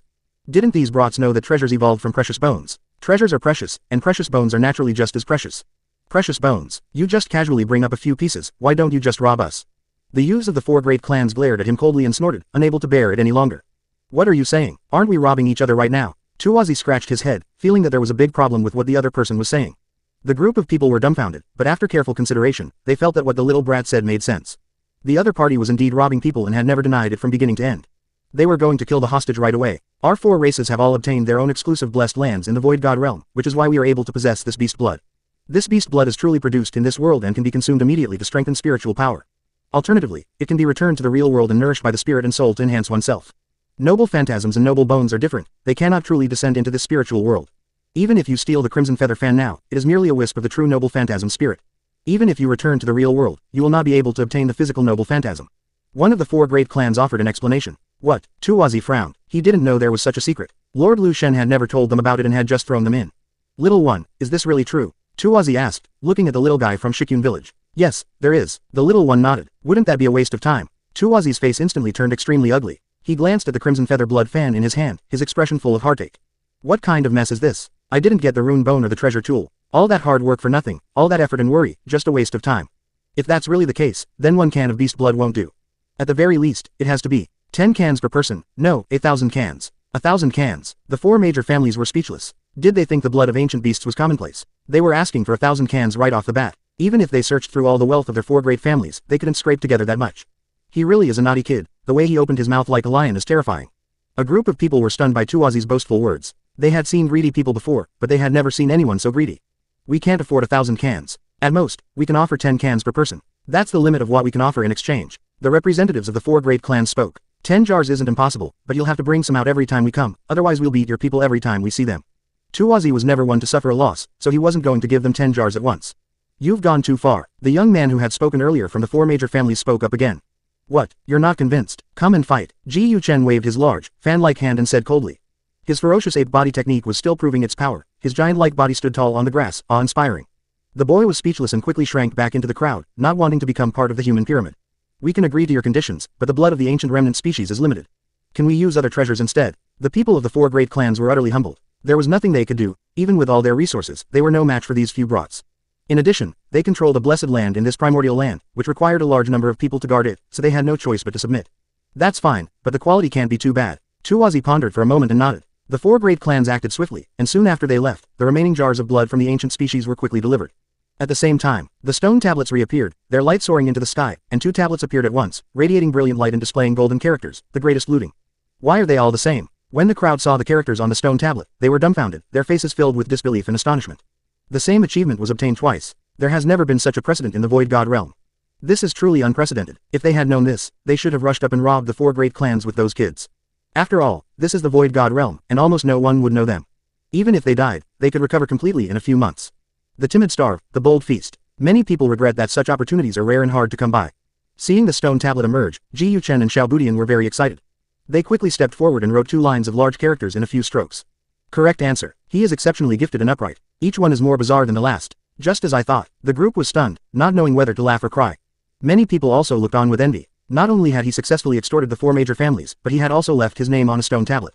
Such a gain made them green with envy. After leaving their marks on the stone tablet, Ji Yuchen and Tuazi opened the jade jars containing 5 jars of blood from ancient remnant beasts. A piercing roar of a beast rang out. At first glance, the beast's blood was hazy, exuding a terrifying aura. Like blood red amber, it was transparent and brilliant, with a strange radiance flowing out, making it quite extraordinary. The 2 were quite decisive. They simply picked up the beast blood and gulped it down their throats. What an incredibly strong physique. Some people were shocked by the actions of Tuazi and Ji Yuchen. This is the blood of an ancient remnant species, containing immense and powerful energy. It is usually used for medicinal baths, where the blood is slowly absorbed through the body's surface. These 2 brats, on the other hand, actually drank it all in one gulp. Not only were they perfectly fine, but they also experienced a spiritual transformation and gained indescribable benefits.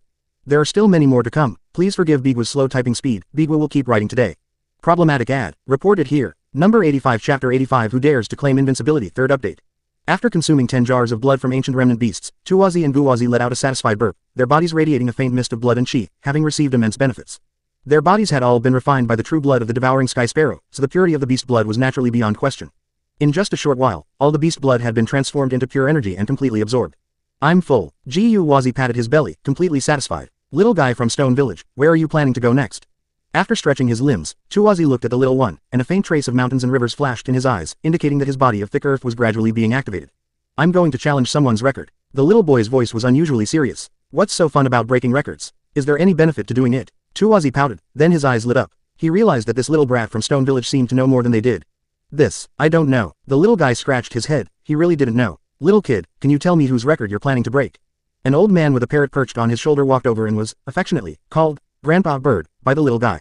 Shi, the little one called out. What, kid, are you crazy? You actually want to challenge that person's record? Aren't you afraid of losing face in front of so many people?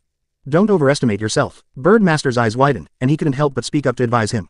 He thought highly of this little brat, found him to his liking, and really didn't want to see the other person make a mistake. Not only the old man, but almost everyone around who heard the name gasped in surprise, and the crowd erupted in cheers. Who is Shi? He is a being like the son of a god. Since his debut, he has never been defeated. He is terrifying, and he is simply insurmountable. He has left behind many legends. He is not only an insurmountable mountain in the hearts of many of his peers, but also a figure that many older cultivators look up to with awe. Being born in the same era as him is destined to be a tragedy for a generation. He was too invincible, possessing unparalleled strength. Young man, although I don't know what personal grudges you have with him, I advise you to think twice before you act. That is Shi with double pupils, far surpassing his peers. Among your generation, almost no one can compare to him. Don't be foolish. You are still young. If you cannot surpass his achievements, your Dao heart may crumble. Losing face is a small matter. The impact on your future cultivation is a much bigger one. Grandpa Jingbi also stepped forward, sighed, and advised the little one not to try to break Shi's record, as it was almost impossible to succeed. Many people sighed that those two words were too oppressive. Born with double pupils and the appearance of a saint, even at a young age, he was enough to stand proudly in the world, sweeping aside his peers. In the future, he would surely be invincible, embarking on a brilliant and glorious path, becoming someone that everyone could only look up to.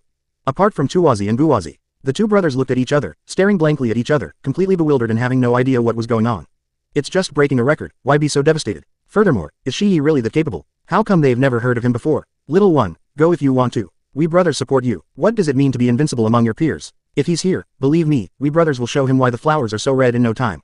Tua patted his chest and said with a disdainful look. Gua nodded in agreement with Tua's words. In this era, who dares to claim invincibility? Probably only these two brothers. No wonder he's the brat who got his name on the stone tablet and left behind the title of arrogant brat. His personality is indeed arrogant and domineering. The group of people were both amused and exasperated, secretly marveling at how arrogant these two brats were. They simply didn't respect anyone and wondered which clan or faction they came from to raise such arrogant children. Little Dot finally decided to go, and a group of people followed. Tuwazi and Buwazi also mingled in the crowd, just like the others, purely to watch the excitement. As the news spread, more and more people gathered to watch, including many who came down from the upper realms. The procession eventually stopped in front of a majestic mountain. The record of the initial land is that he jumped over this mountain range simply by relying on the power of his blood and chi. This not only tests one's vitality and blood, but also one's explosive power and endurance. The mountain was incredibly high, and it was impossible for ordinary blood refining realm cultivators to jump over it, even those at the cave heaven realm might not succeed. Little Dot let out a low roar, leapt up, and to everyone's astonishment, truly cleared the mountain peak, breaking Shi's record and setting a new limit, a truly astonishing result. They actually broke the record. The place was in complete uproar, no one could believe what they were seeing. Hello, I'm from Zulu Academy, and I'd like to invite you to join us. A sharp bird cry rang out in the air. The next moment, a woman dressed in golden armor appeared, riding a five-colored phoenix, breaking through the clouds and arriving nearby. At the same time, a group of women in white appeared, each one like a fairy, all from the mysterious Patching Heaven Pavilion, and they also invited Little Dot. Everyone envied Little Dot immensely. Both the Zulu Academy and the Budian Pavilion were top-tier sects, and once you joined one, you would definitely have no shortage of resources. Given their qualifications, there's a high chance they'll be trained as protectors or inheritors once they're in, with unlimited potential.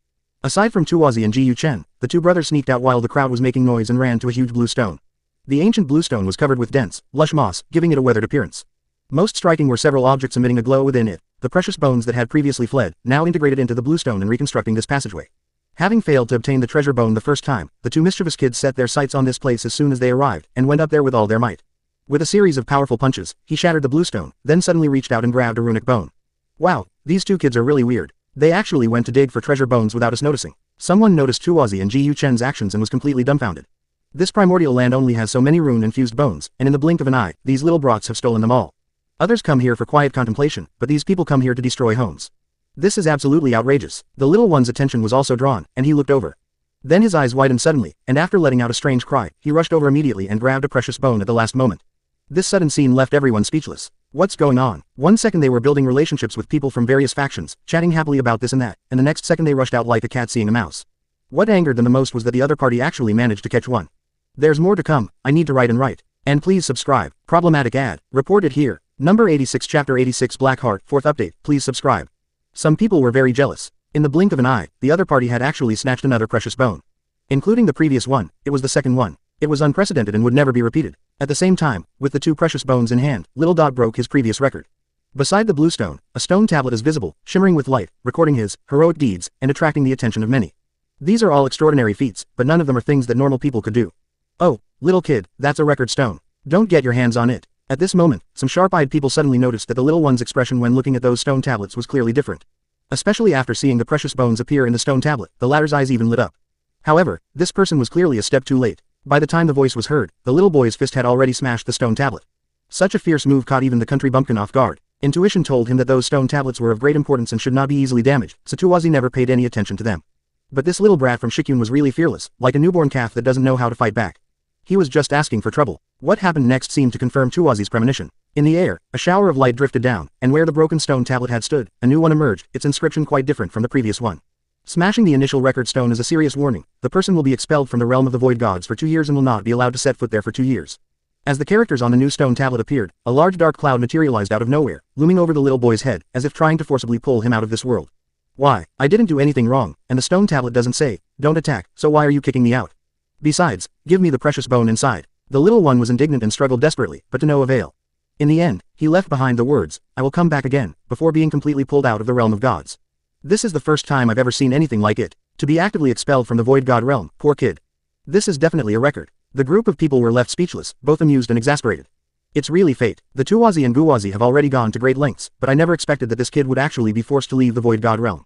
Willow Village, nestled atop the mountains. Through the perspectives of Tuwazi and Ji Yuchen, Jiang Huai witnessed the entire process of Xiaobudian being forcibly expelled, and was at a loss for words. He had thought there might be some discrepancies, but to his surprise, the other party still set their sights on the stone tablet. It was simply too exquisite. Fortunately, Tuwazi and Ji Yuchen did not suffer such special treatment. Although the two of them were quite a handful inside, jumping around, they managed to escape this ordeal because they didn't set their sights on the recording stone tablet. They can still be driven out. Tuwazi was extremely surprised as he watched the little figure gradually disappear from sight. He had a premonition that the stone tablet should not be touched casually, but he did not expect the consequences to be so serious. Fortunately, he managed to control himself and avoid getting hurt by the stone tablet, otherwise, they would be the ones being kicked out now. That's 2 years, enough time to make a fortune here. However, soon, Tuwazi's eyes suddenly became inexplicably unfocused, his brows furrowed repeatedly, and he looked heartbroken. Kid, what's wrong? You look so unhappy. Grandpa Jingbi came up and asked with concern, but more so because he wanted to use Jingbi to buy the rune-inscribed bone from Tuwazi. Sigh, I forgot something, I'm so depressed. Tuwazi sighed heavily, his face filled with deep melancholy. What is it? Grandpa Jingbi became interested. He was quite surprised that even such an arrogant and fierce kid could have depression. That guy promised to let us study the precious bone he had previously acquired. Now look what's happened. Not only did we not see anything, but he even stole a precious bone from us. We've really lost out big time. Tuwazi wailed, becoming more and more depressed as he spoke. Given his personality, he would consider it a loss if he didn't pick up anything when he went out, let alone now. Grandpa Jingbi opened his mouth, then decisively closed it. The joys and sorrows of people are indeed different. He had already obtained a precious bone, yet he was still not satisfied.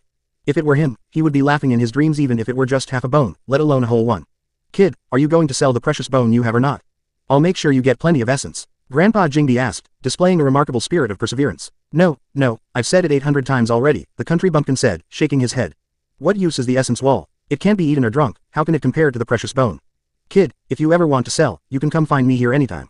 I'm always wandering around this area. Don't worry about the price, I'll give you the best price, no cheating you, young or old. Old man Jingbi was still a little unwilling to give up, and after saying that, he turned and left.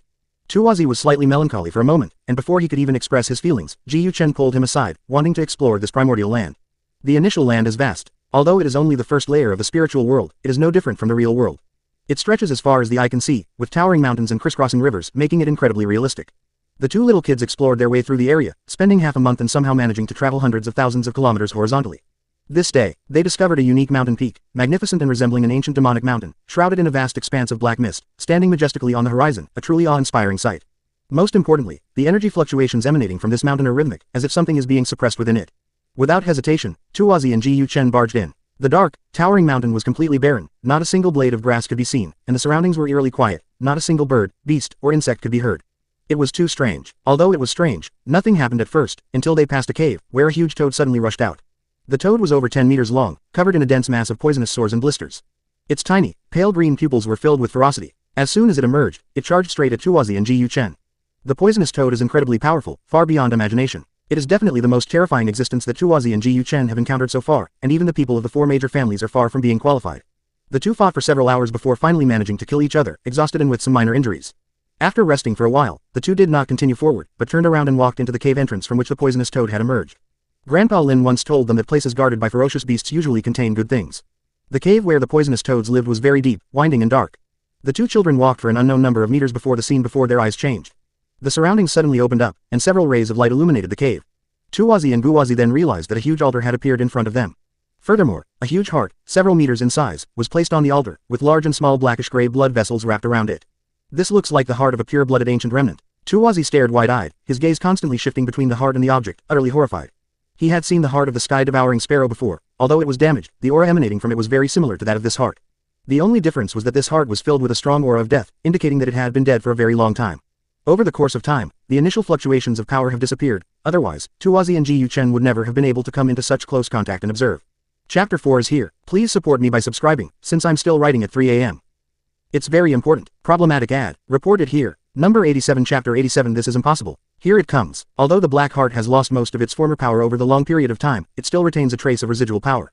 This single wisp of energy was terrifying and eerie, filled with a thick aura of death and chilling coldness, instantly filling the cave. A chill swept over them, so cold and biting that even Tuwazi and Ji Yuchen couldn't help but tremble. If an ordinary blood-moving cultivator had come, they probably wouldn't have lasted 3 seconds before being frozen solid. If only I could bring this heart back to the village. Tuwazi's blood and chi surged forth, transforming into an invisible pressure that countered the surrounding cold aura, forcing it back. He then used both hands to search back and forth on the Black Heart, his eyes gleaming. Even after being dead for so long, it still possesses exaggerated fluctuations. This heart is clearly more extraordinary than he imagined, and in its lifetime it must have belonged to an extremely powerful pure-blooded ancient remnant. Ji Yuchen deeply agreed, nodding repeatedly like a chicken pecking at rice, and strongly agreed with Tuozi's idea. Such a rare item would be a treasure even in a major sect, and bringing it back to the village would greatly enhance its cultural heritage. Most importantly, the heart is so large that it could be enjoyed by a whole group of people in the village. Sharing happiness is worse than enjoying it alone. Although Tuozi and Ji Yuchen are domineering and arrogant outside, they are very generous to their own villagers. However, the two also knew that this was the realm of the gods. Although it looked incredibly real and no different from the real world, it was actually a mysterious world evolved from spiritual power, and nothing could truly be taken out of this world. The rune-inscribed bones are alright. Although they cannot be physically taken out, once they return to the real world, the contents recorded on the bones can be generated from within the spiritual sea. If the contents are magical techniques, they can learn them first and then pass them on to the others in Willow Village. But this heart is different, it can only nourish itself and cannot be shared with others. Outside the realm of the void gods, Jiang Huai's gaze shifted between the two little brats, remaining non-committal. A complete heart, suspected to be from a pure-blooded ancient species, is far too valuable to be possessed even by some top-tier powers. If other cultivators were to discover this, it would be enough to unleash an unprecedented bloodbath, potentially turning this primordial land into a river of blood and reducing it to utter ruins. To be honest, Jiang Huai really wanted to take it out of the void god realm. This heart was so extraordinary that even he couldn't help but feel a little envious, but Jiang Huai knew very well that he could only dream about it. This world exists within the spiritual sea of everyone, and everything within it is a manifestation of spiritual power. Trying to bring the treasures within back to reality is like trying to catch the moon's reflection in water, it's simply impossible. While one can obtain unimaginable benefits in the realm of the void gods, these benefits only apply to cultivators who have entered this world. After all, that territory was composed of pure and vast spiritual power, and it was not really the same as the real world. Not to mention, he is currently only possessing Tuozi and Ji Yuchen, his own spirit, and will have not truly descended into this world. Huh, what's that? Just as the thought crossed Jiang Huai's mind, he suddenly noticed two lines of small characters appearing directly above the dark heart. The small characters emitted a dazzling light, making them very conspicuous and increasingly clear in his field of vision. Finally, Jiang Huai could see the contents clearly. Bring out. Weather. It only has 3 characters. What does this mean? If I choose yes, does that mean I can really bring things from the virtual god realm into the real world? Jiang Huai quickly thought it over and decided it was worth a try. In addition, he discovered a very important piece of information. The radiant light seemed to be visible only to him. He was using the perspectives of the two mischievous kids, Tuozi and Ji Yuchen, yet a notification appeared that only he could see. It was both magical and bizarre. Having made up his mind, Jiang Huai chose yes, without saying a word. Boom boom boom. Just as his mind settled down, a ball of purple lightning suddenly appeared in the void god realm, its momentum surging and powerful, like a pure-blooded ferocious beast awakening. It hovered around the dark heart, its deep purple light flashing and emitting a crackling, ear-piercing sound. That's not all. A vibrant, intense green surged forth, like dragons swimming along the veins of the purple lightning, penetrating directly through the surface of the dark heart and burrowing into the deepest part of the flesh. The next moment, the size of this dark heart shrank and shrunk instantly at a speed visible to the naked eye. 10 meters. 8 meters. Ellipsis. 1 meter. Finally, the jet black heart transformed into a tiny black streak the size of a fingernail, and with a bang, it vanished completely from the cave without leaving a trace, as if it had never existed at all. They actually managed to take this heart out of the realm of the gods. Leakin, back mountain. Jiang Huai was stunned for a long time when he saw the huge, black heart that suddenly appeared in front of him. He had a premonition that it might succeed, but when it actually appeared in front of him, he couldn't help but be shocked. This is simply too bizarre and outrageous. A strange heart, several meters in size, actually disappeared from a non-existent void world and descended into the real world. If someone were to witness this scene, they would be so shocked that their jaw would drop and they would question their existence. Let old man Lin brew it into a powerful medicine later, and see how effective it is.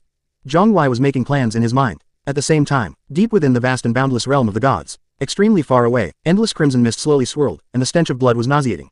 The scarlet blood pooled together to form a vast ocean. Towering stone statues, all stained with crimson blood, stand majestically in this gloomy inferno, while endless skeletons float in the air. It was eerie and chilling. This is the final destination of this mysterious world, a place that ordinary people can never reach, and it holds terrifying and earth-shattering secrets. Normally, although this place looks terrifying, it is actually quite stable.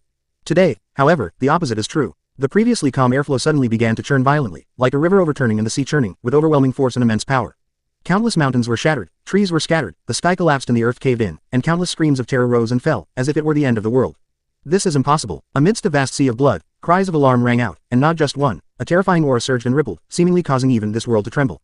The next moment, a vast and eerie spiritual force spread out once more, silently sweeping across the entire void god realm, but still without any gain. In the darkness, it seemed as if an indescribable, mighty force had severed all traces out of thin air. Everything is unsearchable, cannot be found, and cannot be found. Here's an update on our results. We've almost reached 500 first-time subscribers in 24 hours. It's just that Bigwa posted this a few hours late. Although it hasn't officially reached 500 words yet, let's stick with that. Starting tomorrow, Bigwa will try his best to update 4 times a day _. I want to thank everyone here. This is much better than Bigwa's previous book. Thank you all so much. This is the first chapter for today. There's another chapter coming up, so please don't let the book sit unread. Problematic ad. Reported here. Number 88 Chapter 88 is a great idea. Happy New Year everyone. Willow Village. After figuring out how to use the jet black heart, Jiang Huai focused his mind back on the void god stone. The scene before his eyes changed rapidly in an instant, switching back to the perspective of Tuozi and Ji Yuchen. At this moment, the two mischievous kids were staring at each other, their eyes wide like cows, completely bewildered. Right under their noses, such a precious treasure just vanished without a trace. What's wrong with this world? This is outrageous. It was right in front of me just a moment ago, how could it suddenly disappear?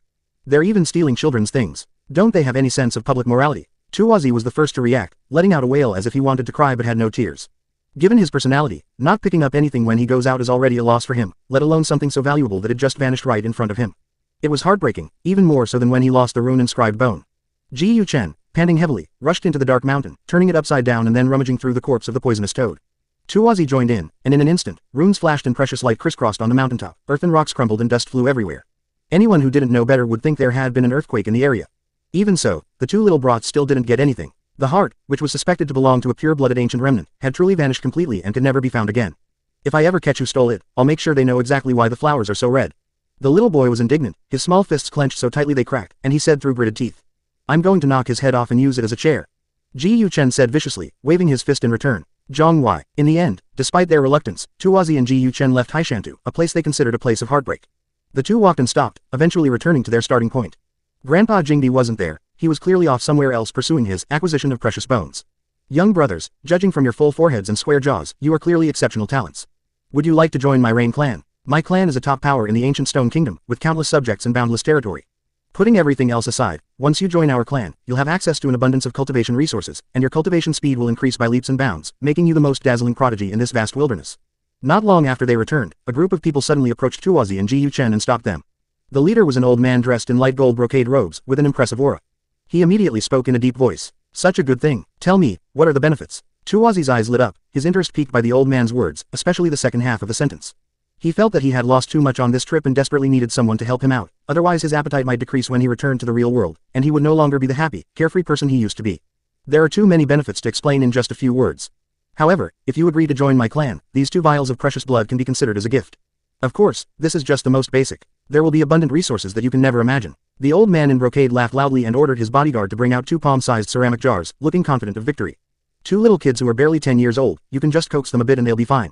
The reason he suddenly extended the invitation was simply because he had witnessed Tuozi and Ji Yuchen's actions. Although the old man in brocade robes was not very skilled, he still had a broad perspective. In his opinion, these 2 brats were no less capable than that little brat who wanted to challenge Shi Yi. If he could recruit these 2 exceptionally talented brats with just 2 cans of insignificant ordinary beast blood and a few flattering words, his future status in the clan would, if not rise dramatically, at least become more secure. Even if we take a step back and assume that these 2 kids' talents are just a flash in the pan, it's still a good deal. We can just cripple their cultivation and sell them to a specialized place to recoup our investment. Grandpa, this is clearly not sincere enough. You think you can fool us with just 2 cans of beast blood? That's too easy. Besides, the purity of your blood doesn't smell good at all. Tuozi frowned and shouted, but his hands didn't slow down at all. He quickly took the beast blood and gave 1 can to Guozi. The 2 mischievous children were quite decisive. They drank the beast's blood in 1 gulp right in front of the old man in brocade robes. The old man in brocade robes was taken aback. If you're not sincere enough, you can't just keep it safe and accept it. What kind of idea is it to drink it right away? He suddenly realized that he had underestimated the shamelessness of these 2 brats in front of him. At such a young age, they made him feel ashamed. Their skin was as thick as a city wall. I've already told you this is just foreplay. As long as you agree to join my clan, you'll definitely get plenty of benefits later on. What do you say? How about it? The old man in brocade robes forced a smile onto his face. My brother and I have thought about it and decided not to join your Rain clan. Tuozi and Ji Yuchen pretended to ponder and discuss for a moment before speaking. What, kids, are you kidding me? If you don't want to join, what's the point of drinking the food? Do you think the Rain clan is easy to mess with? The old man in brocade robes frowned deeply, finally realizing what was happening. He dropped his pretense, flew into a rage, and prepared to attack. Although he witnessed Tuozi and Ji Yuchen displaying their great power, he left the spot afterward because his family encountered trouble at their blessed land there, requiring his intervention. He was unaware of what happened afterward. Naturally, they had no idea that these 2 brats were known as the greatest robbers in the land of origin and the arrogant fools, respectively. They also had no idea that these 2 troublemakers had not only wiped out the entire army of the 4 great clans, but had also successfully extorted money from them. As for the people around him, they were all just brought out from the blessed land and knew nothing about it. Grandpa, I think you'd better not fight. I'm scared. Tuozi scratched his head, afraid. Now you know fear. Too late. The old man in brocade robes had a ferocious expression. As a direct descendant of a powerful clan, this was the first time he had ever been tricked, especially by 2 mere children. No, I'm afraid of beating you to a pulp. As soon as he finished speaking, Tuozi's demeanor changed abruptly, his eyes gleaming as if he were a prehistoric beast ready to devour its prey. He was feeling down and had nowhere to vent his anger. You're asking for death. Get him. Beat him half to death first. The old man in brocade robes trembled with rage. He had never hated anyone so much before. At the scene, runes intertwined and boiled, and mist rose. In the end, after looting everything, including the old man in brocade robes, they were simply thrown out. I've never seen anything like this before. Someone actually dares to mess with those two little guys. They're truly brave. A group of people gathered around and couldn't help but laugh and tease. They dared to mess with those two damned brats. They're courting death. Chen, how about we rob all the treasures in all the blessed lands within this primordial land? Watching the Rain clan's forces slip away, and glancing at the meager spoils, Tuwazi suddenly spoke.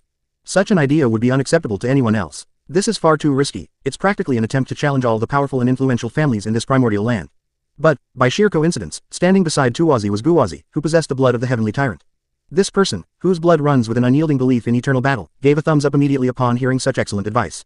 That's a great idea. I only realized it was New Year's Day when I heard the sound of firecrackers outside. I've been so confused. Wishing everyone a happy new year. May you all enjoy good health, all your wishes come true, and great wealth in the coming year. Time to get back to writing. Problematic ad. Reported here. Number 89 Chapter 89 Enemies all around. First update. Please subscribe. Tuwazi and Ji Chen, one a sleeping dragon and the other a phoenix chick, immediately hit it off and decided to plunder all the blessed lands on this land. Ellipsis. On this day, the vast land of origin was suddenly thrown into chaos, as if a pot had been boiled over. Far away, the earth trembled, the sky shook, and countless people rushed about. They were all from prominent clans, a vast and imposing crowd, shouting and neighing, all with grim expressions. What's going on? Why have all these powerful clans sent out their forces? Don't they need to leave some people to guard the blessed land? Many people were surprised. These scions of powerful families were usually arrogant and domineering, never giving them a second glance. How come they all looked as if they had swallowed flies today? Many people were puzzled and inquired around to find out the reason. Soon, news that the two little brats had swept through all the blessed lands of these great clans and looted all the treasures inside spread like wildfire. After a brief silence, the entire realm of the void gods erupted in uproar, with countless people laughing heartily and spreading the news far and wide. Many people had long disliked these scions of powerful clans. Not only had they seized most of the blessed lands and grotto heavens on this land, but they also regarded these commoners as ants. Now, finally, even the wicked have their share of trouble, which made them want to applaud and cheer. Even if it costs everyone else, we must catch those two little brats today. Above the sky, a super strong person roared, like thunderclaps filling the sky, booming and powerful, as if the rivers and seas were flowing backward, stirring up the air currents in this area, directly frightening many gloating cultivators so much that they trembled all over and collapsed to the ground. The aura fluctuations were truly astounding, surging and powerful, causing even the void to tremble. Even though its original strength had been forcibly suppressed by this world, it was still incredibly powerful. Just a wisp of its aura was enough to send these people into despair. In particular, there were not just one wave of energy, but 7 or 8, making no attempt to conceal the overwhelming pressure emanating from them.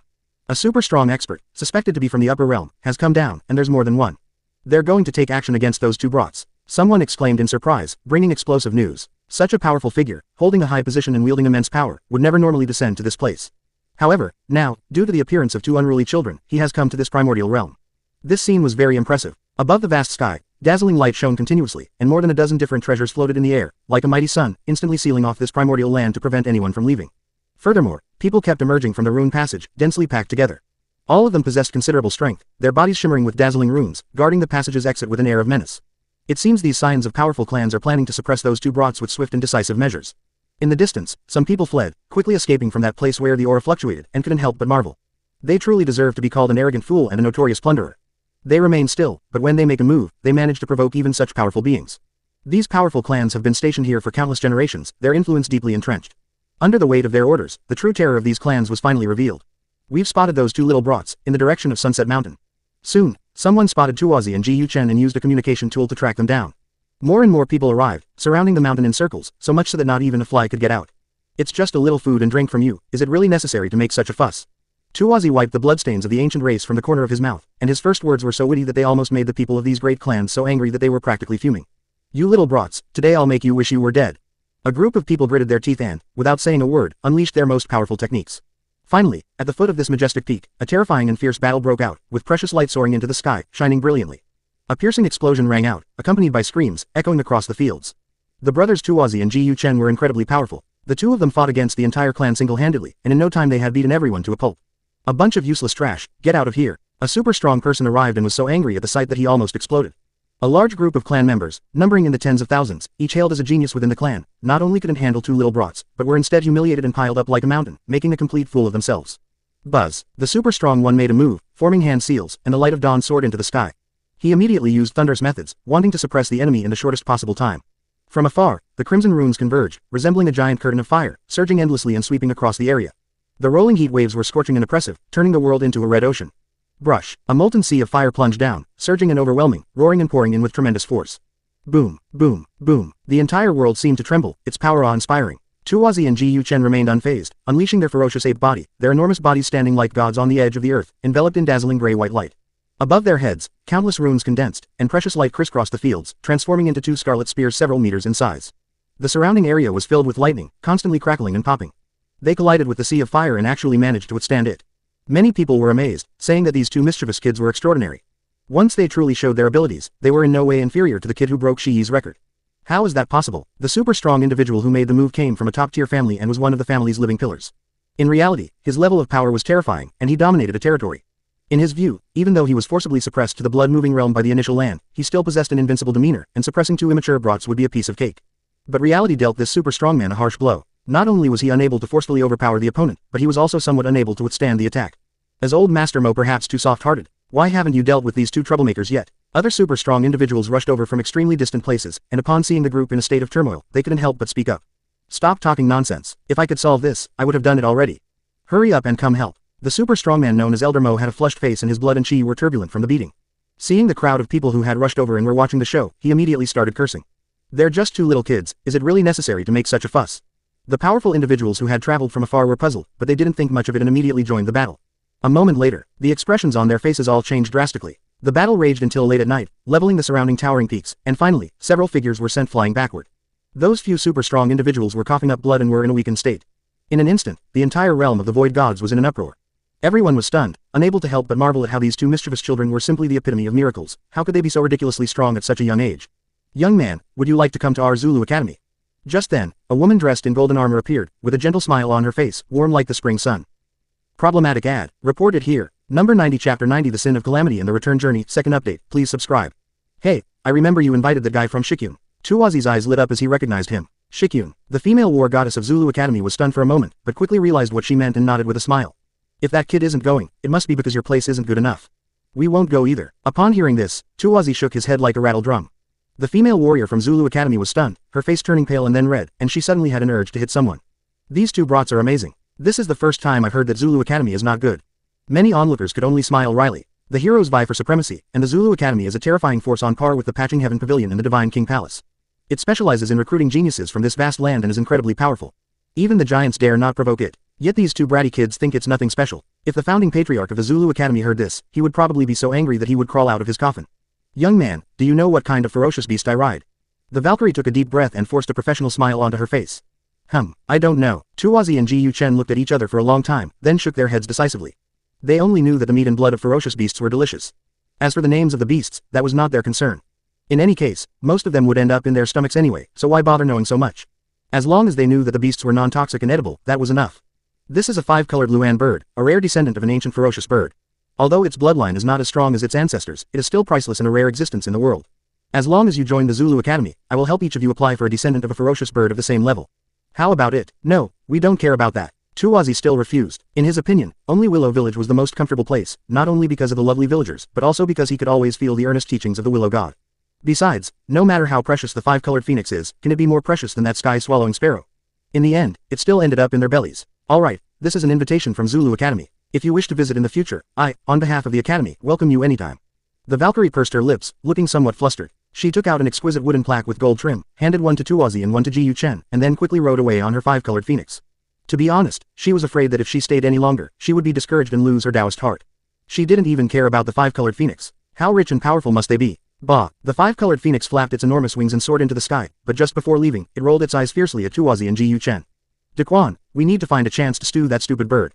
It has quite a temper. Ji Yuchen raised an eyebrow. Indeed, after eating so much beast meat, the meat of ferocious birds is still the most tender, delicious, and best tasting. Tuozi nodded solemnly, deeply agreeing. After cleaning up the spoils of their battle on the uneven ground, the two mischievous kids discussed their options and decided to leave. They have been here for quite some time, and their physical bodies are still in the real world. If they are delayed for too long, it could cause some irreversible damage. Furthermore, they have already turned this initial land upside down and reaped immense rewards. Staying any longer would yield very little benefit. The only pity is that those few treasures are just illusions, not real ones, not even the soul of the artifact. However, just as the two were about to leave, Tuozi glanced out of the corner of his eye and suddenly saw several faces that seemed familiar. These guys look so familiar, I feel like I've seen them somewhere before. Tuozi glanced around and suddenly spotted several figures that looked extremely familiar. How can you not recognize us? We are from the 4 great clans. We just gave you 10 jars of precious ancient beast blood, and you, after such a short time, attacked us and looted all our blessed lands. Do you want us to live? The few people who were caught in Tuozi's gaze immediately covered their faces and burst into tears, looking like wronged little wives, wailing incessantly. Anyone who didn't know better would think they had suffered some great heartbreak. It really is you guys. I'm so sorry, I completely forgot about it. Tua scratched his head, looking embarrassed. He wasn't lying, he had genuinely forgotten about this part. He was only thinking about how to recoup his investment in the shortest amount of time. By the way, how dare you say that? You clearly hid so much ancient beast blood, yet you only gave each of us 10 cans. That's not fair at all, you're practically robbing us for interest. Tuozi suddenly remembered something, and his attitude became assertive. When he was looting those blessed lands, he found that some of them were filled with all kinds of precious beast blood, and there were quite a few ancient species which seemed to belong to these 4 families. The 4 major clans were speechless. 10 jars of ancient beast blood were not enough. That stuff was incredibly rare, practically impossible to find anywhere else. However, despite thinking this, these people dared not say a word. After all, their super strong warriors had been beaten to the ground by these 2 little devils, so it was best for them to just lie still. Buzz. Just then, before the massive blue stone, a record stone tablet emerged after a violent shaking. Golden light swirled, revealing several large characters, the greatest calamity.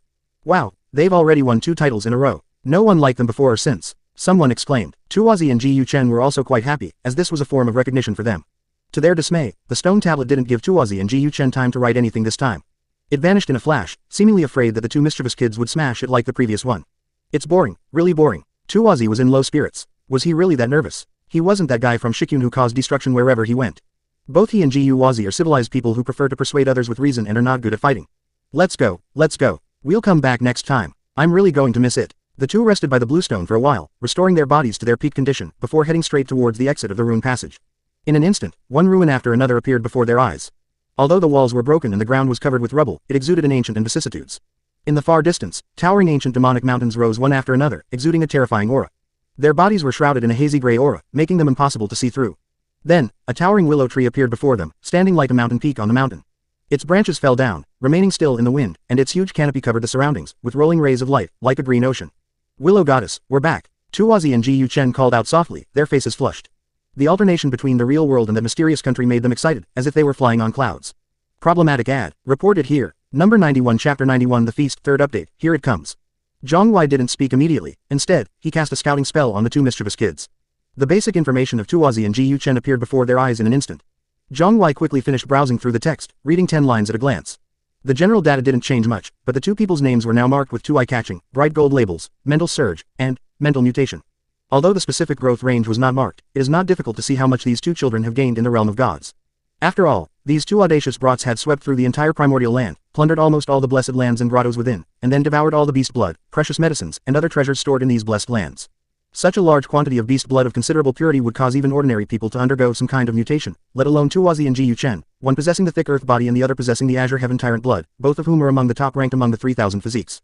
Countless ancient beast bloodstains transformed into pure spiritual essence, which flowed slowly within the 2 individual spiritual seas, radiating divine brilliance.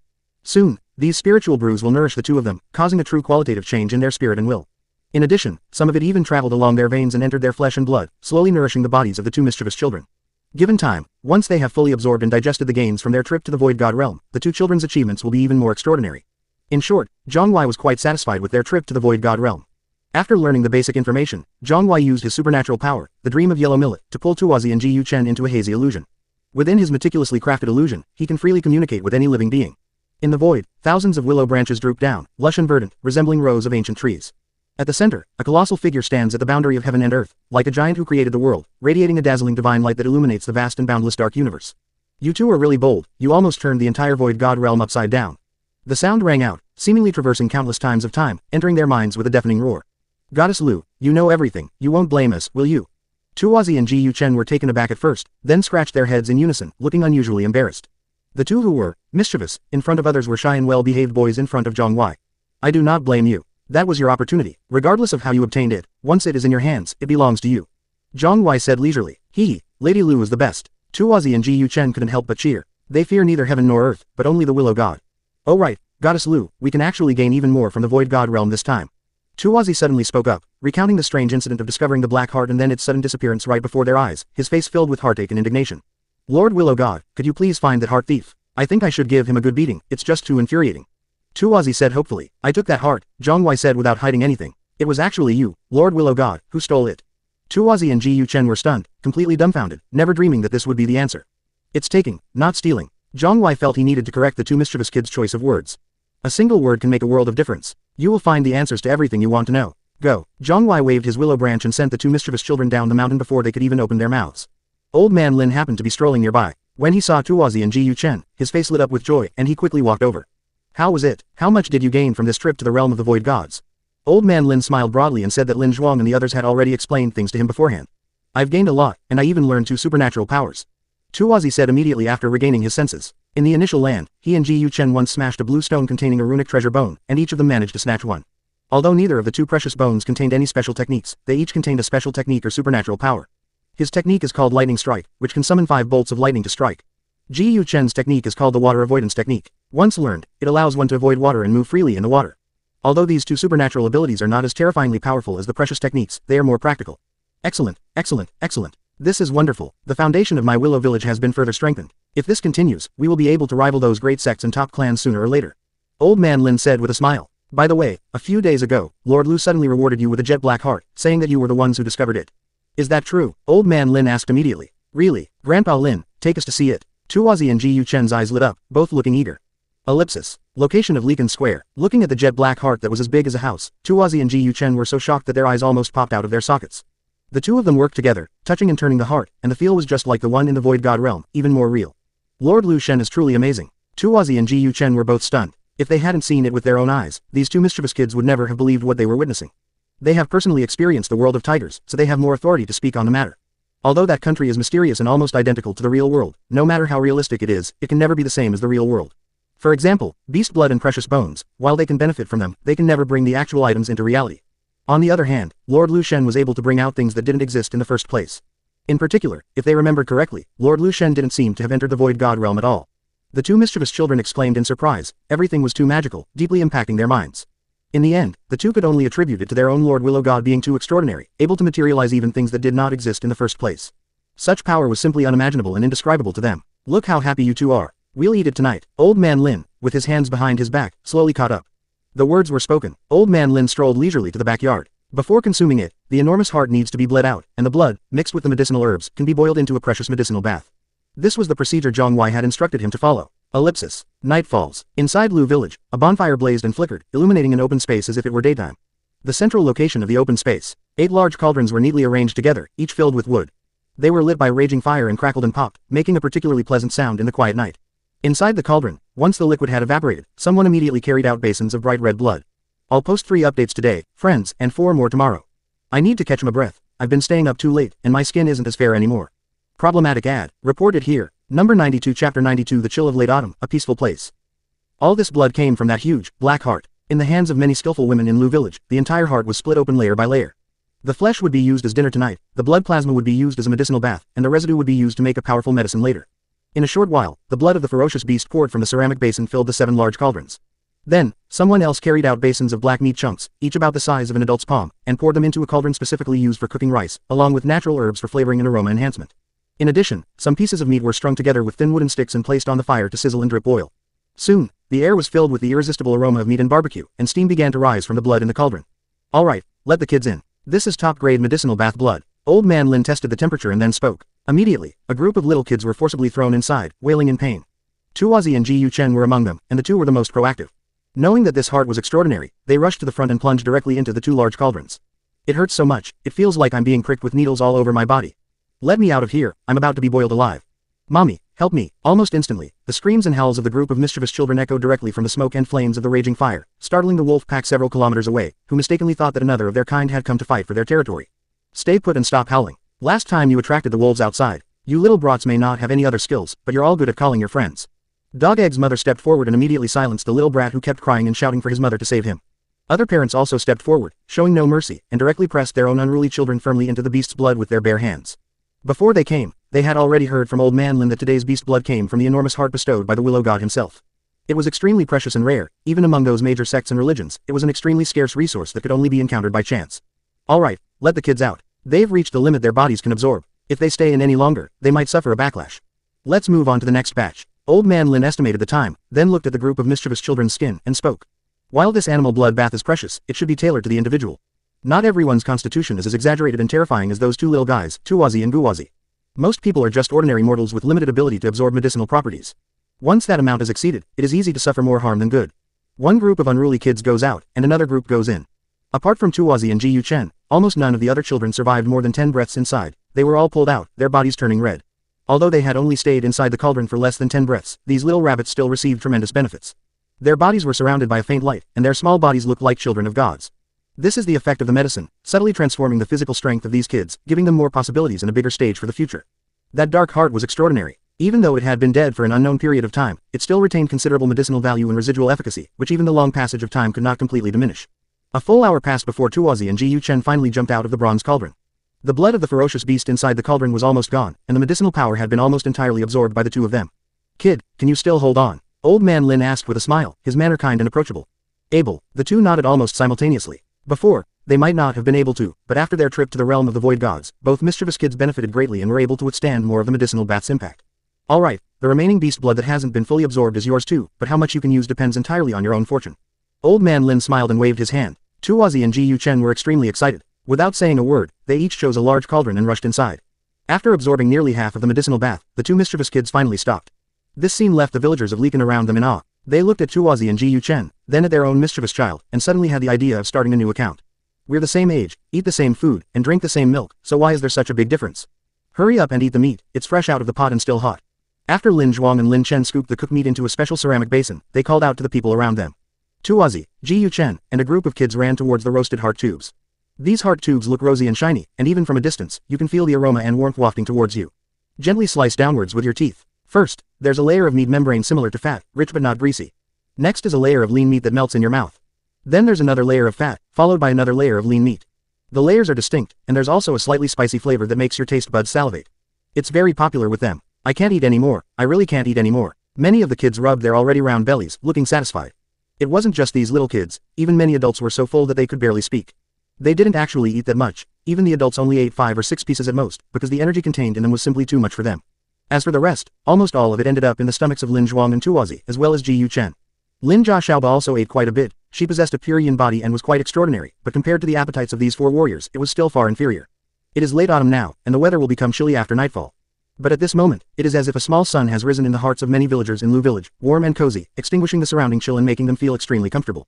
On the open ground, a campfire flickered. After dinner, a group of people sang and danced with great enthusiasm. Men and women alike wore smiles on their faces. The endless laughter filled the entire Willow village, drifting under the inky night sky, echoing the twinkling stars, creating a scene of enchanting peace and tranquility. Some elderly people, led by Old Man Lin, poured the leftover residue from the medicinal bath together and mixed it with special precious herbs to make a powerful medicine. They originally planned to refine blood-replenishing medicine as usual, but the final product was somewhat unexpected. Previous. CH. 93 10,868.56% next. Web AI Beta. Number 93 Chapter 93 Fallen Mortal, here it comes. Old Man Lin and the others originally intended to refine some blood-replenishing powders, but the final product surprised them. What is this? It doesn't look like a blood-tonifying powder at all. The old chieftain of the Yuantu tribe, his face weathered and filled with bewilderment, kept examining the contents of the cauldron, but after a long time, he still couldn't recognize what it was. Old Man Lin was the same, his brows furrowed. Inside the cauldron, a pile of red granules were arranged, and these granules were not small, almost the size of a fingernail, like pills. Having lived to such an old age, they had never seen anything like it before.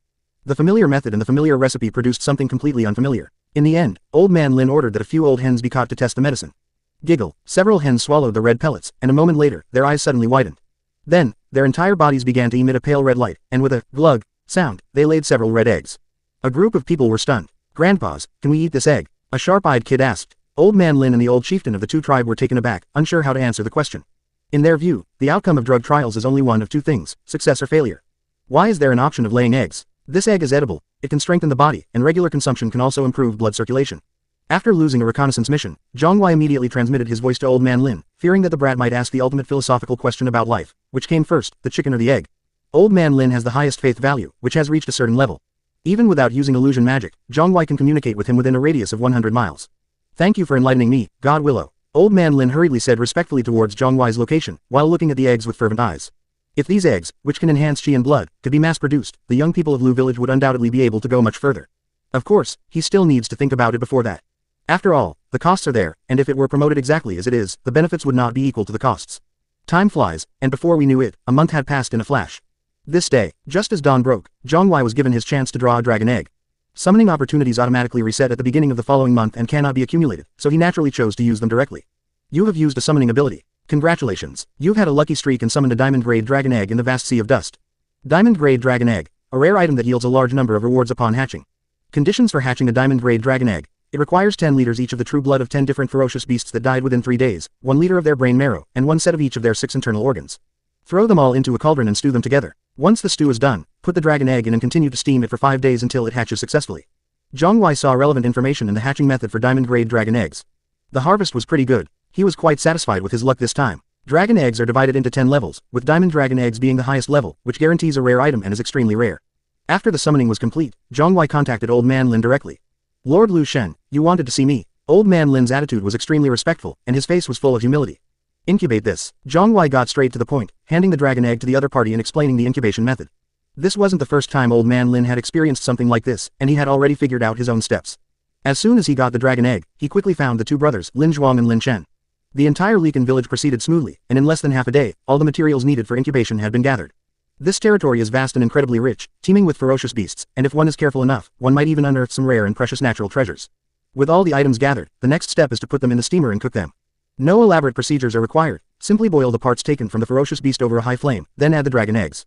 The villagers of Likan were already very familiar with this, and they had even divided up the area and taken turns guarding the posts. 5 days later, the diamond-grade dragon egg transformed into a streak of light and appeared in Jiang Huai's divine sea. Jiang Huai opened his personal panel and began to examine each item one by one.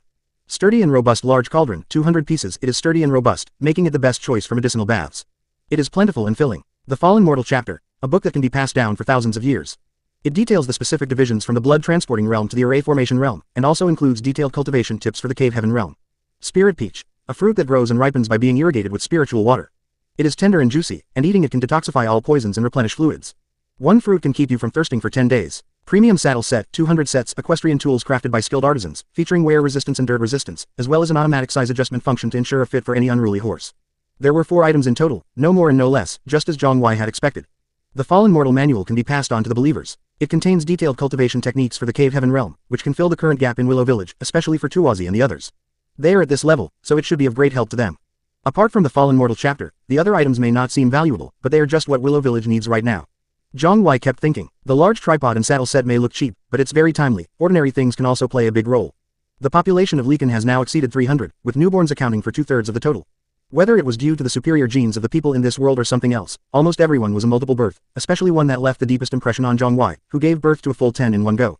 Soon, these newborn brats will be like other unruly children in a few years, needing medicinal baths and beast blood tempering. At that time, the current food supply in Lu Village will definitely be insufficient to provide for them. Actually, even now, let alone back then, it's impossible to divide it equally. You have to queue up for each medicinal bath. There are only 8 or 9 large cauldrons in the whole village, one of which is specifically used for steaming rice. The number is really too small. The 200 newly arrived large cauldrons are just the right amount to solve this urgent problem, and should be able to help Lu Village get through this period. Once Lu Village finds iron ore, copper ore, or other metals in the future, they will be able to mass-produce various containers on their own. The same principle applies to the saddle set. It can be used to help the people of Willow Village more easily control those scaled horses and unicorns. I won't share the spirit peach, Jiang Huai thought to himself. This thing can cure all poisons and is very useful in critical moments. Good steel must be used on the blade. More importantly, he didn't share the monkey wine he drew last time either. Both of these items are consumables, so it's better to save them for later and reward those who have contributed to the village. The firecrackers and fireworks outside were so loud, so Bigwa bought a few boxes today and had a blast playing with them. Finally, thank you for your donations, monthly tickets, and subscriptions, thank you. Problematic ad, reported here, number 94 chapter 94 The Nine-Headed Lion, first update. The next morning, just as dawn was breaking, during the solemn sacrificial ceremony, Jiang Huai directly took out the items he had drawn from the diamond-grade dragon egg. 200 large cauldrons, a mysterious book about falling to earth, and 200 sets of exquisite saddles. Although there weren't many different kinds of items, there were a lot of them, covering a large area and piled up like a small mountain. Long live the goddess Lu! Long live the goddess Lu! Everyone exclaimed in amazement, filled with utmost piety, like the most loyal guardians, expressing their gratitude for the kindness and gifts bestowed upon Lord Willow God. They also knew about the spirits of other tribes, who at most would only step in to protect them in the face of a crisis of extinction, and were far from being like their own Willow God, who would give them many rewards from time to time. Although Lord Lu Shen remained aloof and rarely spoke, standing alone on this vast mountain range, it did not diminish the sincere love and respect that everyone held for her. In particular, a group of men who received the finest saddle sets were almost moved to tears and burst into tears. This, Fallen Mortal chapter, contains detailed cultivation techniques for the cave heaven realm. You should study it carefully in your daily lives and not let down Goddess Lu's kindness. Old Man Lin found Lin Zhuang, Tuozi, and the others, and said something meaningful. The Fallen Mortal chapter is a unique copy, containing detailed cultivation techniques for the cave heaven realm, making it extremely precious. Therefore, Jiang Huai entrusted it to Old Man Lin alone. Old Man Lin naturally valued it even more, and even lowered his voice several octaves when speaking to Lin Zhuang and the others. I'm warning you, you bunch of brats, don't you dare lose it, or you'll face the clan's punishment. Old Man Lin concluded with a serious expression. Lin Zhuang and the others naturally nodded hurriedly, like chickens pecking at rice. Even if old man Lin hadn't said anything, they would have treated it with extreme caution. Who would dare not treat Lord Lu's possessions with utmost care? The Fallen chapter isn't exactly lightweight, it's of moderate thickness and has a certain weight to it. Upon opening the homepage, a faint, warm glow surrounds the viewer, surging like ocean waves. A moment later, the light dissipated, and several lines of strangely shaped characters slowly came into view. Gaik Spider's Journey Through the Thick Splendor. There are 8 large characters in total. They are not written in the style of bone script. They are strangely shaped, crooked and winding, as if they were randomly scribbled by a newborn baby. Surprisingly, Lin Zhuang and the others were able to understand it, and specific explanations would automatically pop into their minds. The group's eyes lit up, their attention quickly drawn in, and they inexplicably felt a sense of profound skill appearing clumsy, great sound remaining silent, and deep, unassuming depth. The most powerful forces in the world are often hidden in the simplest things and the simplest truths. Like a silkworm, if it is trapped in a cocoon, it will perish. But if it breaks out of the cocoon and is reborn, it will be a complete nirvana and transcend the past. Wildfires cannot burn them all, the spring breeze brings them back to life. Even a great fire cannot completely eradicate the wild grasses of autumn, they will spring back to life the following year, spreading across the fields in clumps and thickets. Lin Zhuang seemed to have a feeling, and he spoke from the heart. The others did the same, all of them had an immediate realization, though their understandings differed, but the general principles were similar. This is the benefit of Jiang Huai's teachings. Those with good talent progress faster, while those with less talent can still benefit. Ellipsis. As they carried the large cauldrons down the mountain, the men who had been allocated exquisite saddle sets immediately shouted and ran towards the horse breeding farm built in the backyard. The horse farm is backed by a field of wild wheat, covering hundreds of acres.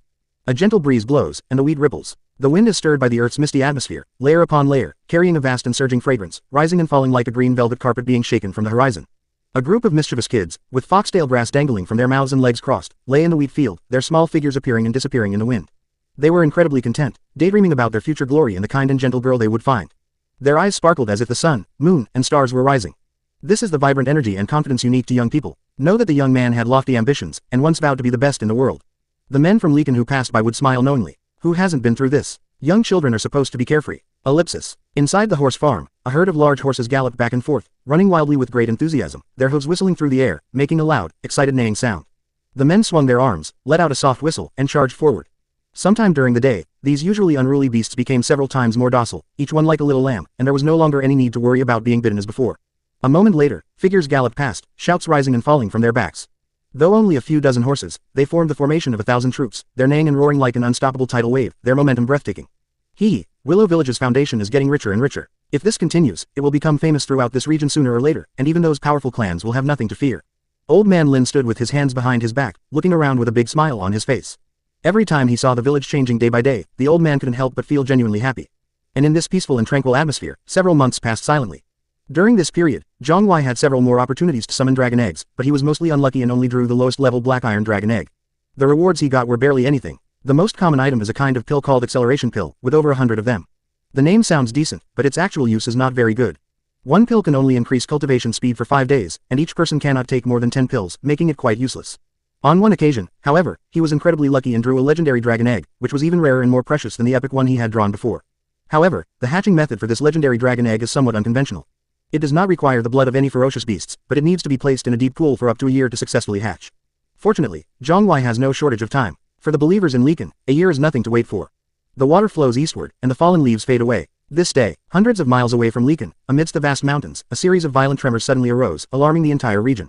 Large flocks of birds flew out, and wild beasts fled. Soon, thousands of figures emerged from the mountains, men and women alike. Some were alone, while others were surrounded by attendants and guards, all clad in black armor and exuding a chilling aura, clearly indicating their extraordinary origins. But the most outrageous things are yet to come. A thunderous roar suddenly rang out in the air, so powerful that the mountains and valleys shook. A 9-headed lion slowly appeared, its body golden, breathing clouds and mist, radiating golden light. It possessed extraordinary bloodline and a massive size, with a magnificent palace on its back. This is actually an ancient remnant species, quite terrifying, with numerous undefeated records. Someone exclaimed, recognizing the 9-headed lion as belonging to the royal family of a powerful ancient kingdom, its origins astonishing. There should be more friends behind me. I'm trying my best. I set off some firecrackers yesterday, and today I feel unwell all over, like I caught a cold. I'm speechless. When did my constitution become so weak? Problematic ad. Reported here. Number 95 Chapter 95 The small village next to the Heaven Mending Pavilion. First update, please subscribe. This 9-headed lion was extraordinary, as large as a small mountain, carrying a magnificent palace on its back. Faint figures could be seen moving within it, each with an astonishing aura and runes flowing around their bodies. They were truly descendants of the ancient royal family, of noble blood, which stunned everyone around them. After the 9-headed lion, another strange beast, pure white and crystalline, covered in runes and with long fangs, walked from afar, looking very majestic. It is said that there is a white jade dragon elephant as a sacred beast protecting the teachings in Little Western Paradise. Could this one be its descendant? Some exclaimed that whether it was the nine-headed lion or the white jade dragon elephant, they were all mythical and ferocious beasts with extraordinary bloodlines and were rarely seen on ordinary days. Look, a phoenix carriage has appeared. It seems to be from the Fire Kingdom. Who is qualified to use a phoenix carriage as their vehicle? Could it be Princess Huo Linger of the Fire Kingdom? Some people sighed. As the sound faded, a chariot appeared from the horizon, speeding through the air and shimmering with light. It was a rare, azure bird, gleaming with precious light and exuding a powerful aura, clearly extraordinary. Some people were surprised and puzzled, wondering why such a person would appear. However, soon, a shocking piece of news spread. The Heaven-Mending Pavilion was going to open its Holy Academy, claiming that only the most outstanding talents could enter. Then another message came out that Shi with double pupils would also appear and want to visit the Holy Academy. The two pieces of news, taken together, caused an instant sensation. Both were explosive news. The group immediately understood. No wonder such a prodigy would show up. Either of these two pieces of news was enough to shock the world and cause a huge uproar. What's going on? Why are there so many people all of a sudden? And those ferocious beasts, just one look at them is enough to terrify me. They must be extraordinary. If only I could capture them all and bring them back to the village. Not far from these boys and girls, in a secluded mountain valley, a dozen figures huddled together, their faces filled with horror. These are people from Lu village who went out hunting and came here in pursuit of a ferocious beast of considerable strength. They had just been outsmarting the ferocious beast when, in the blink of an eye, they were surrounded by these young men and women who seemed to have appeared out of nowhere, leaving them bewildered. In particular, although these young boys and girls looked young, they all seemed quite extraordinary. Despite their young age, they were full of vigor and vitality, like fierce beasts. The most terrifying were those who traveled in magnificent processions, their mounts exuding a terrifying aura, each one as huge as a small hill, making them tremble with fear even when they were far apart. The scaled horses beneath them were in the same state, constantly thrashing their hind hooves and spinning in circles, panicked and disoriented. If it weren't for the saddle sets that Willow God had bestowed upon them some time ago, the herd of scaled horses would likely have scattered and fled. Everyone be careful, don't get caught, a burly man who looked to be in his 30s said in a low voice. The man was strong and powerful, with a swing of his arms that could easily reach nearly 90,000 jin, 45,000 kilogram, which was quite impressive. He was also very experienced and was the squad leader of this hunting team. However, just as the man finished speaking, several elegantly dressed young men rushed over from the side, their target clear, indicating that they had already spotted them. Where did these barbarians come from, lurking here so suspiciously? Could they be bandits from the surrounding area, plotting to ambush us in secret? If I remember correctly, there seems to be a band of bandits around here who usually prey on passers-by. Tell me, are you the ones? The boy at the front flashed with runes, directly parting the dense weeds in front of him, and after revealing the group of hunting team members from Willow Village who were hiding behind him, he spoke directly. The young man possessed an impressive aura, clearly a genius. His voice, imbued with immense power, was so powerful it made people's eardrums ache and carried far, attracting the attention of many around him. Among them was the enormous and terrifying nine-headed lion, and from the palace attached to its back, there was also a figure with piercing eyes, like a rock that could see through people's hearts. We are just hunters from nearby villages. We have been lying in ambush here for a long time, and we are not some bandits. The leading man stepped forward and spoke, his voice booming, his imposing presence no less than that of the finely dressed youth. HMPH, you say it's not true and then it's not. I think you're just making excuses. I crossed this area before, and there's no village around here. The richly dressed youth curled his lip. Dare to tell me which village you're from? Why wouldn't we dare? We all come from Willow Village, the leading man grinned and said in a strong voice. It's even more deceptive. There are 6 villages in this area, but there is no such village as Willow Village. Don't think you can get away with this. My uncle is a vassal of this region and controls the life and death of thousands of people in this area. The elegantly dressed youth chuckled coldly, utterly certain. We people of Lu Village are upright and honest. What good would it do us to deceive you bunch of brats? There was indeed a band of bandits around here, but Brother Lin wiped them out long ago. The man in the lead was somewhat annoyed. Being looked down upon and questioned repeatedly by a group of kids around 10 years old made him furious. These brats are even more infuriating than the village's unruly kids. If he hadn't been so unsure of the current situation, he probably would have suppressed this gossipy brat on the spot and taught him what it means to be beaten up by society. This is getting more and more unbelievable. Among those bandits is a sacrificial spirit comparable to a 5-tier heavenly being. How could you possibly be a match for it? The richly dressed youth crossed his arms, his face practically screaming disbelief. The onlookers were all talking amongst themselves. Some of them were not from this region, and some were from far away. They had no idea what was going on here and were just there to watch the show. Many people also agree with the young man in traditional Chinese clothing's viewpoint. If what the other party said is true, that the band of bandits contains a spirit comparable to the 5th heaven realm, then it is impossible for these barbarians who are just like country bumpkins to fight against them, even if they have scaled horses as mounts. However, there was one figure in the crowd who was different from the others. It was a boy, about 10 years old, covered in dirt and dust, his animal robe tattered and torn, making him look like a beggar. Beside the boy was another child of the same age, even more innocent, but the two were dressed almost identically, both looking travel-worn, forming a stark contrast with the figures around them. The former looked at the group of Lekan men riding their scaled horses with a bright and surprised expression.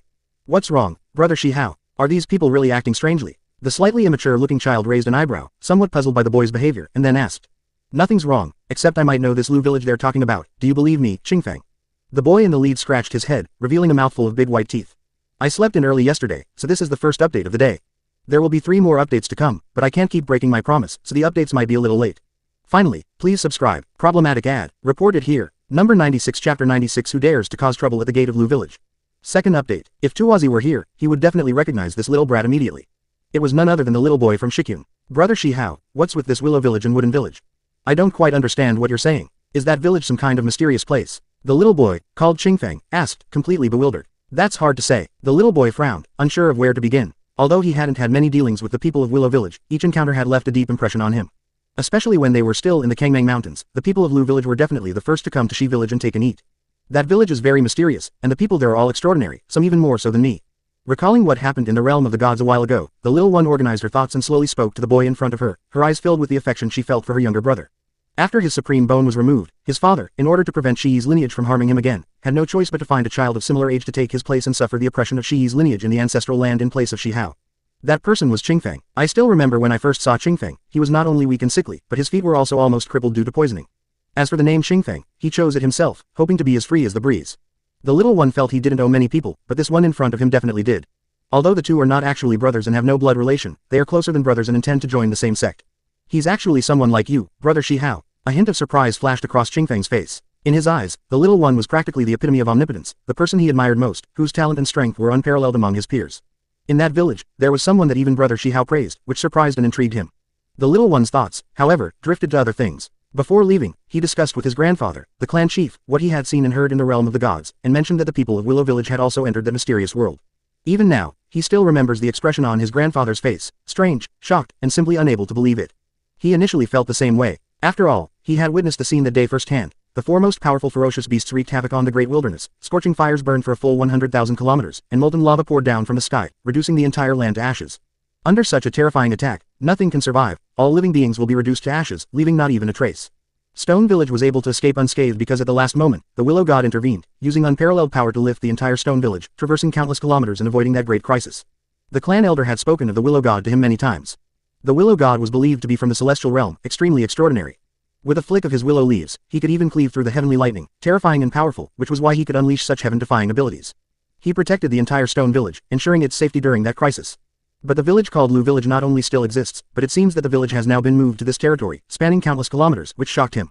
Just as the little one was lost in thought, a fierce battle suddenly broke out silently in the mountain hollow. The elegantly dressed youth made the first move, preparing to use swift and decisive methods to suppress the group in front of him immediately. This area is the fiefdom of an elder and his family. In the vast wilderness, all the people within the fiefdom will also be the people of that elder, and their lives and deaths are at his discretion.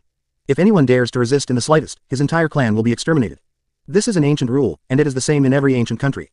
Whether the group of people in front of him were bandits or not was no longer important to the young man in fine clothes. What mattered was that these people had defied him, and therefore they had to die. Brush. The young man was ruthless. With a single move, he unleashed a dazzling rain of light that enveloped the hunting team. This is a terrifying killing technique. With the enhancement of runes, each drop of light weighs hundreds or thousands of pounds. Ordinary people would suffer horrific consequences, let alone being hit by all of them, even just being slightly touched by them. This young man's magical technique seems to come from the Rain clan. Someone said, recognizing a clue. This group of people will probably be riddled with holes and covered in blood.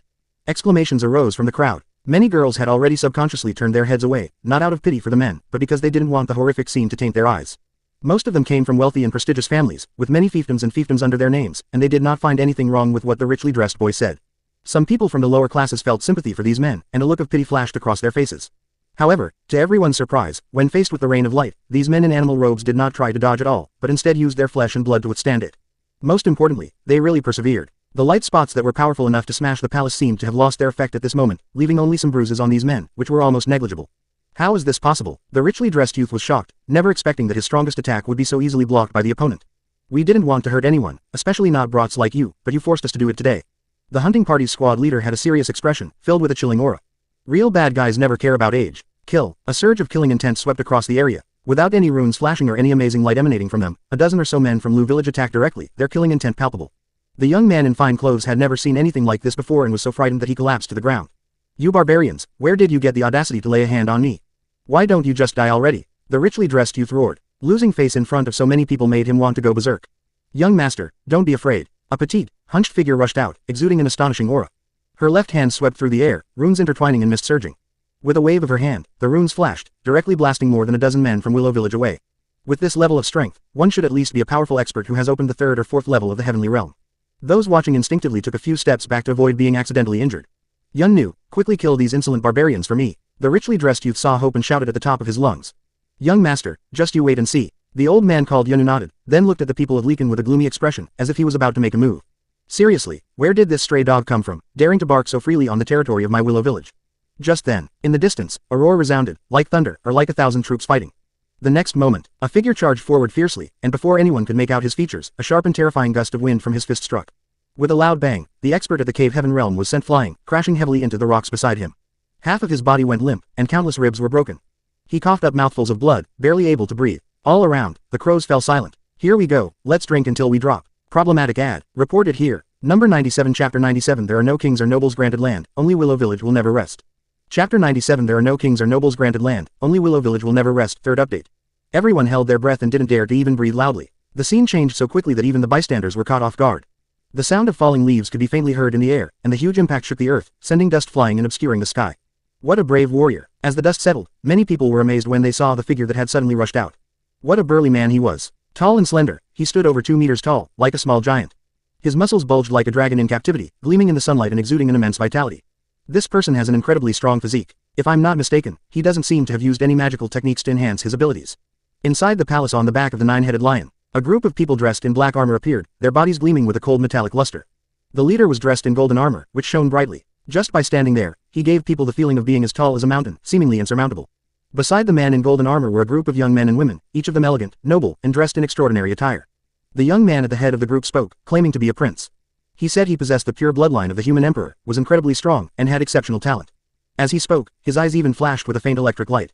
Indeed, no, it was pure physical strength, just one punch. A powerful expert at the cave heaven realm didn't even have time to react before being killed.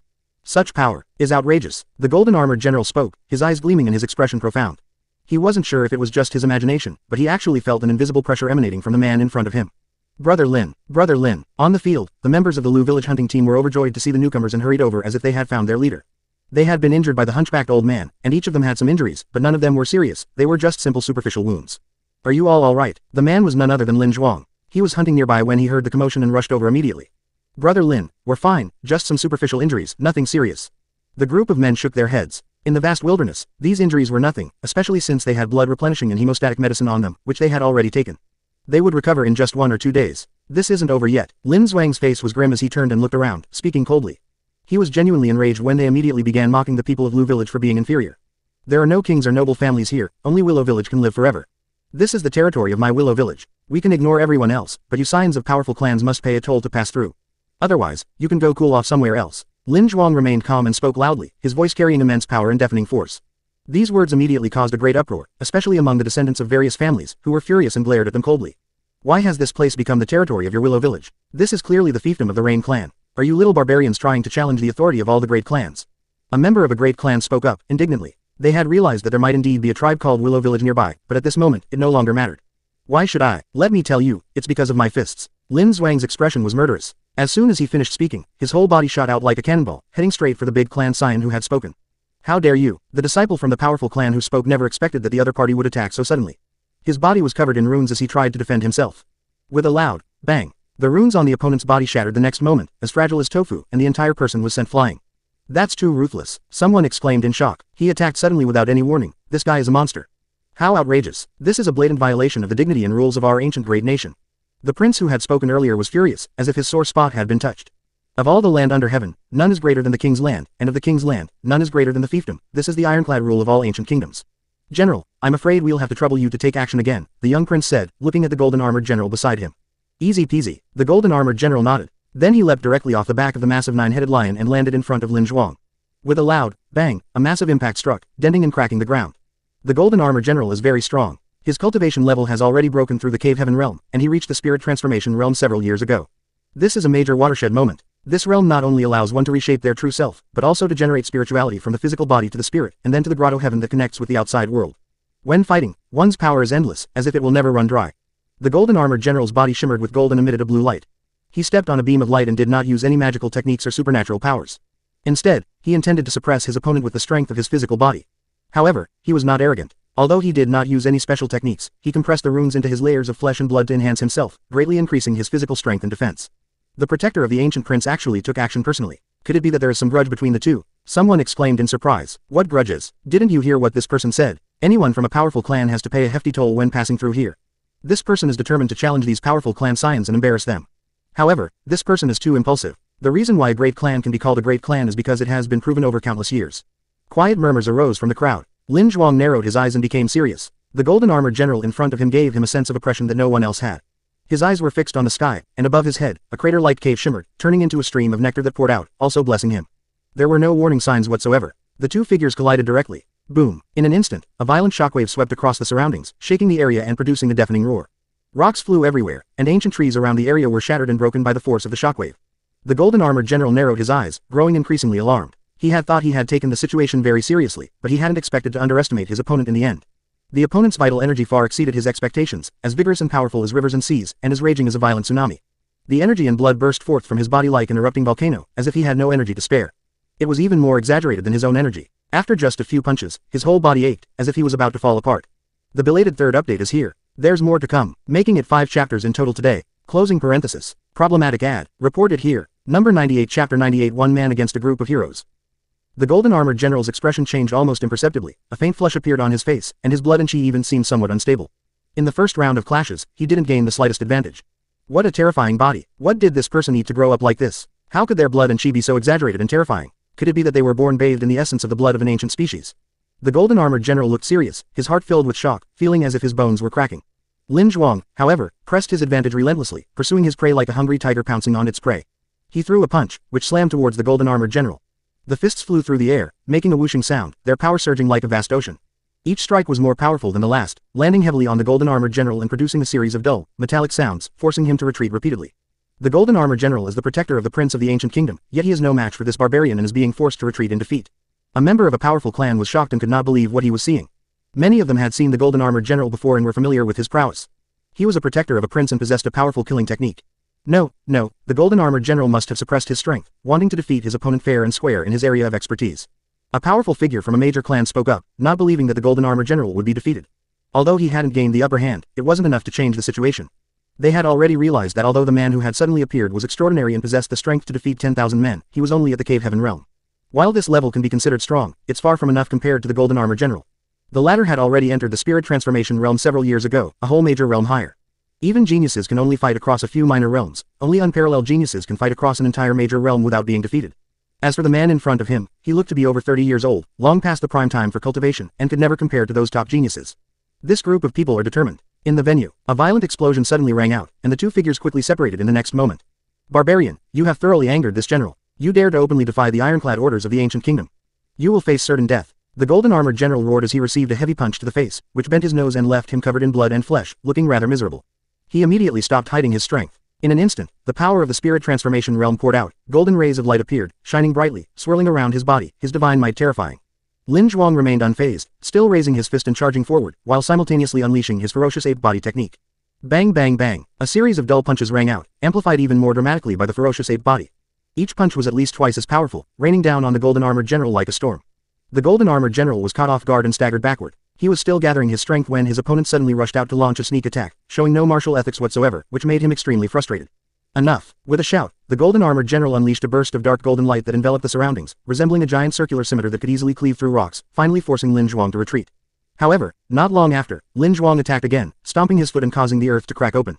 The black fissures spread out for dozens of feet, stunning many people. To be able to do this with just the residual power of one's physical body, this person's body is far too powerful and terrifying. Could it be that he has been tempering his physical body all these years? Otherwise, how could he be so amazing? A group of people were stunned, their eyes glued to the changing battlefield. In sight, the two figures were entangled once again, unleashing their magical techniques.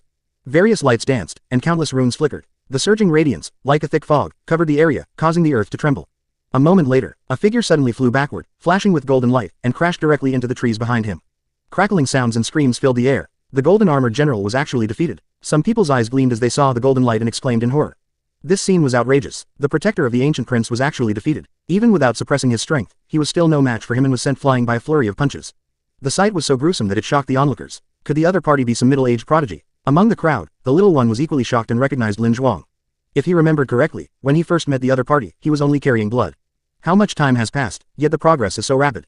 You have to understand, at his age, he's long past the best time to hone his foundation. Lu Shen once told him that each stage of life has its own unique characteristics, but childhood is the starting point. If this stage isn't solid, it will greatly affect future achievements. The little boy frowned, his head full of questions, and his curiosity about Willow Village grew even stronger. Although he had met Tuozi and others, he had never actually been to Lu Village. His biggest impression of the village was that Tuozi had mentioned it, and that their village's spirit was also called Lu Shen. This person not only disregards us, but also the ironclad rules and regulations established by our ancient kingdom over countless years. Why don't you all join forces to deal with him? The golden-armored general's voice rang out, and he quickly rushed out from the pile of broken ancient trees. He did not perish, but his appearance was somewhat miserable. Upon hearing the sound, everyone noticed that the robust figure was pale, with runes tearing and blood flowing uncontrollably from his abdomen. This guy's injured. What are you all waiting for? Hurry up and get him. Someone shouted. In an instant, dozens of people rushed in from all directions, including protectors and genius disciples from various families. All of them had ferocious expressions and were quite powerful. They charged out directly, unleashing a variety of powerful runic techniques at will. Lin Zhuang remained calm, quickly grabbed a handful of blood-replenishing powder from his pocket and stuffed it into his mouth and wounds, then used the same magical technique. In an instant, the entire land was enveloped in astonishing magical light. Thunderous clouds filled the air, rosy clouds rose, and purple light soared into the sky. The scene was astonishing, and the immense energy shattered the surrounding stone mountains, turning them into dust. Screams filled the air as a massive runic spear crashed down, piercing through 7 or 8 members of powerful clans, their bodies exploding into a shower of blood.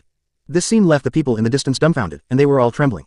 They never expected that the man would be so brave, managing to hold off dozens of people attacking him despite being injured, and even managing to kill several of them. On the side, shouts of battle suddenly rang out. That hunting team also charged in, immediately unleashing their ferocious ape body technique. Each of them instantly grew several times their original size, reaching several meters in length. Upon entering, they sent several other geniuses from major clans who were also at the blood transformation realm flying. Also, it's true, my typing speed gets slower the more I rush, and it's full of typos.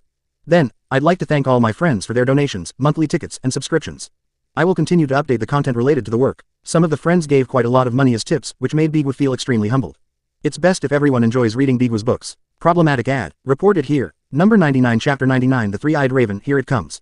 Although the members of this hunting team are not particularly strong, on average they are all skilled individuals who can swing their arms with a force of 40,000 to 50,000 jin, 20,000 to 25,000 kilograms. Combined with the defensive ferocious ape body technique, they complement each other perfectly. It might not be enough against experts at the Cave Heaven realm, but it can be surprisingly effective against the disciples of various families who are also at the blood-moving realm. You barbarians, how could you be so despicable and vicious? I will take your lives. An old man roared, realizing that the clan member he was supposed to protect had been injured. He was so enraged that he charged out like a madman, instantly sending several hunters flying. Fortunately, with the enhancement of the ferocious ape body technique, their defenses were greatly strengthened, and they didn't suffer any injuries. However, soon, a supreme expert set his sights on them. Without saying a word, he immediately unleashed a thunderous attack, grabbing at the air and sending countless feathers of light falling down. The light feathers were incredibly sharp and terrifying, capable of easily slicing through rocks. Under the immense pressure of the realm, it finally broke through the ferocious ape body defenses of some of them, and was immediately pierced through by densely packed light feathers. Even if you're quite remarkable in the Cave Heaven realm, what good is it? It's time to reach your limit. Inside a chariot suspended in midair, someone sneered. They were also from a powerful clan, but had not yet made a move, observing from the sidelines and preparing to reap the benefits. Barbarian, considering your considerable strength, if you are willing to yield and join my Zhan Yuan sect, I can make an exception and plead with these powerful clans on your behalf, which should be able to save your life. In the distance, an old man dressed in black robes spoke to Lin Zhuang. He was an elder from the Zhan Yuan sect, a large force in the vicinity. Although Zhan Yuan sect cannot compare with Budian Pavilion and Zulu Academy, it still has tens of thousands of disciples, making it quite remarkable and influential. As a high-ranking member, the old man was not there to join the Heaven-Mending Pavilion. He appeared in the main group for 2 reasons. First, he wanted to see the legendary Holy Pavilion. Second, he wanted to take advantage of the chaos on the way and trick a few talented people into returning. You call yourself a barbarian all the time. Who do you think you are? People of Willow Village never bow down to others. Lin Zhuang appeared to be insane. By now, his body was covered with wounds of all sizes, one of which was close to his heart and had been pierced by a rune. Fortunately, it was only a few centimeters away from his heart, otherwise he would probably have died long ago. Even on the verge of death, you remain so stubborn. You have not only offended many powerful clans but also defied the imperial authority. You are doomed to die today. Killing you directly would be too lenient. It would be better to refine you into a corpse puppet. The golden-armored general who had appeared earlier walked over, his face bruised and battered, his head almost swollen like a pig's head. He still wore a fierce expression, huffing and puffing, but just as the man's voice fell, a series of sharp neighings of horses rang out in the distance. The next moment, several figures rushed in like lightning, sweeping up sand and dust. Leading the pack was a unicorn, a mutated species of the scaled horse, even more powerful, capable of traveling tens of thousands of kilometers in a single day. The horses neighed, and although there were only a few of them, they ran with the momentum of 1,000 troops, raising dust that blotted out the sky, causing everyone present to be stunned. Immediately afterwards, to everyone's astonishment, the scaled horses suddenly lunged forward with incredible speed, each one carrying Lin Zhuang and the others as they galloped away, raising clouds of dust. By the time everyone realized what had happened, the horse and its rider had already completely disappeared from everyone's sight. A bunch of useless trash. They actually let those guys get away. On the 9-headed lion, the prince who spoke first widened his eyes, his expression grim and ashen. It's one thing to lose a fight, but to be rescued by someone's mount in front of so many people, what kind of behavior is this? Does he even care about the dignity of his royal family? All around, a group of people were afraid of the boy's identity and dared not speak out against him. What a joke. Even that golden-armored man, being at the spirit transformation realm, might not be able to defeat them. Isn't it perfectly normal for them to fail? Ellipsis. This person claims to be from Willow Village. Does anyone know or have ever heard of this place? If you tell me, I will give you a jar of blood from an ancient remnant. In one spot, a young man in white, looking surprised, asked his surroundings. The boy did not appear to be from a major clan, but he possessed an extraordinary bearing and was protected by a terrifying ferocious beast, possibly an ancient remnant. He was clearly from some mysterious and powerful force, similar to Little Western Paradise and Western Ridge Beast Mountain. These words immediately aroused envy among many people. The blood of ancient descendants is extremely rare and precious. The group looked at each other, then all shook their heads. Although they were envious of the reward, they had never actually heard of that place. The vast wilderness stretches endlessly, desolate and barren. There are numerous ancient kingdoms within it, not to mention tribes and villages, which are scattered like stars in the sky. As for deceiving this young man in white, that's a joke. With ancient remnants as their guardian beasts, they don't even care if they live too long. Lekin, at the village entrance. The mischievous child is playing around. Suddenly, a series of spirited neighing sounds rang out, followed by the sound of iron hooves, which startled the patrol personnel of Lu village. What's going on? Old man Lin rushed over in a great hurry, and was immediately shocked when he saw Lin Zhuang's miserable state. Village chief, a lot of strange people have suddenly appeared around here. They seem to be from some powerful clan. Brother Lin was injured by those thugs while trying to save us, and some of our clansmen were unable to escape.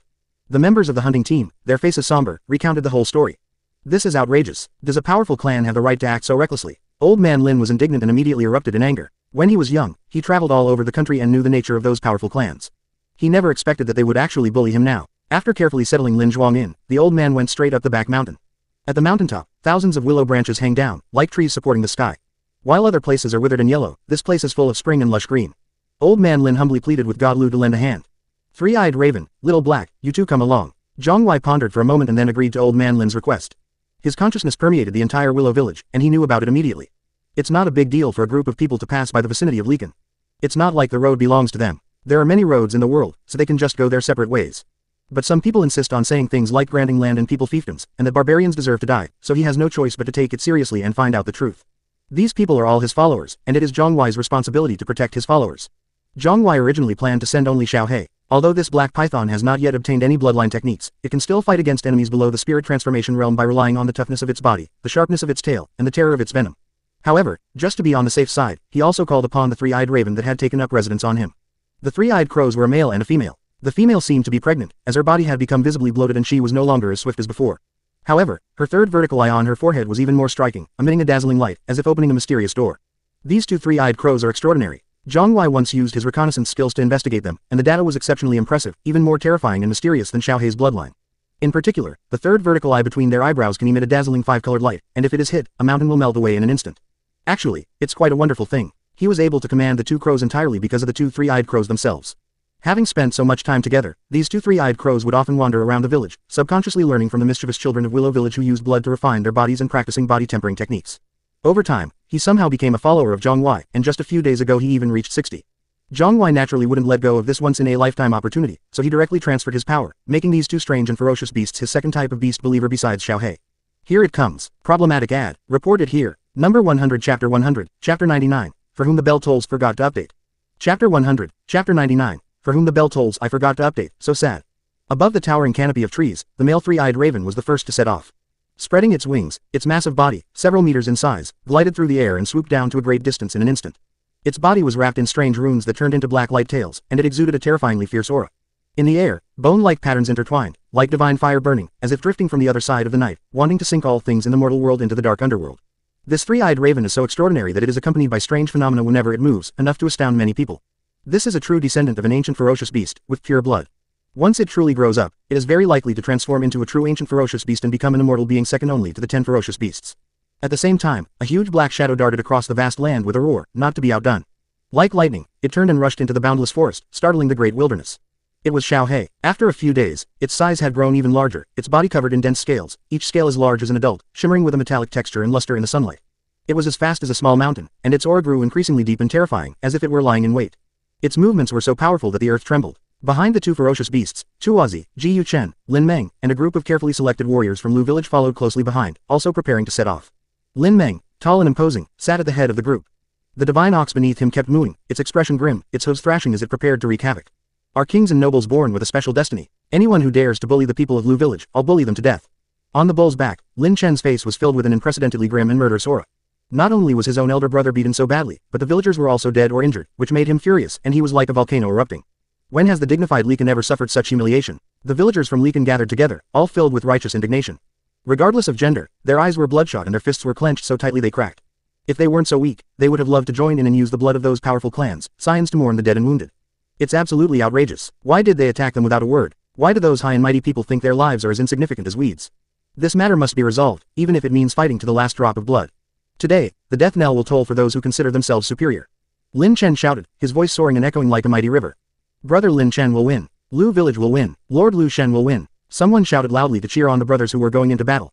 In an instant, everyone joined in, waving flags and shouting, their voices converging in one place, seemingly soaring straight into the sky.